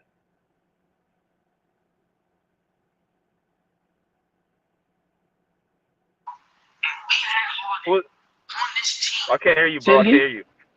Who was our point guard? Who was our point guard? When we went to the conference. For that Western Conference? I think it was Patrick Beverly. It was Patrick Beverly, I believe. It was Reggie Jackson. Reggie Jackson. Yeah, Reggie Jackson. And then Russ took us pretty far. There was no Harden. That's why I don't understand this Harden thing, bro. Like Harden, we didn't. Bro, we went to the conference finals without Harden, bro. We had success with. You're making me talk bad about Harden, but Harden has not. He has only been on the team not even a full season. He hasn't done nothing for the Clippers organization, man. Listen, here's the thing. Hold on, BJ. Listen, this is what I'm saying, right? Like you said, who was our point guard when we went to the conference finals? That year when we played Phoenix, correct? Yep. It was Patrick Beverly. Remember, Patrick Beverly was the point guard. Here's the thing. No, Harden has not done a lot for us. But, BJ, you can't deny what Harden does without Kawhi. Like I said, oh, fuck it. Get rid of him. Listen, you can't front. He ain't been stinking up the joint. He ain't been stinking up the Well, he's spot, shooting bro. 38% from the field, bro. But listen, here's the thing. He ain't a fucking Steph Curry. He ain't gonna shoot. Bro, 40. 38% is terrible, bro. That is you are shooting bad from the, do you realize Clipper fans made fun of Russell Westbrook for shooting the ball like that? But If this see, was Westbrook doing this, if this is Westbrook doing this, they would look at him as like he can't get him off the floor. Harden this was the expectation of Harden coming in this year. He was going to average 25 a game. He was going to get 10 assists. He was going to be Houston James Harden. That was the expectation. Now that that's not happening, we want to lower the bar and say he ain't that bad. This is not what we expected of James Harden this year. But we didn't expect Norman Powell to lead the team. We didn't expect Norman Powell to lead the team in scoring. That's why I say there is no way Norman Powell is leading this team in scoring, but people want to give it to like it's Harden, it's him. No one expected Norman Powell to lead this team in scoring. No one. Y'all are lowering the bar for James Harden, bro. Y'all are lowering the bar for James Harden, bro. I don't. Oh, come on, bro. But here's the thing. I don't understand how. Here, hold it. I don't understand how nobody expected Norman Powell to like this. Because he's a sixth man, bro. He went from a sixth man of the year to now he's an all-star caliber player. What you said? Bro, did you expect Norman Powell to lead the team in scoring? To a certain degree, yes, because he's a scorer. That's what he's brought in. That's his job. Yo, he was the sixth man off the bench because he's a scorer. Okay. How much is Norman Powell getting paid? You might have to look that up, BJ. I can't look it up right now. I forgot. I think he's not on a bad deal though. He's not. I'll look it up right now. And I agree with Millie. Who else is gonna lead the team in scoring with Kawhi out? Listen, Norman Powell to me is nothing more than Lou Williams. Norman Powell is nothing more right now.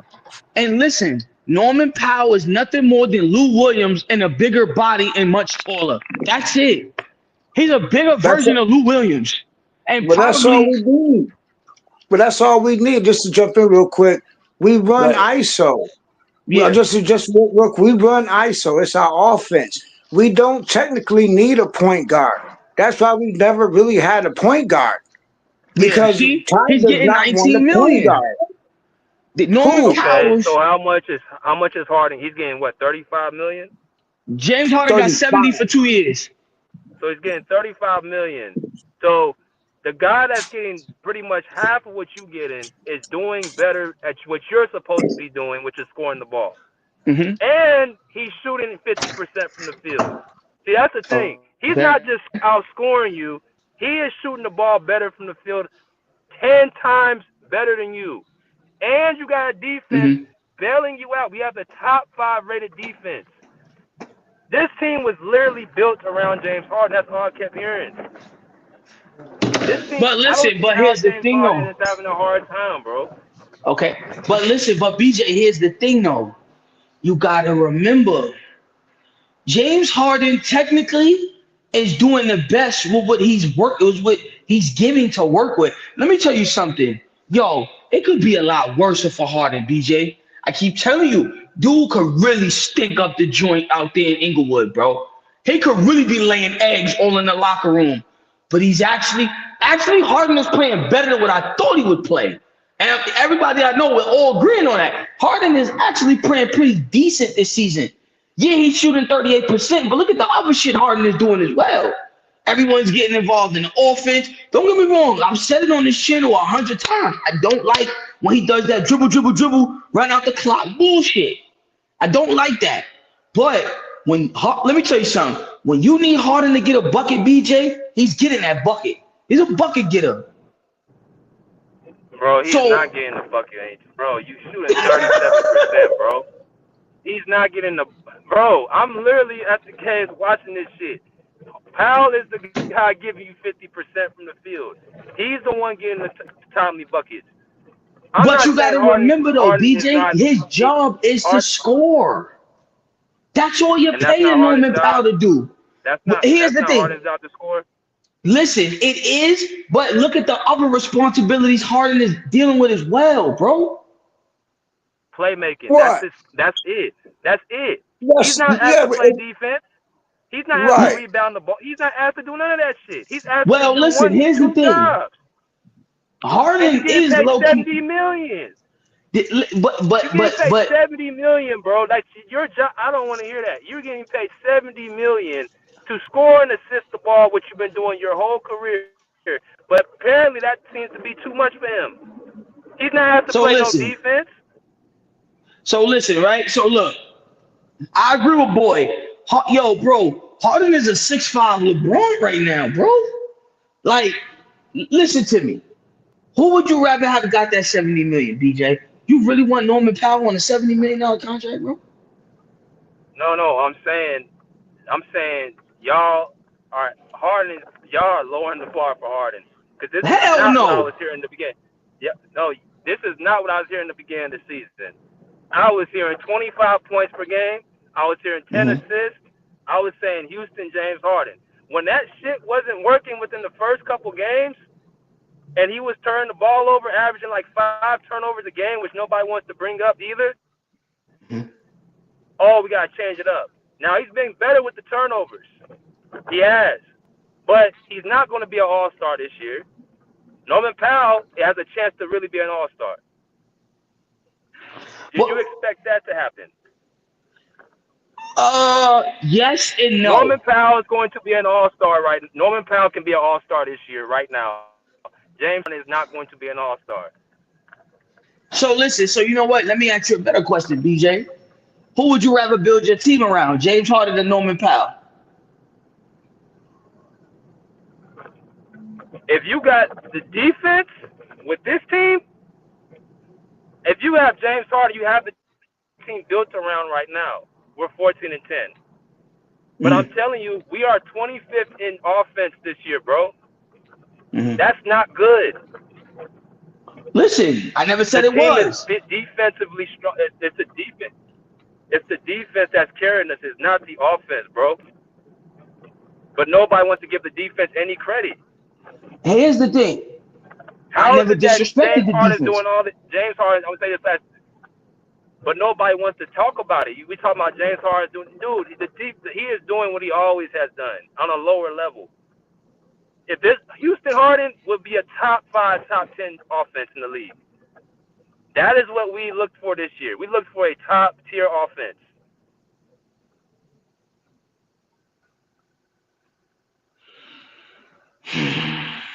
Listen,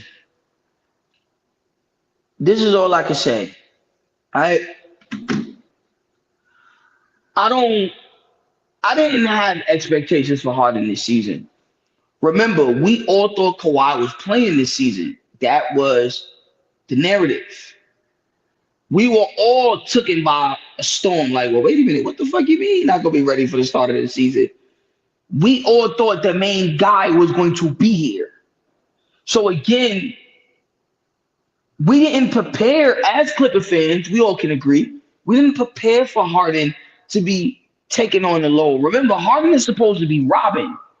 Paul, remember, when Kawhi and Paul George were together, Kawhi was Batman, Paul was Robin. Harden has now taken the role of being Robin. So again, I can't be too critical on him. Like I said, does he have his moments? Yes, he does. He's not that good. He's not as good. He's not as good as, that's the thing. That's all I want people to admit. He is not as good as people try to make him out to be. Listen, and they want to lower the bar. Listen, I don't want to say he's not good because BJ, he still can be. I think Harden doesn't want to be effective. Yo, Harden can wake up and say, yo, fuck that, I'm gonna score 30. And he'll score 30. We've seen it. We see what he did to the Nuggets. We see what he did to Washington. This is Harden taking the back seat for whatever reason. Bro, go look at the reports. These niggas interviewing this nigga. He's telling you, like, yo, bro, I took a back seat, bro. Like, I'm chilling. Harden he can be a killer if he chooses to. I just think he chooses not to. I don't know if it's his, maybe afraid of getting hurt. I don't know. You think he chooses to shoot 30? You think he chooses to shoot 37% from the field, bro? I could see if you was telling me he's taking less shots and he's still shooting efficient. Okay, you chilling. Kawhi be chilling. Like, okay, I'm gonna get people involved and because he has the ability to turn on and turn off, bro. I'm just saying, and I've been watching. Harden just cannot. He is not a first or second option on a championship team. He's not. And that's the only This is reason what we I got to said see. You might as well have kept PG. You might as well have kept him because he could have carried the team. Listen, I ain't disputing that. That's all I was saying. That's all I was saying. Why I would have kept him. And this is why I said Harden earlier. Go ahead. Remember what I said earlier, BJ? Remember, the Clippers knew all last season if he didn't take that money, they were going to let him walk. Why didn't we just trade him? We pretty much let him walk for nothing. And then we brought back nothing. Because Golden State didn't have no players. It was better for us to do what we did. Let them walk and use that money to buy somebody else. Or we're not here's the buying. thing. We didn't accept nobody trades. That was a smart move. He wanted to leave. He wanted to go, right? So we didn't get nobody. We spent that $150 million very well. But here's the thing, though. Did we spend? This is what I'm getting. Did we spend that 150 on shit that was gonna make Harden look good? This team not built around Harden. It looks like it is. It's really the Raptors 5.0. Harden just lucked up, and he's the only person running the show. Harden never played. What team Harden was ever on that played defense? Yeah. Name one. Who the one who need defense? Kawhi. He's a defensive player. Who we got? Chris Dunn, two-way player. Who we got? Derrick Jones Jr., defense. Yeah. Harden just came, lucked up, and he running the ship. Harden never was on no defensive team, and he's never been known for playing defense. Yeah. So our defensive team is built for Kawhi, not Harden. Our young players is not here for Harden. Harden runs slower than a mother. Harden dribbles out the clock. Even our young players not even here for Harden. They not. I'm gonna tell you something right now, right?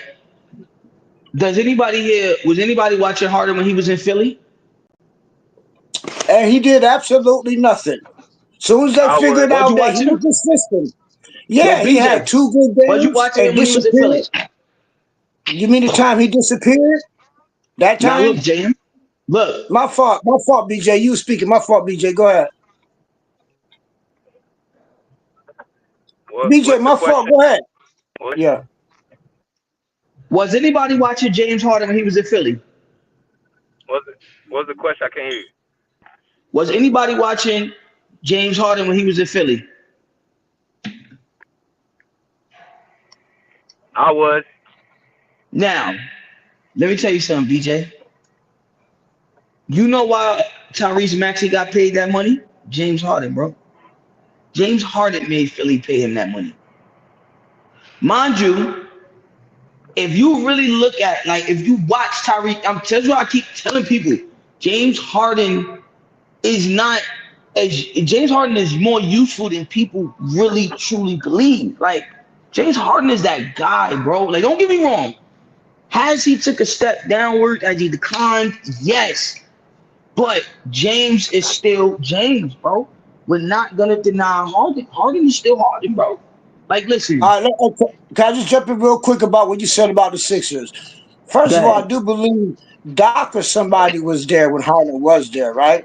Their whole Mm-hmm. style was running up and down the court.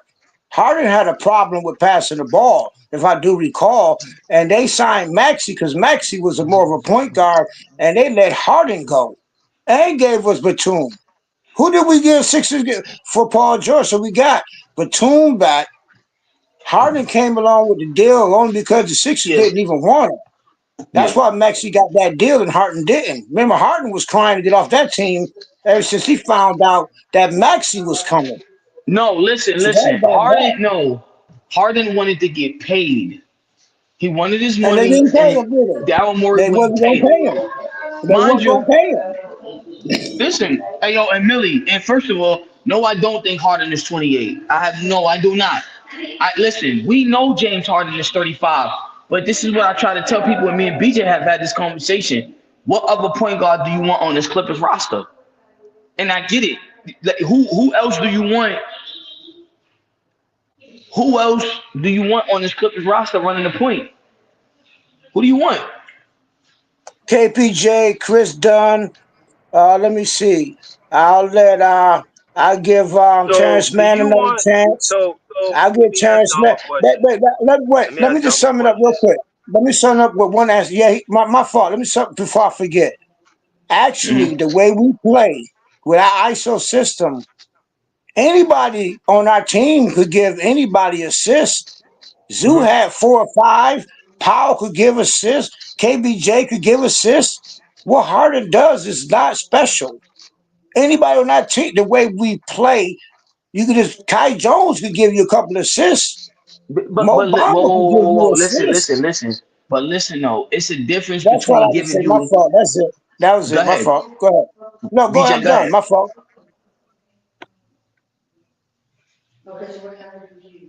BJ, go ahead, buddy.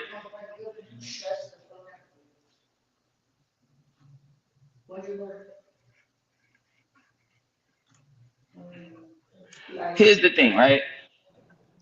We Yo, could say, yeah. Go ahead, BJ. yo. Go ahead. You can hear me? So are you more so into having a traditional point guard, or are you more into like having a player that is quote unquote labeled a point guard, but is more by name than playing style? Like What you mean? Like, I elaborate. used to think too, we need a quote unquote point guard to Mhm. facilitate the offense and stuff. But when I really kind of saw how we played, I thought we could actually, like Boston, they don't have a traditional point guard. Yeah. They got a bunch of two-way players and guys who don't get played off the floor. Mhm. See, when you have two-way players, Mhm. you don't get played off the floor, and you make matchup problems for the other team. That is what we would have. That's why I think we've had success in the past with our Mhm. Kawhi Here's not the being thing. healthy. See, everyone wanted to make all these moves, Mhm. but we didn't need to really make any moves. You just needed Kawhi back on the court. But now what you done, you done gutted your roster out, Yeah. and when Kawhi comes back, it's not going to be easier. It's going to be harder. Because I you don't. just said it, Dom. The team is not as talented as it was before. So why would you make all these moves and changes and gut the roster when you ain't even seen Kawhi fully healthy for a playoff run with this team? Because here's the thing, BJ. That's where the conundrum comes in. Welcome to the Lawrence Frank Show. This is why I told you to go watch that interview with DeMarcus Cousins and Lou Williams, where DeMarcus goes, Lawrence Frank is on a legendary run of just running players out the fucking building. This is all Lawrence Frank. I keep telling people he's the guy that gets the last say so. He's gutting the fucking rosters. It's him. But that's not. Hey, but that's not true. Tyler, Listen, hold on. Doc Listen, was. no. Hey, Wilford, just real quick Wilford, before I forget. Yeah, go but ahead. Doc was there. I'm just going. Give me 2 seconds. Doc Go was ahead. there. Doc picked all ISO players. I mean, Listen, not that, listen. Ty. That's the coach. Ty is here. Lawrence Frank job is only Jeremy West Oh, it was to listen to the coach. The coach said, "Okay, I need this kind of player." Jerry West went go find the players. Listen to Lawrence me. Frank, welcome to the team. That's it. Listen to me. Lawrence Frank, okay. Yo, JM, listen to me. If BJ was the GM, if all three of us were GMs, our job is to look at what the roster needs and go get what the roster needs. The problem with Lawrence Frank is he's never won anything. So again, he's gutting the rosters. No one else. That's because, once again, if you look at the structure of how the power strategy works, the coach comes in, say, "Yo, I need these type Listen, of players. I want to run this type of listen, offense." listen. Don't That's get why me wrong. when Jeff Gundy came here, right? Jeff Gundy, being the defensive coach, went out and picked out the players he wanted. Lawrence Frank signed them. Listen to me. Let me tell you Ty something. Lue wanted. I know what you're saying, but what you're saying is backward. You blaming everything on Lawrence Listen Frank. to me. It's Ty's job to pick out the players he wants. He said a Raiders fan. Listen to me. Listen. Yeah, I am a Raiders fan. That's what's up. Silver and black. Silver and black. That's what our color is. We look so nice. We don't care if we win. I just like us because we look good. We look good losing. We look good losing. My We bad, yo. look good. We look damn good losing. I'll tell you that. Listen. Go ahead. My fault. I never heard no shit like that, bro. No, go ahead. Go ahead, my brother. Go ahead, my brother. Go ahead. Listen, right? So this is what I can say, right? Lawrence Frank. I fucking hate that dude, man. Listen to me. Okay. You gotta remember, right? To what BJ was saying. I agree. The roster is gonna put more work on Kawhi. This is why I say you have to do what Miami did with Dwayne Wade in Miami. You gotta go out and get like a Kevin Durant, or a guy like Kevin. You gotta go get a guy that can score and hold down the fort, right? But as far as Lawrence Frank is concerned, bro, fuck that dude, man. I don't. Again, he snaked out Doc Rivers for the job. You know, he made them fire Doc. Doc was one of the last guys that built a competitive roster when it came to the Clippers. If you go look at the roster that Doc built, that was the roster that we had when we blew the lead in the bubble.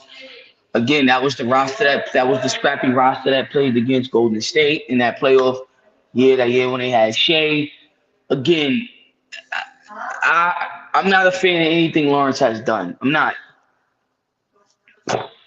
You got Clipper fans that they will argue me I down. respect that, but honestly, I respect what you're saying, but honestly, the coach, when Ty came in, he did not want none of Doc's players. So Here's Blake the thing. left, Chris left, No. Deontay Listen. left. Listen. I'm not gonna say Tyronn Lue is a horrible coach. Tyronn Lue is a damn good coach, bro. He is. I think if you look at Tyronn Lue, we all can agree, even the chat might agree. He's worked with what he's been given, and he's done a hell of a great job with it. I don't think I would trust nobody with the keys to my franchise of winning than I would Tyronn Lue. Tyronn Lue's he's a good dude, man. He's a coach's coach, bro. Like, it is what it is. Again, he's not a fucking JJ Redick. He's not a Darwin Ham. He's proven. He won a chip, bro. Like, he's a championship level coach. How you doing, Archie? No, he did not win he won a ring. LeBron and Kyrie won that ring. They was down 3-1. LeBron took the clipboard, and then him and Kyrie just went off. That's how he got that ring. But here's the thing. No. He LeBron won with the Lakers. Did you know that? He actually won with the Lakers. Yeah, he was a player. Because Kobe That's when listen they though. went against the Sixers. That was the game Allen Iverson stepped over Ty Lue. Ty Lue came off the bench. Listen, Ty Lue was but fascinated. here's the thing though. But listen He's though. not no freaking coach, man. Listen, Tyronn Lue is not a bad coach, bro. Let me tell you something right now, JM. I'm gonna put you in a bad spot. Who would you rather have, Tyronn Lue or Doc Rivers? They the same. That's a trick question. No, they're not. They is the same. They both ran ISO. Listen to me. They both ran that One, start. They both got our players hurt. They both run the same style. listen to They the me. same. One never Doc, Ty, look. One never Ty blew a came. 3-1 lead. One never blew a Ty, 3-1 lead. Ty came from Doc when Doc coached the Celtics. Ty Listen. worked with him. Doc is not a coach. Ty is not a coach. They're the same person. Old man, I agree with you. Anyone who plays small ball is not that great. What is his offense? And listen, and didn't I say that? The Clippers are too small. I've always told people small ball doesn't win. Most people got to understand the only reason why Boston won last year is because of Porzingis, bro. Without Porzingis, Boston probably would have never won. And the crazy thing is Porzingis didn't even play that much. Porzingis wasn't even that impactful for them. He wasn't. Our team not small. We bigger than the Warriors. All our players average 6'6", 6'7". We got three 7-footers. That's Ty's offense is to play small ball. And listen, and this is what I'm telling you. Yo, this is what I'm trying to tell you, JM. All right.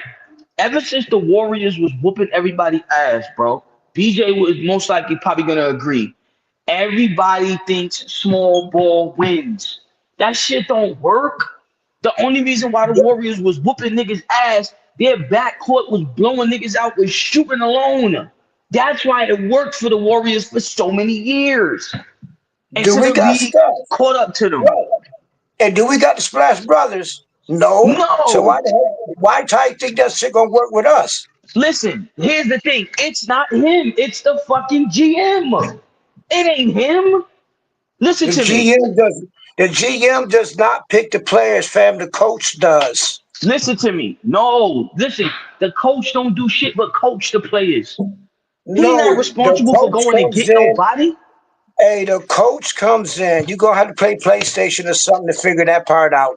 When the coach comes in, they get rid of everybody and they get the players they want. JM, listen That's to how me. that shit works.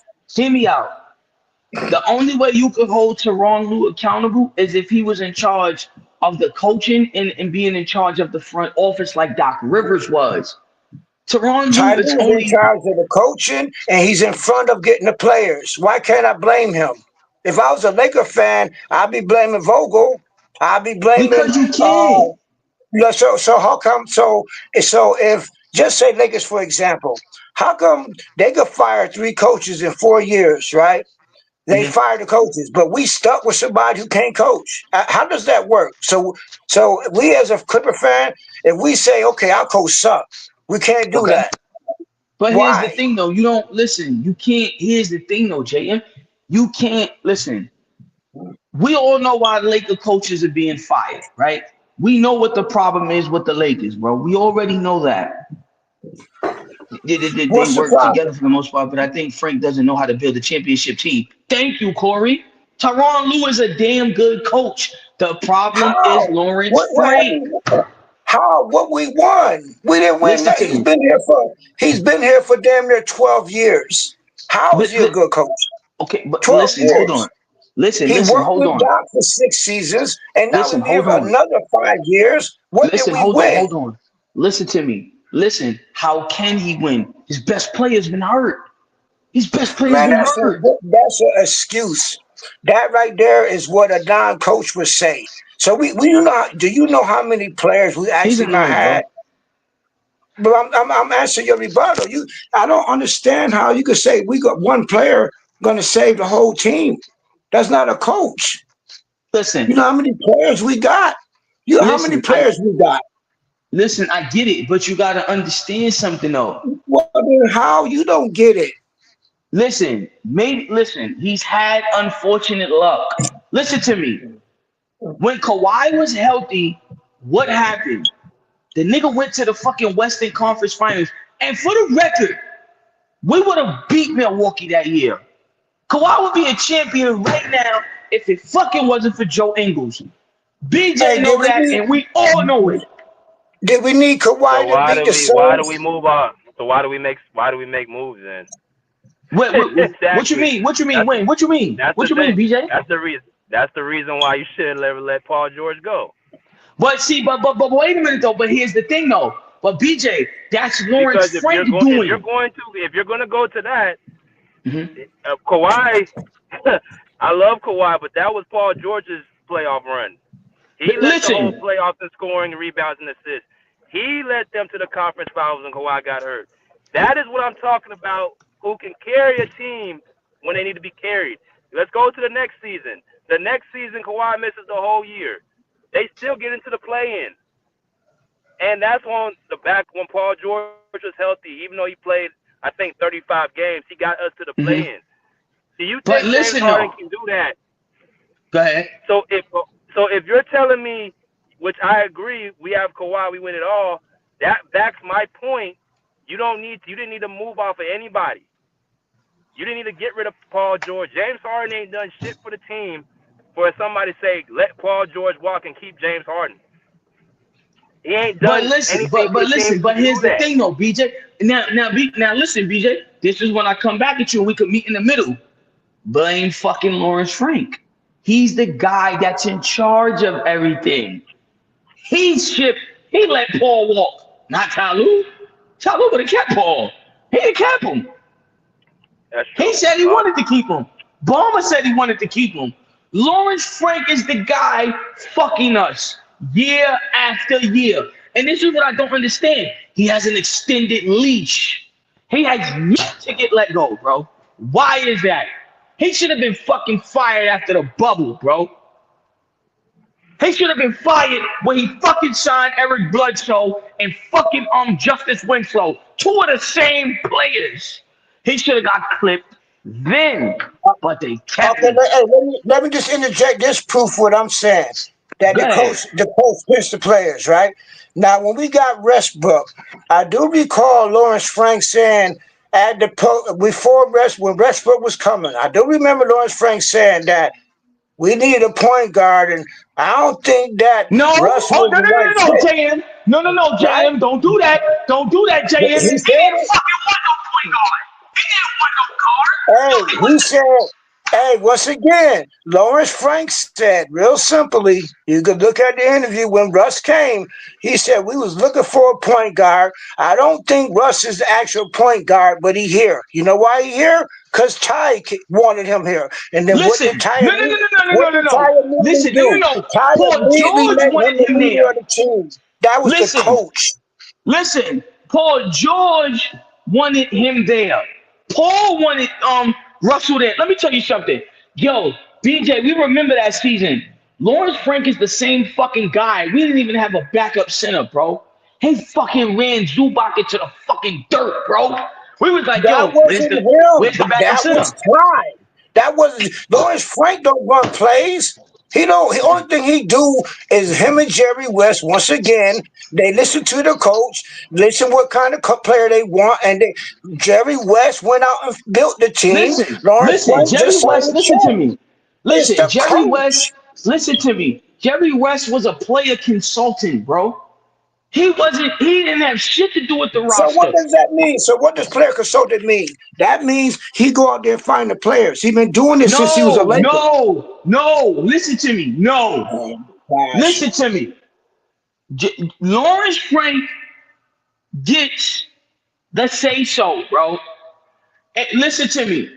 Lawrence gets the last say-so. John Wall ended up on this roster because of Paul George on our franchise. Russell Westbrook ended up on our franchise because of Paul George. Hey, yo, look what Frank did the minute Paul George walked. He got rid of fucking Westbrook. He didn't want that nigga. He got what? I don't understand where you get these rules from. But maybe take the time out to see. Listen to me, JM. Listen to me. Listen to me. Listen to me, JM. Do me a favor. You got internet on your phone?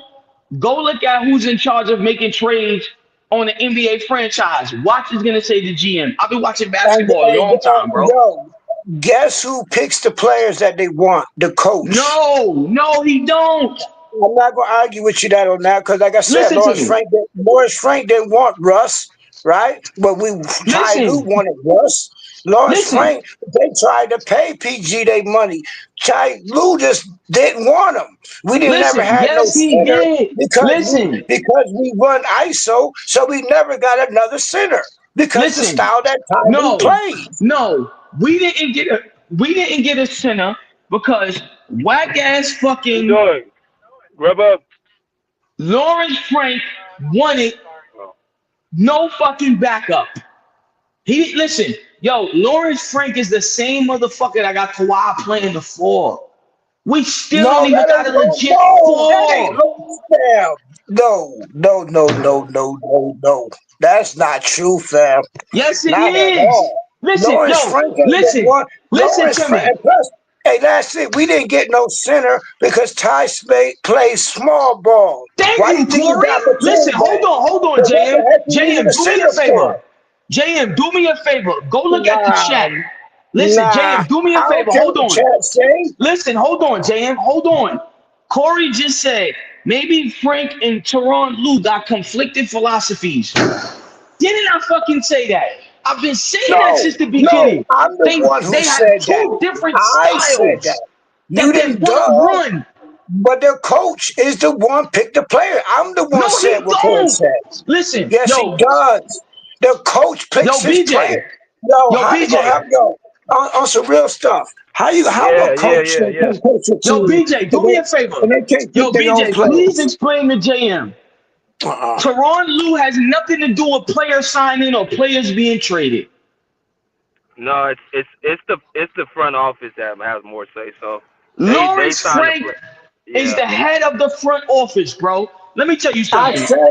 I said that he's responsible for signing the players. But I also said it's the coach who says, I want this player to fit my style of play. Listen, here's the thing. Listen. Maybe certain coaches, you good, bro? You okay?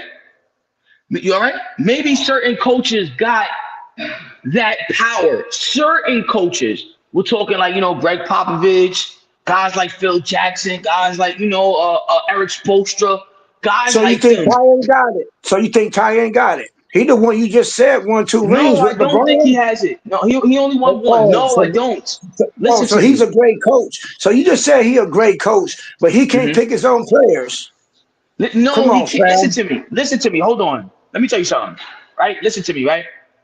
Check it out. There's an interview where Tyronn Lue states, yo, Millie, I got you. Listen, I'm about to back that argument up right now, bro. There's an interview where Tyronn Lue clearly states, this was before they signed Russell. He states, yo, we need a point guard, right? Kawhi, we need a point guard, Kawhi didn't want Russell, bro. They didn't want Russell. He didn't look at Russell as the type of point guard that, he was going to be able to work with. Yo, here's the thing. Do anybody remember when they signed Rajon Rondo? Niggas ain't want that nigga, bro. Nobody wanted him. Who wrote it? Who rooted for Rondo? Let me tell you what Lawrence Frank has been doing, bro. This nigga been looking at ESPN. These niggas is suggesting signings, and Lawrence Frank is going out signing these people. I'm telling you right now, this nigga don't know what he's doing. Go look at this nigga track record, bro. Yo, first of all, hold on, listen to me. You forgot that Jerry West was the one was picking our players. He's a player consultant. Jerry West. Listen to me. Listen. Yo, this is what I don't like about Clipper fans. I love us, but I don't like this shit. Stop letting Lawrence Frank escape the fucking fire, bro. No. All of this shit has been done. When you call Ty out, then I'll stop calling out. When you call Ty out, then I dare you. I don't understand this. Here's the thing. Listen to me. We got the most protected coach in the league. How is that possible? Because Tyronn Lue hasn't done anything for us to call him out on. What has he done? But coach, what the fuck he was given? He's done nothing. He's done nothing. He's been here for 12 years, done absolutely nothing. Listen, the average team, like again, if we was the Lakers, we'd be on our fourth coach by now. If we was the Bucks, I agree. we'd be Yo, on our Corey, second listen, coach. I'm If we firing was Boston, Corey. we'd I be on agree our with second you. coach. I'm firing Lawrence Frank. Let me tell you something. Oh man, Listen, take the if I coach. had to take my pick, I'm firing Frank before I'm fucking firing Lou. I promise you that. Has Lakers GM ever been fired, Pelinka, or they fired the coach? Which one Lakers do? Let me tell you something. Listen to me. Pelinka is fucking better than Lawrence Frank. And I don't even like the Lakers. So why they fired all the coaches then? What you said? Why they fired the coaches? Because here's the thing. You got to understand something, right? What? You're confusing the shit out of me. Listen, here's the thing. I'm going to tell you something, right? So this is what fucks the Lakers up, right? You have a 40-year-old on your roster that's a 4-time champion, right? Quote unquote, the greatest to ever play basketball. You're not going to choose, you're going to keep swapping out a bunch of coaches. When us as watchers that understand basketball, we know what the fuck the problem is. Listen, Darwin Ham was only working with what he was being given. Same thing I tell people about JJ Redick. What you think gonna happen to him? His ass gonna get fired too. Let me ask you a hypothetical question because my phone going dead. Hypothetically, so what if Kawhi pretended he was LeBron and just said, you know what, I want Ty Lue fired. LeBron get to fire his coach. What if Kawhi actually did that? Whose side you gonna be on? What you said? If Kawhi get what? What if Kawhi pretended he was LeBron and just said, you know what, I want Ty Lue fired? What'll happen? Kawhi's not gonna do that. That's not his personality, bro. No. How do you know? How do you know? I'm just saying. Listen, what if he did? What if he did do it? If he did, if he came out and started talking about Ty Lue, like LeBron been talking about all his coaches, what would happen? He's not. Listen to me, all right? You know what? Fuck it. I'm gonna answer your question better. Do you remember why Doc Rivers got fired? No, I'm actually about if Kawhi came out and said, hold on, JM. Hold on, listen to me. Hold on, JM. Do you remember why? No, not remember, but do you remember when Doc Rivers got fired? Well, after we lost in the bubble? Now, here's the thing. Do you want to know why he got fired? He didn't get fired because of that bubble loss. Let me tell you why Doc Rivers got fired. Doc Rivers was fired because he expressed he expressed his disliking for roster construction. He made it clear these are not the guys we could win with. We need better, right? Lawrence Frank felt, no, we're going with these guys, whatever the case may be. He got rid of them for that reason. I keep trying to tell people.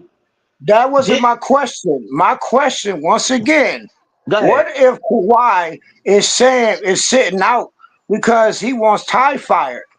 What happens? LeBron did it 4 times. So what if Kawhi said, you know what? I don't like Ty Lue. I'm just asking you what will happen. What will happen? Listen, he's not gonna say that because he doesn't. He likes Tyronn Lue. He likes him. How do you know that? Look how long he's been there. I should tell you the fucking truth. Hey, Kawhi, why would Kawhi like Ty Lue, who kept him off the Olympic team? Why? Who kept him off the Olympic team? Once again, the Olympic team. Let me tell you something. Let me tell you why Kawhi went home. Listen to me. Listen to me. Can Kawhi get Ty fired? Because you're talking too many words. You're confusing me. Can Ty? No, answer the question. Can Kawhi get Ty fired? Yeah. Old man, you correct. He was demoted. He was demoted first, and then he was stripped of his duties and fired. Listen to me. Listen. Can Kawhi was Lawrence Frank? Ask the question. Can Kawhi get Ty fired? Absolutely, he can. Okay, there you go. So is Lawrence Frank will Lawrence Frank stop? If Kawhi said, yo, I don't like Ty's style, I want him fired. Yeah, you say, yeah. Kawhi can get Ty fired, right? So is Lawrence Frank going to stop Kawhi from firing Ty? No, he's the fucking star player. There you go. He's the franchise. So my whole point is the GM is done. Now It here's doesn't the have as thing. much power as Now you here's got. the thing. Here's the thing. Listen.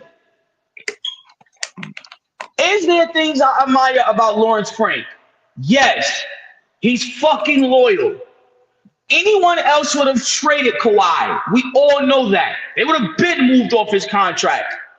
But this is the thing about Lawrence Frank, and I've told this to BJ, if BJ can remember.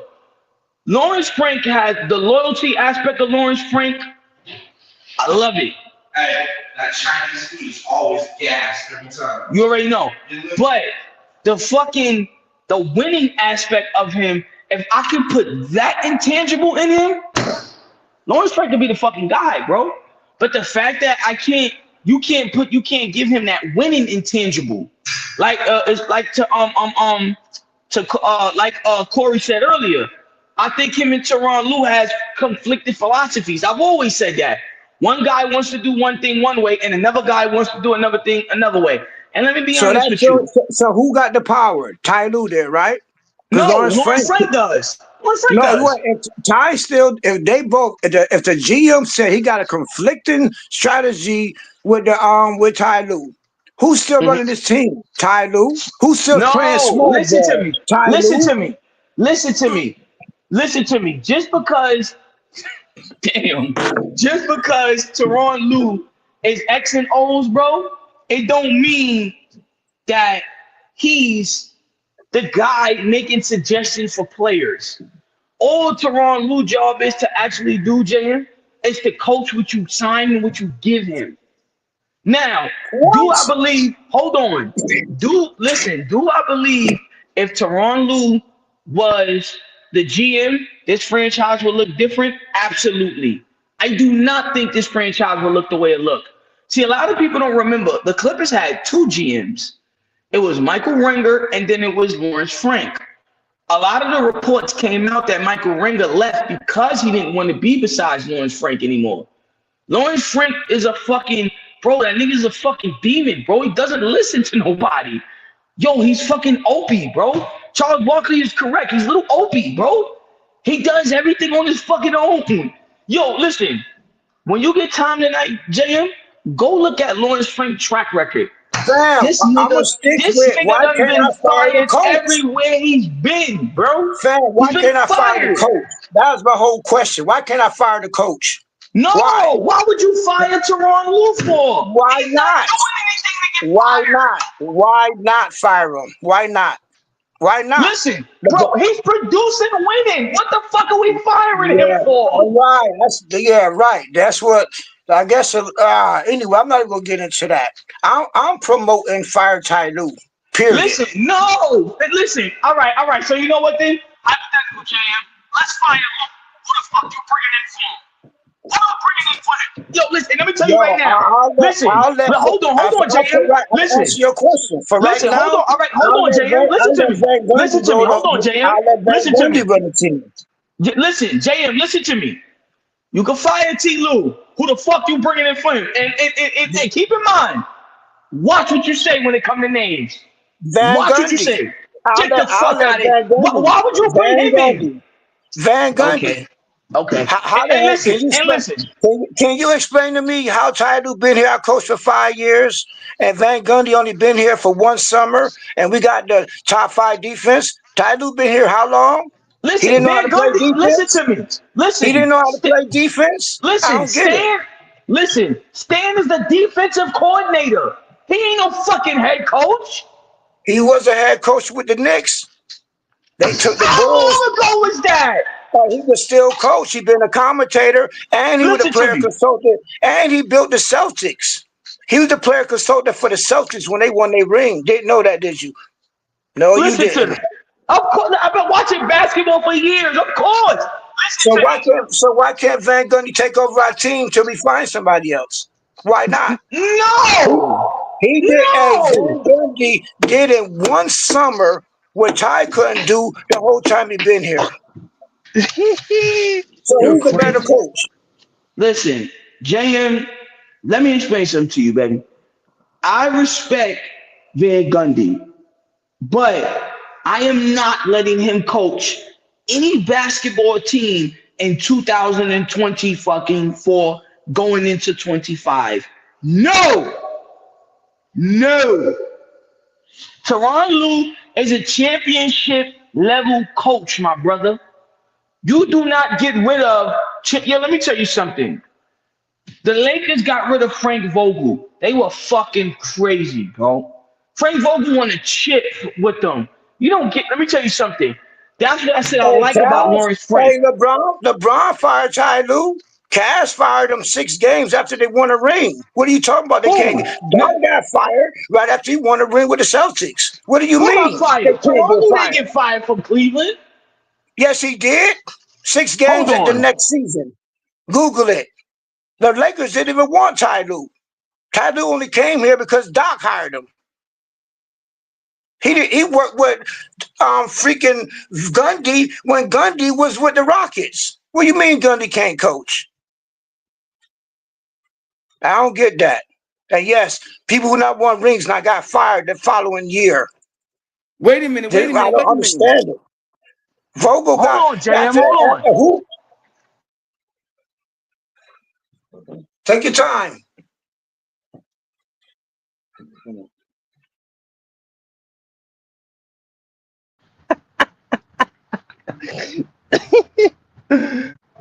Y'all, man, y'all going on? Bro. Right? Like, listen. Check it out right now, right? Check it out. If we took a poll right now, right? Hold on, I got my other earphone in. Look, if we took a poll and you asked players who would they rather play with, LeBron James or Kawhi Leonard, Kawhi is gonna get that fucking box checked 1,000 times over. LeBron What is a does that got to coach do killer. with firing Ty Lue? What do got to do with firing Ty Lue? Listen, we're not firing. Listen to me. We're not firing T. Lue, bro. You don't get rid of him. Listen. Don't be surprised. You just said if Kawhi wanted Ty fired, he fired.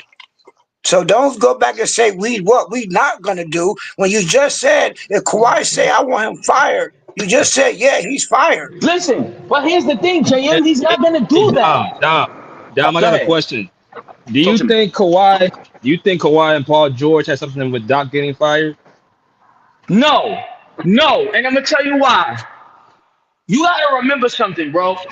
Okay. All of this shit. All right, here's the thing. This is why I say all of this shit ties into Lawrence Frank. Doc Rivers brought Lawrence Frank in, right? Lawrence Frank was the guy that snaked Doc Rivers out the job. He got him up out like when old man said he got demoted. He did all the demoting. He did that. Now, I don't.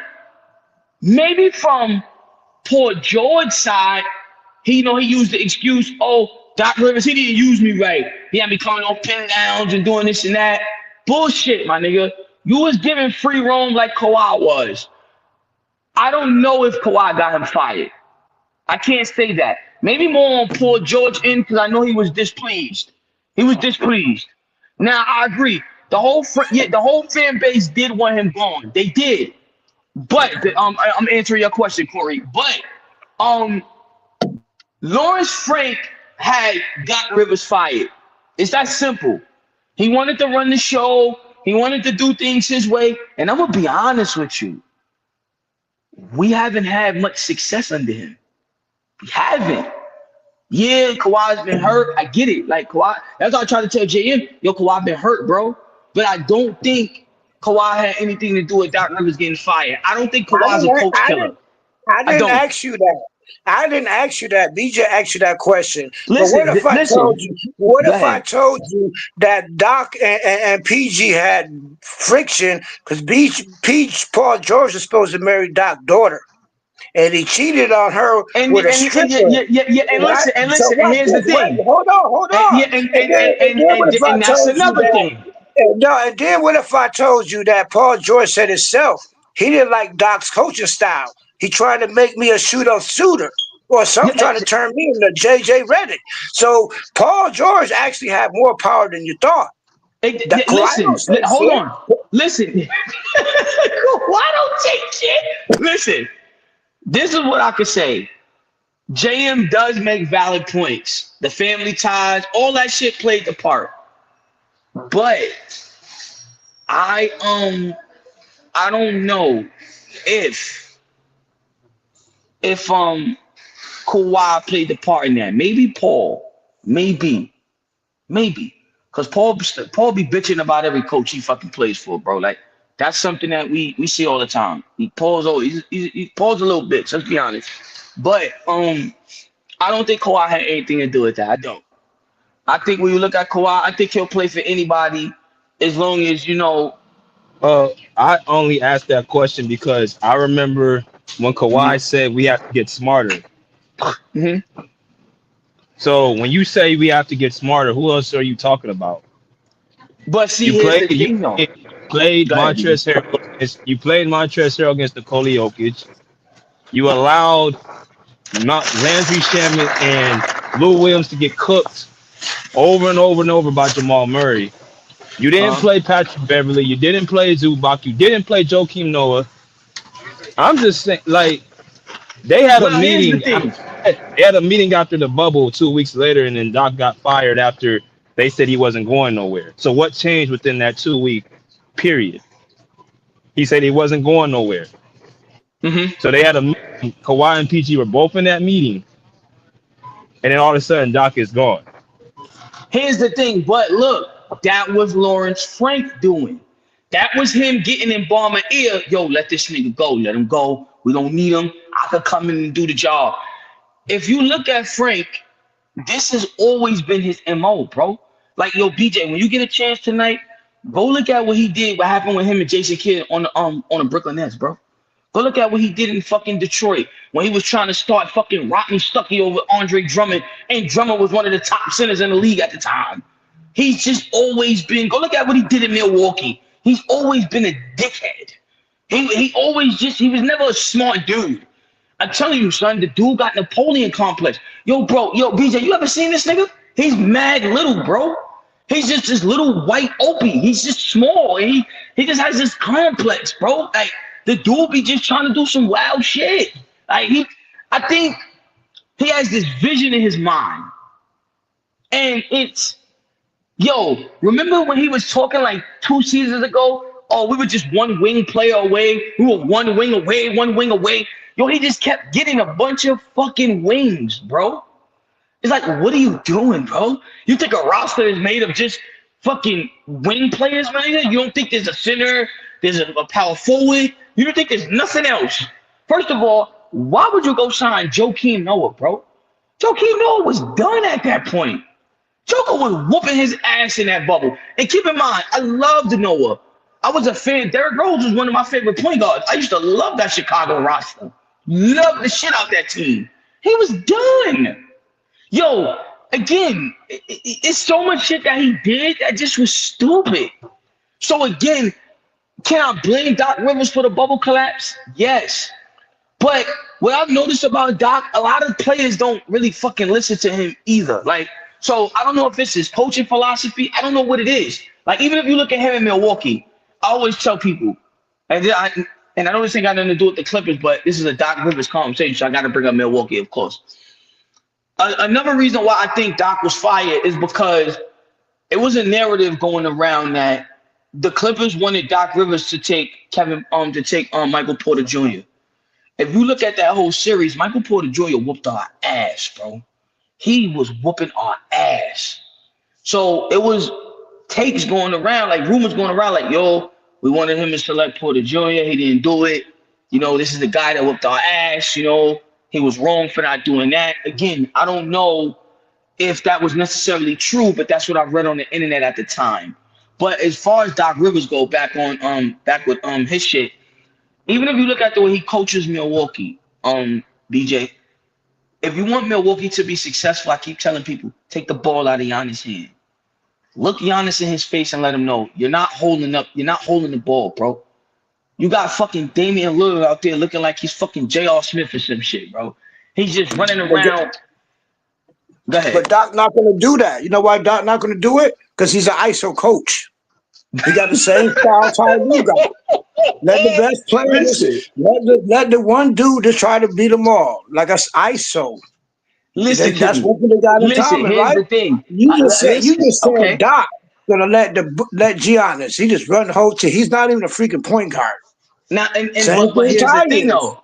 But here's the thing, though. That's when the front office comes in and make it clear, hey, we're not running that. You got to put the ball in Dame hand. I keep telling people, when they went But on that once run and again, started the winning coach- games, it's because but the once ball again, was the in coach- Damian's hand.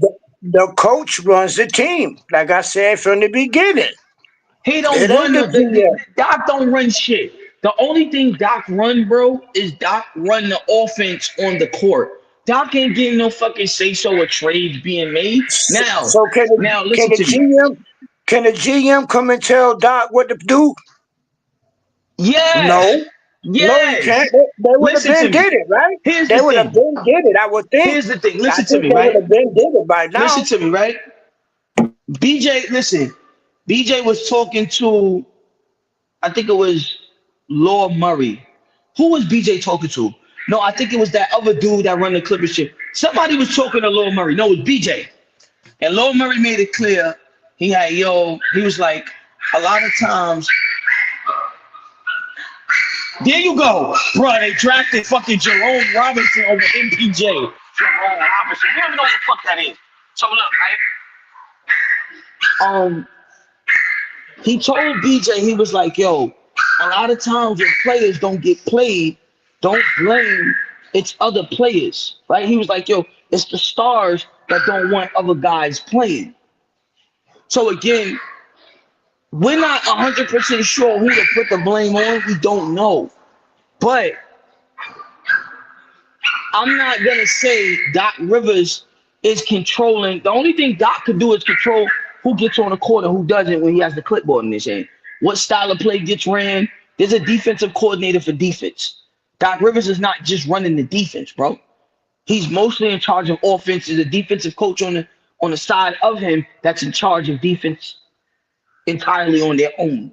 So what I'm saying to you is Doc Rivers doesn't have say-so, JM. He doesn't. Now, can he put his 2 cents in like if BJ was the guy, like was the GM? He could come to BJ, yo, BJ, I think we should get let's say who's Milwaukee's backup? I think Milwaukee's backup point guard is, I think, that dude, I like him too. He got a little game. I can't remember his name right now. I think it's Gary Trent Jr., whatever the dude name is, right? He could come up, he could go, yo, I think we could swap, yo, BJ, I think we should swap out Trent Jr. for like, let's say, who could I put? Like Chris Paul or some shit for a better floor general or something for the second unit. He can suggest, but that doesn't mean BJ is going to be like, all right, bro, you got it. We're going to do that. No. BJ could do some whole other shit that he might see fit and it don't work. So that's what I'm trying to tell you. Coaches don't got all that power, bro. Maybe some coaches, Eric Spoelstra, Greg Pop, damn, who else? You just said Ty was a great coach, though. You just said Ty was a great coach. To me. Listen, X and O's wise, yes. But Tyronn Lue doesn't have that power, bro, to say, go give me this guy, go give me that guy. Fuck no. He's taking whatever they give him, bro. So it's pretty much a beggars can't be choosers situation. So he's not a great coach. So he's a beggar and not a great coach. Listen, right? I never said that. I use it as an example. Okay, so it's pretty much like this, JM, right? If your mom cooks dinner, if you say, yo, I want barbecue chicken, but your mom cooks pot roast, nigga, you gonna eat the pot roast. That's it. Like, that's not what I'm making. So you could consider him in that same situation. You're taking whatever's given to you. You're not going in there saying, yo, this is what I want. Nigga, fuck no. They're gonna look at you like, yo, beat it, get out. We're gonna do what we're gonna do. But you just said Spoelstra could do what he wants. So Spoelstra's a better coach than Ty Lue then, right? But here's the thing though. Spoelstra has been with Miami. Listen, Spoelstra, but here's the thing though. Spoelstra has been with Miami for longer than Tyronn Lue has even been a coach, bro. He's been But with Miami for a very long time. Ty Lue had a ring before Spoelstra. So who a better coach? Listen. Ty or Spoelstra? Listen, Ty had a ring. Lue had a ring as a player, not as a coach, as a player. Right. He became a coach, though. Listen to me. My Listen to me right now. point is, Listen to me. my point Let me tell is you how real much simple. respect. Go ahead. Who got the most power? Who a better coach, Ty or Spoelstra? Listen to me. I'm gonna answer that, who's right? the better coach? Listen, go hold ahead. on. I'm gonna answer that. Listen, it's two answers to that. It's two answers to that question. I'm gonna use the first one, then the second one. I'm gonna get to the direct answer. Yo, Eric Spoelstra got so much power with Miami, bro. When LeBron went up there and told that nigga Pat Riley to fire him, you know what Pat Riley told him? Get the fuck out of my office. You're gonna play for him. That's how much respect Eric Spoelstra has in the Miami Brass. If Kawhi Leonard walk his ass up to that front office right now with them fucking braids and his hair with that laugh and go, I want him out. I don't want him here no more. He's gone, bro. He's gone. They're not going to think twice. Now, would he do that? No. This is what I think Kawhi would do. If you asked him, what would you rather have as a general manager? Bob Myers, Magic Johnson, or motherfucking Lawrence Frank? I'm guaranteeing you right now, if Kawhi wants to get Lawrence Frank fired, the nigga's out of there, bro. He's out of there, bro. So that's my answer to your question, bro. No, like no. Listen, they're both great coaches. To answer your question, because I don't want to get you in the chat confused. They're both great coaches, bro. They are. But one has more pull with his franchise than the other has. Now, that's not to say Tyronn Lue don't have pull. Like I said, yo, bro, they gave that nigga a 5-year extension, bro. So obviously they like him. They're not firing him. The thing is, they're not necessarily putting pieces around him for him to succeed much either. So again, the front office is doing good on one end, but on the other end, they're fucking up the joint. So they're putting out 3 fires and they're turning around and starting 6 more. So it's like it's like pulling teeth with these motherfuckers. But Lawrence Frank specifically, bro, I'm telling you. Okay. Let me rebut that real quick. If everything you say is true, right? So Van Gundy came in here, and this is the first time we ever had a bunch of two-way players. First time. Ty never wanted them. Van Gundy came here. So if Kawhi is a two-way player, do you think that Kawhi said, yo, I need a coach, play it with me? Because he been saying we can't win on talent alone. He been saying that. That was a direct shot at the coach, right? So he's been silently complaining. But like I said, we just went out and got a whole different team that suited better for Kawhi. So once again, how do you not know that Kawhi won't he brought in a coach better than Ty Lue, right? So who you think a better coach, Ty or Van Gundy? Here's the thing. I watched No, just Tyronn make it Lue. simple. Come on, now make it simple. Which one? Who you think is better? My battery's running dead. Here's the thing. You're comparing. Where's your charger at, Jaden? You're comparing. I'm not. Either way, just ask. Please, just ask. Listen, you don't got to be a lawyer. I'm gonna answer it. Who is? You Right, gotta be a lawyer. Listen to me. You're comparing a defensive coordinator to a head coach. There's 2 different roles. I'm saying a coach. Van Gundy was a coach. Ty is a coach. Before Van Gundy became a defensive coach, he was a coach. So coach to coach. Look, better yet. Who's best? Listen, better yet, right? Who has the more winning record? Fam, who's the better coach, man? Listen. This is what I'm gonna answer that question with. Who has a higher win percentage in the NBA? You tell me. That's who's the better coach. Van Gundy. You sure about that? Let's check. No, I'm just taking a wild guess. Van Gundy. I use this stint when he was with the New York Knicks when they took Jordan and when Jordan was absent and they damn near beat the Bulls. That season right there, I give Van Gundy the edge. That one run. So you can tell me. I'm taking a guess. Ty had to. I don't remember Ty having a winning record with the Cavs. I think they just barely made it, and LeBron just pushed his way through. And with the Lakers, Ty was not even a factor. He was the backup to Kobe. Only time I remember Ty getting on the court is when Iverson stepped over him. So I'll go with Van Gundy. And he came in here and our defense top 5. And I think he did coach the Rockets too, if I'm not mistaken. He did for T-Mac. For T-Mac, okay. There you go. So I'll take door number 1, Van Gundy.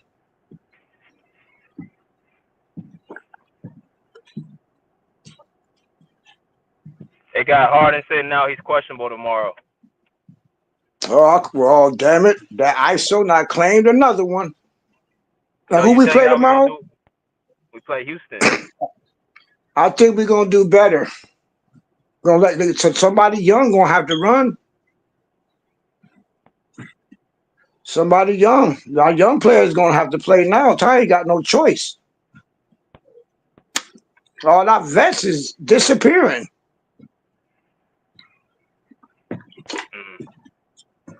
That's just me, I hope so, of course. But I think with Flowers going to get run. Kobe, that means they're going to have to come in. And then we're going to see if I've been right. Take Harden out the game. We're a better team. I guess we're going to see tomorrow. Yeah, that means Powell going to play. Huh? That means Norman's going to play. Oh, yeah. Norman's going to be the leader. Yeah, Norman's going to be the leader. JM, look. This is what right? Said you want to talk crazy about Teron Lue, right? Go ahead. I'm listening.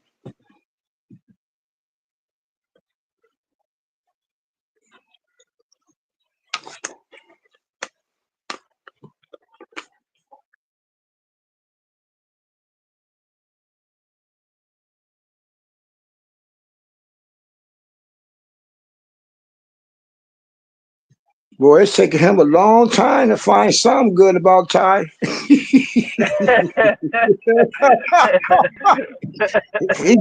Googling his ass off, DJ. Like, Ty Lue, what has he done lately? Go ahead. What you mean? What has he done lately? What has he done lately? No, what did you find? You're supposed to be looking for who better, like the winning percentage. Listen to me. Was it? Hey, I believe his win percentage is 590. What's Van Gundy's? Van Gundy's is, let me check.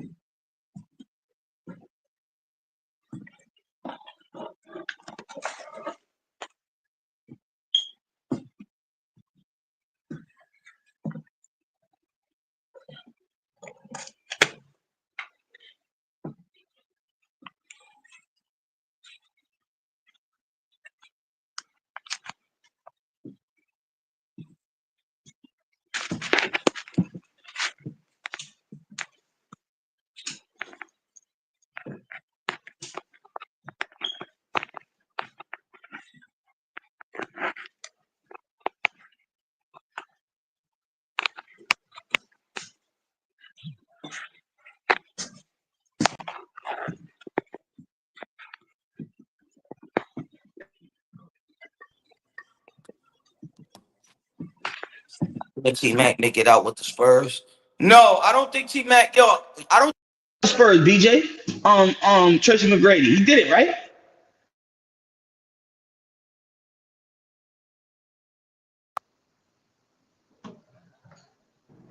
Yeah, they won a championship. They won a championship. But here's the thing. T-Mac not a champion. Yeah, he is. He didn't play. No. That 07 team, he was on that team.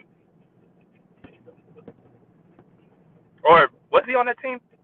Or it was one of them years they went to the finals. One of them years. I don't know if he won it, but he went to the finals one of them years. I think it Was was that the year that had 2013. was that when Yao Ming was there? Was that when y'all they had Yao Ming? I know he was. I know he went to the finals one of them years. I think they lost.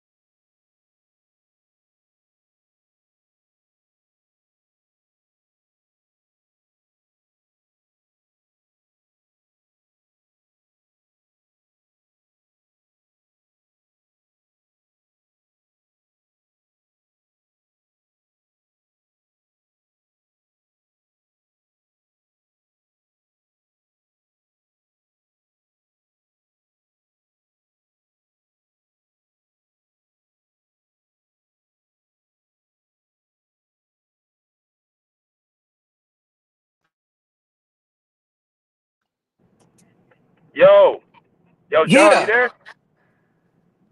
Yo. Yo, you there? Yeah. Yo, look, LeBron fucked that up for him. LeBron, and he that was 2013 when LeBron won his first one. He didn't win. I thought. Yeah, LeBron fucked that up for him. Yeah, I know he went to the finals or something. Old man said He did Lou, though. old Spoelstra, old Kerr, Van Gundy are definitely old. Rotate them all out. Listen. Don't do something. Let me tell you something.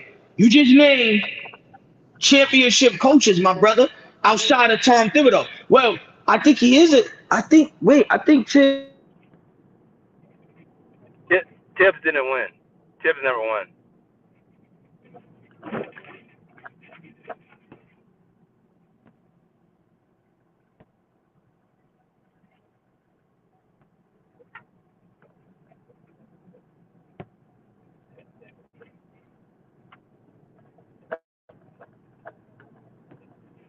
Yo, Dom. Yeah, you can hear me? Yeah, I can hear you now. Yeah, yo, BJ, he's a champion, bro. He won as an assistant head coach. He's a champion. With who? With with Boston. You don't remember? Oh, yeah, Tibbs. Okay. Yeah. Gotcha. He won. So who else he named? He named Popovich, you know he's a winner. Spoelstra, he's a winner. He named Kerr. Tibbs is a winner. He named Doc. Doc is a winner. Budenholzer's a winner. I don't know. I think the only person that's not a winner is who? Van Gundy, right? Yeah, Van Gundy. Yeah. You named all winners, old man. I wouldn't say that about no winners. A winner can always win if it's the right. Listen, you put the right pieces around them, a winner's gonna win. They definitely gonna win. I think Um, JM stepped away for a minute. yo, BJ, when you getting back on, bro? What? What's up? What you mean? Nah, I'm asking you. What? When you getting back on to do another show? Probably on Wednesday. Oh, damn. All right. I'll be prepared for it, bro. Yeah, 'cause we play tomorrow, so I ain't gonna be able to make it tomorrow. Okay. But yeah, probably Wednesday. All We right. got a I'm gonna few be. days off. Yeah, we do. We do. Yo, I was mad we couldn't play Christmas, man. They always putting the fucking Lakers on TV. They always be looking out for the Lakers. Them niggas don't never look out for us, yo. Shit get on my nerves. Yeah. We ain't been on Christmas since the first year we got together. Yo, and that shit is whack, yo. I fucking hate watching the Lakers, bro. Like they suck, BJ. And we always gotta watch them, bro. And it's like, and they be getting blown out, bro. It's like, come on, man. Who they play? I think they play Golden State on Christmas Day. Oh shit. That whack ass matchup. I don't want to see Nobody want that to see shit. that. Nobody want to see that. Man, I don't want to see that shit, man. Shit. At least they could have put us up there playing Golden State or something. He said LeBron shame. Oh no, man. Like I said, I'm hopefully. Wait, what you mean Harden is questionable? Why are you questionable? What happened? I guess it's gonna be for rest. Nah, Harden might go. If I was Harden, I'm going. Fuck it. I'm going. Yo, we can't afford to be 14 and 11, man. I would love for us to go to I would love for us to at least win 5 or 6 games in a row. I would love for that to happen. Yeah, I don't think that's gonna happen. I'm sorry. Not with. I don't think so. You don't think so? Sorry. Nah. Yeah, I don't see it happening either, bro. I don't see it. We don't have that. We don't have that second scoring option. We just don't. Yep. It is what But it is, man. we'll get back at it, man. All right, BJ, holla at me. Be safe, buddy. You too, bro. All right. Peace.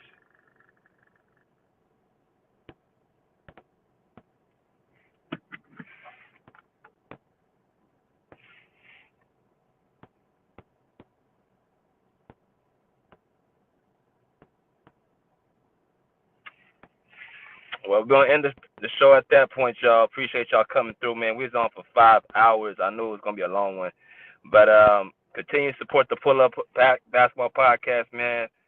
The Cash App is right there on the screen, right there. If you guys do not have Cash App, y'all can also support by going to our super stickers and super comments. Very simple. Go into the chat box. Y'all see that $ symbol below, and you can donate that way. Anything that's on your heart, $1, $2, $5, $20.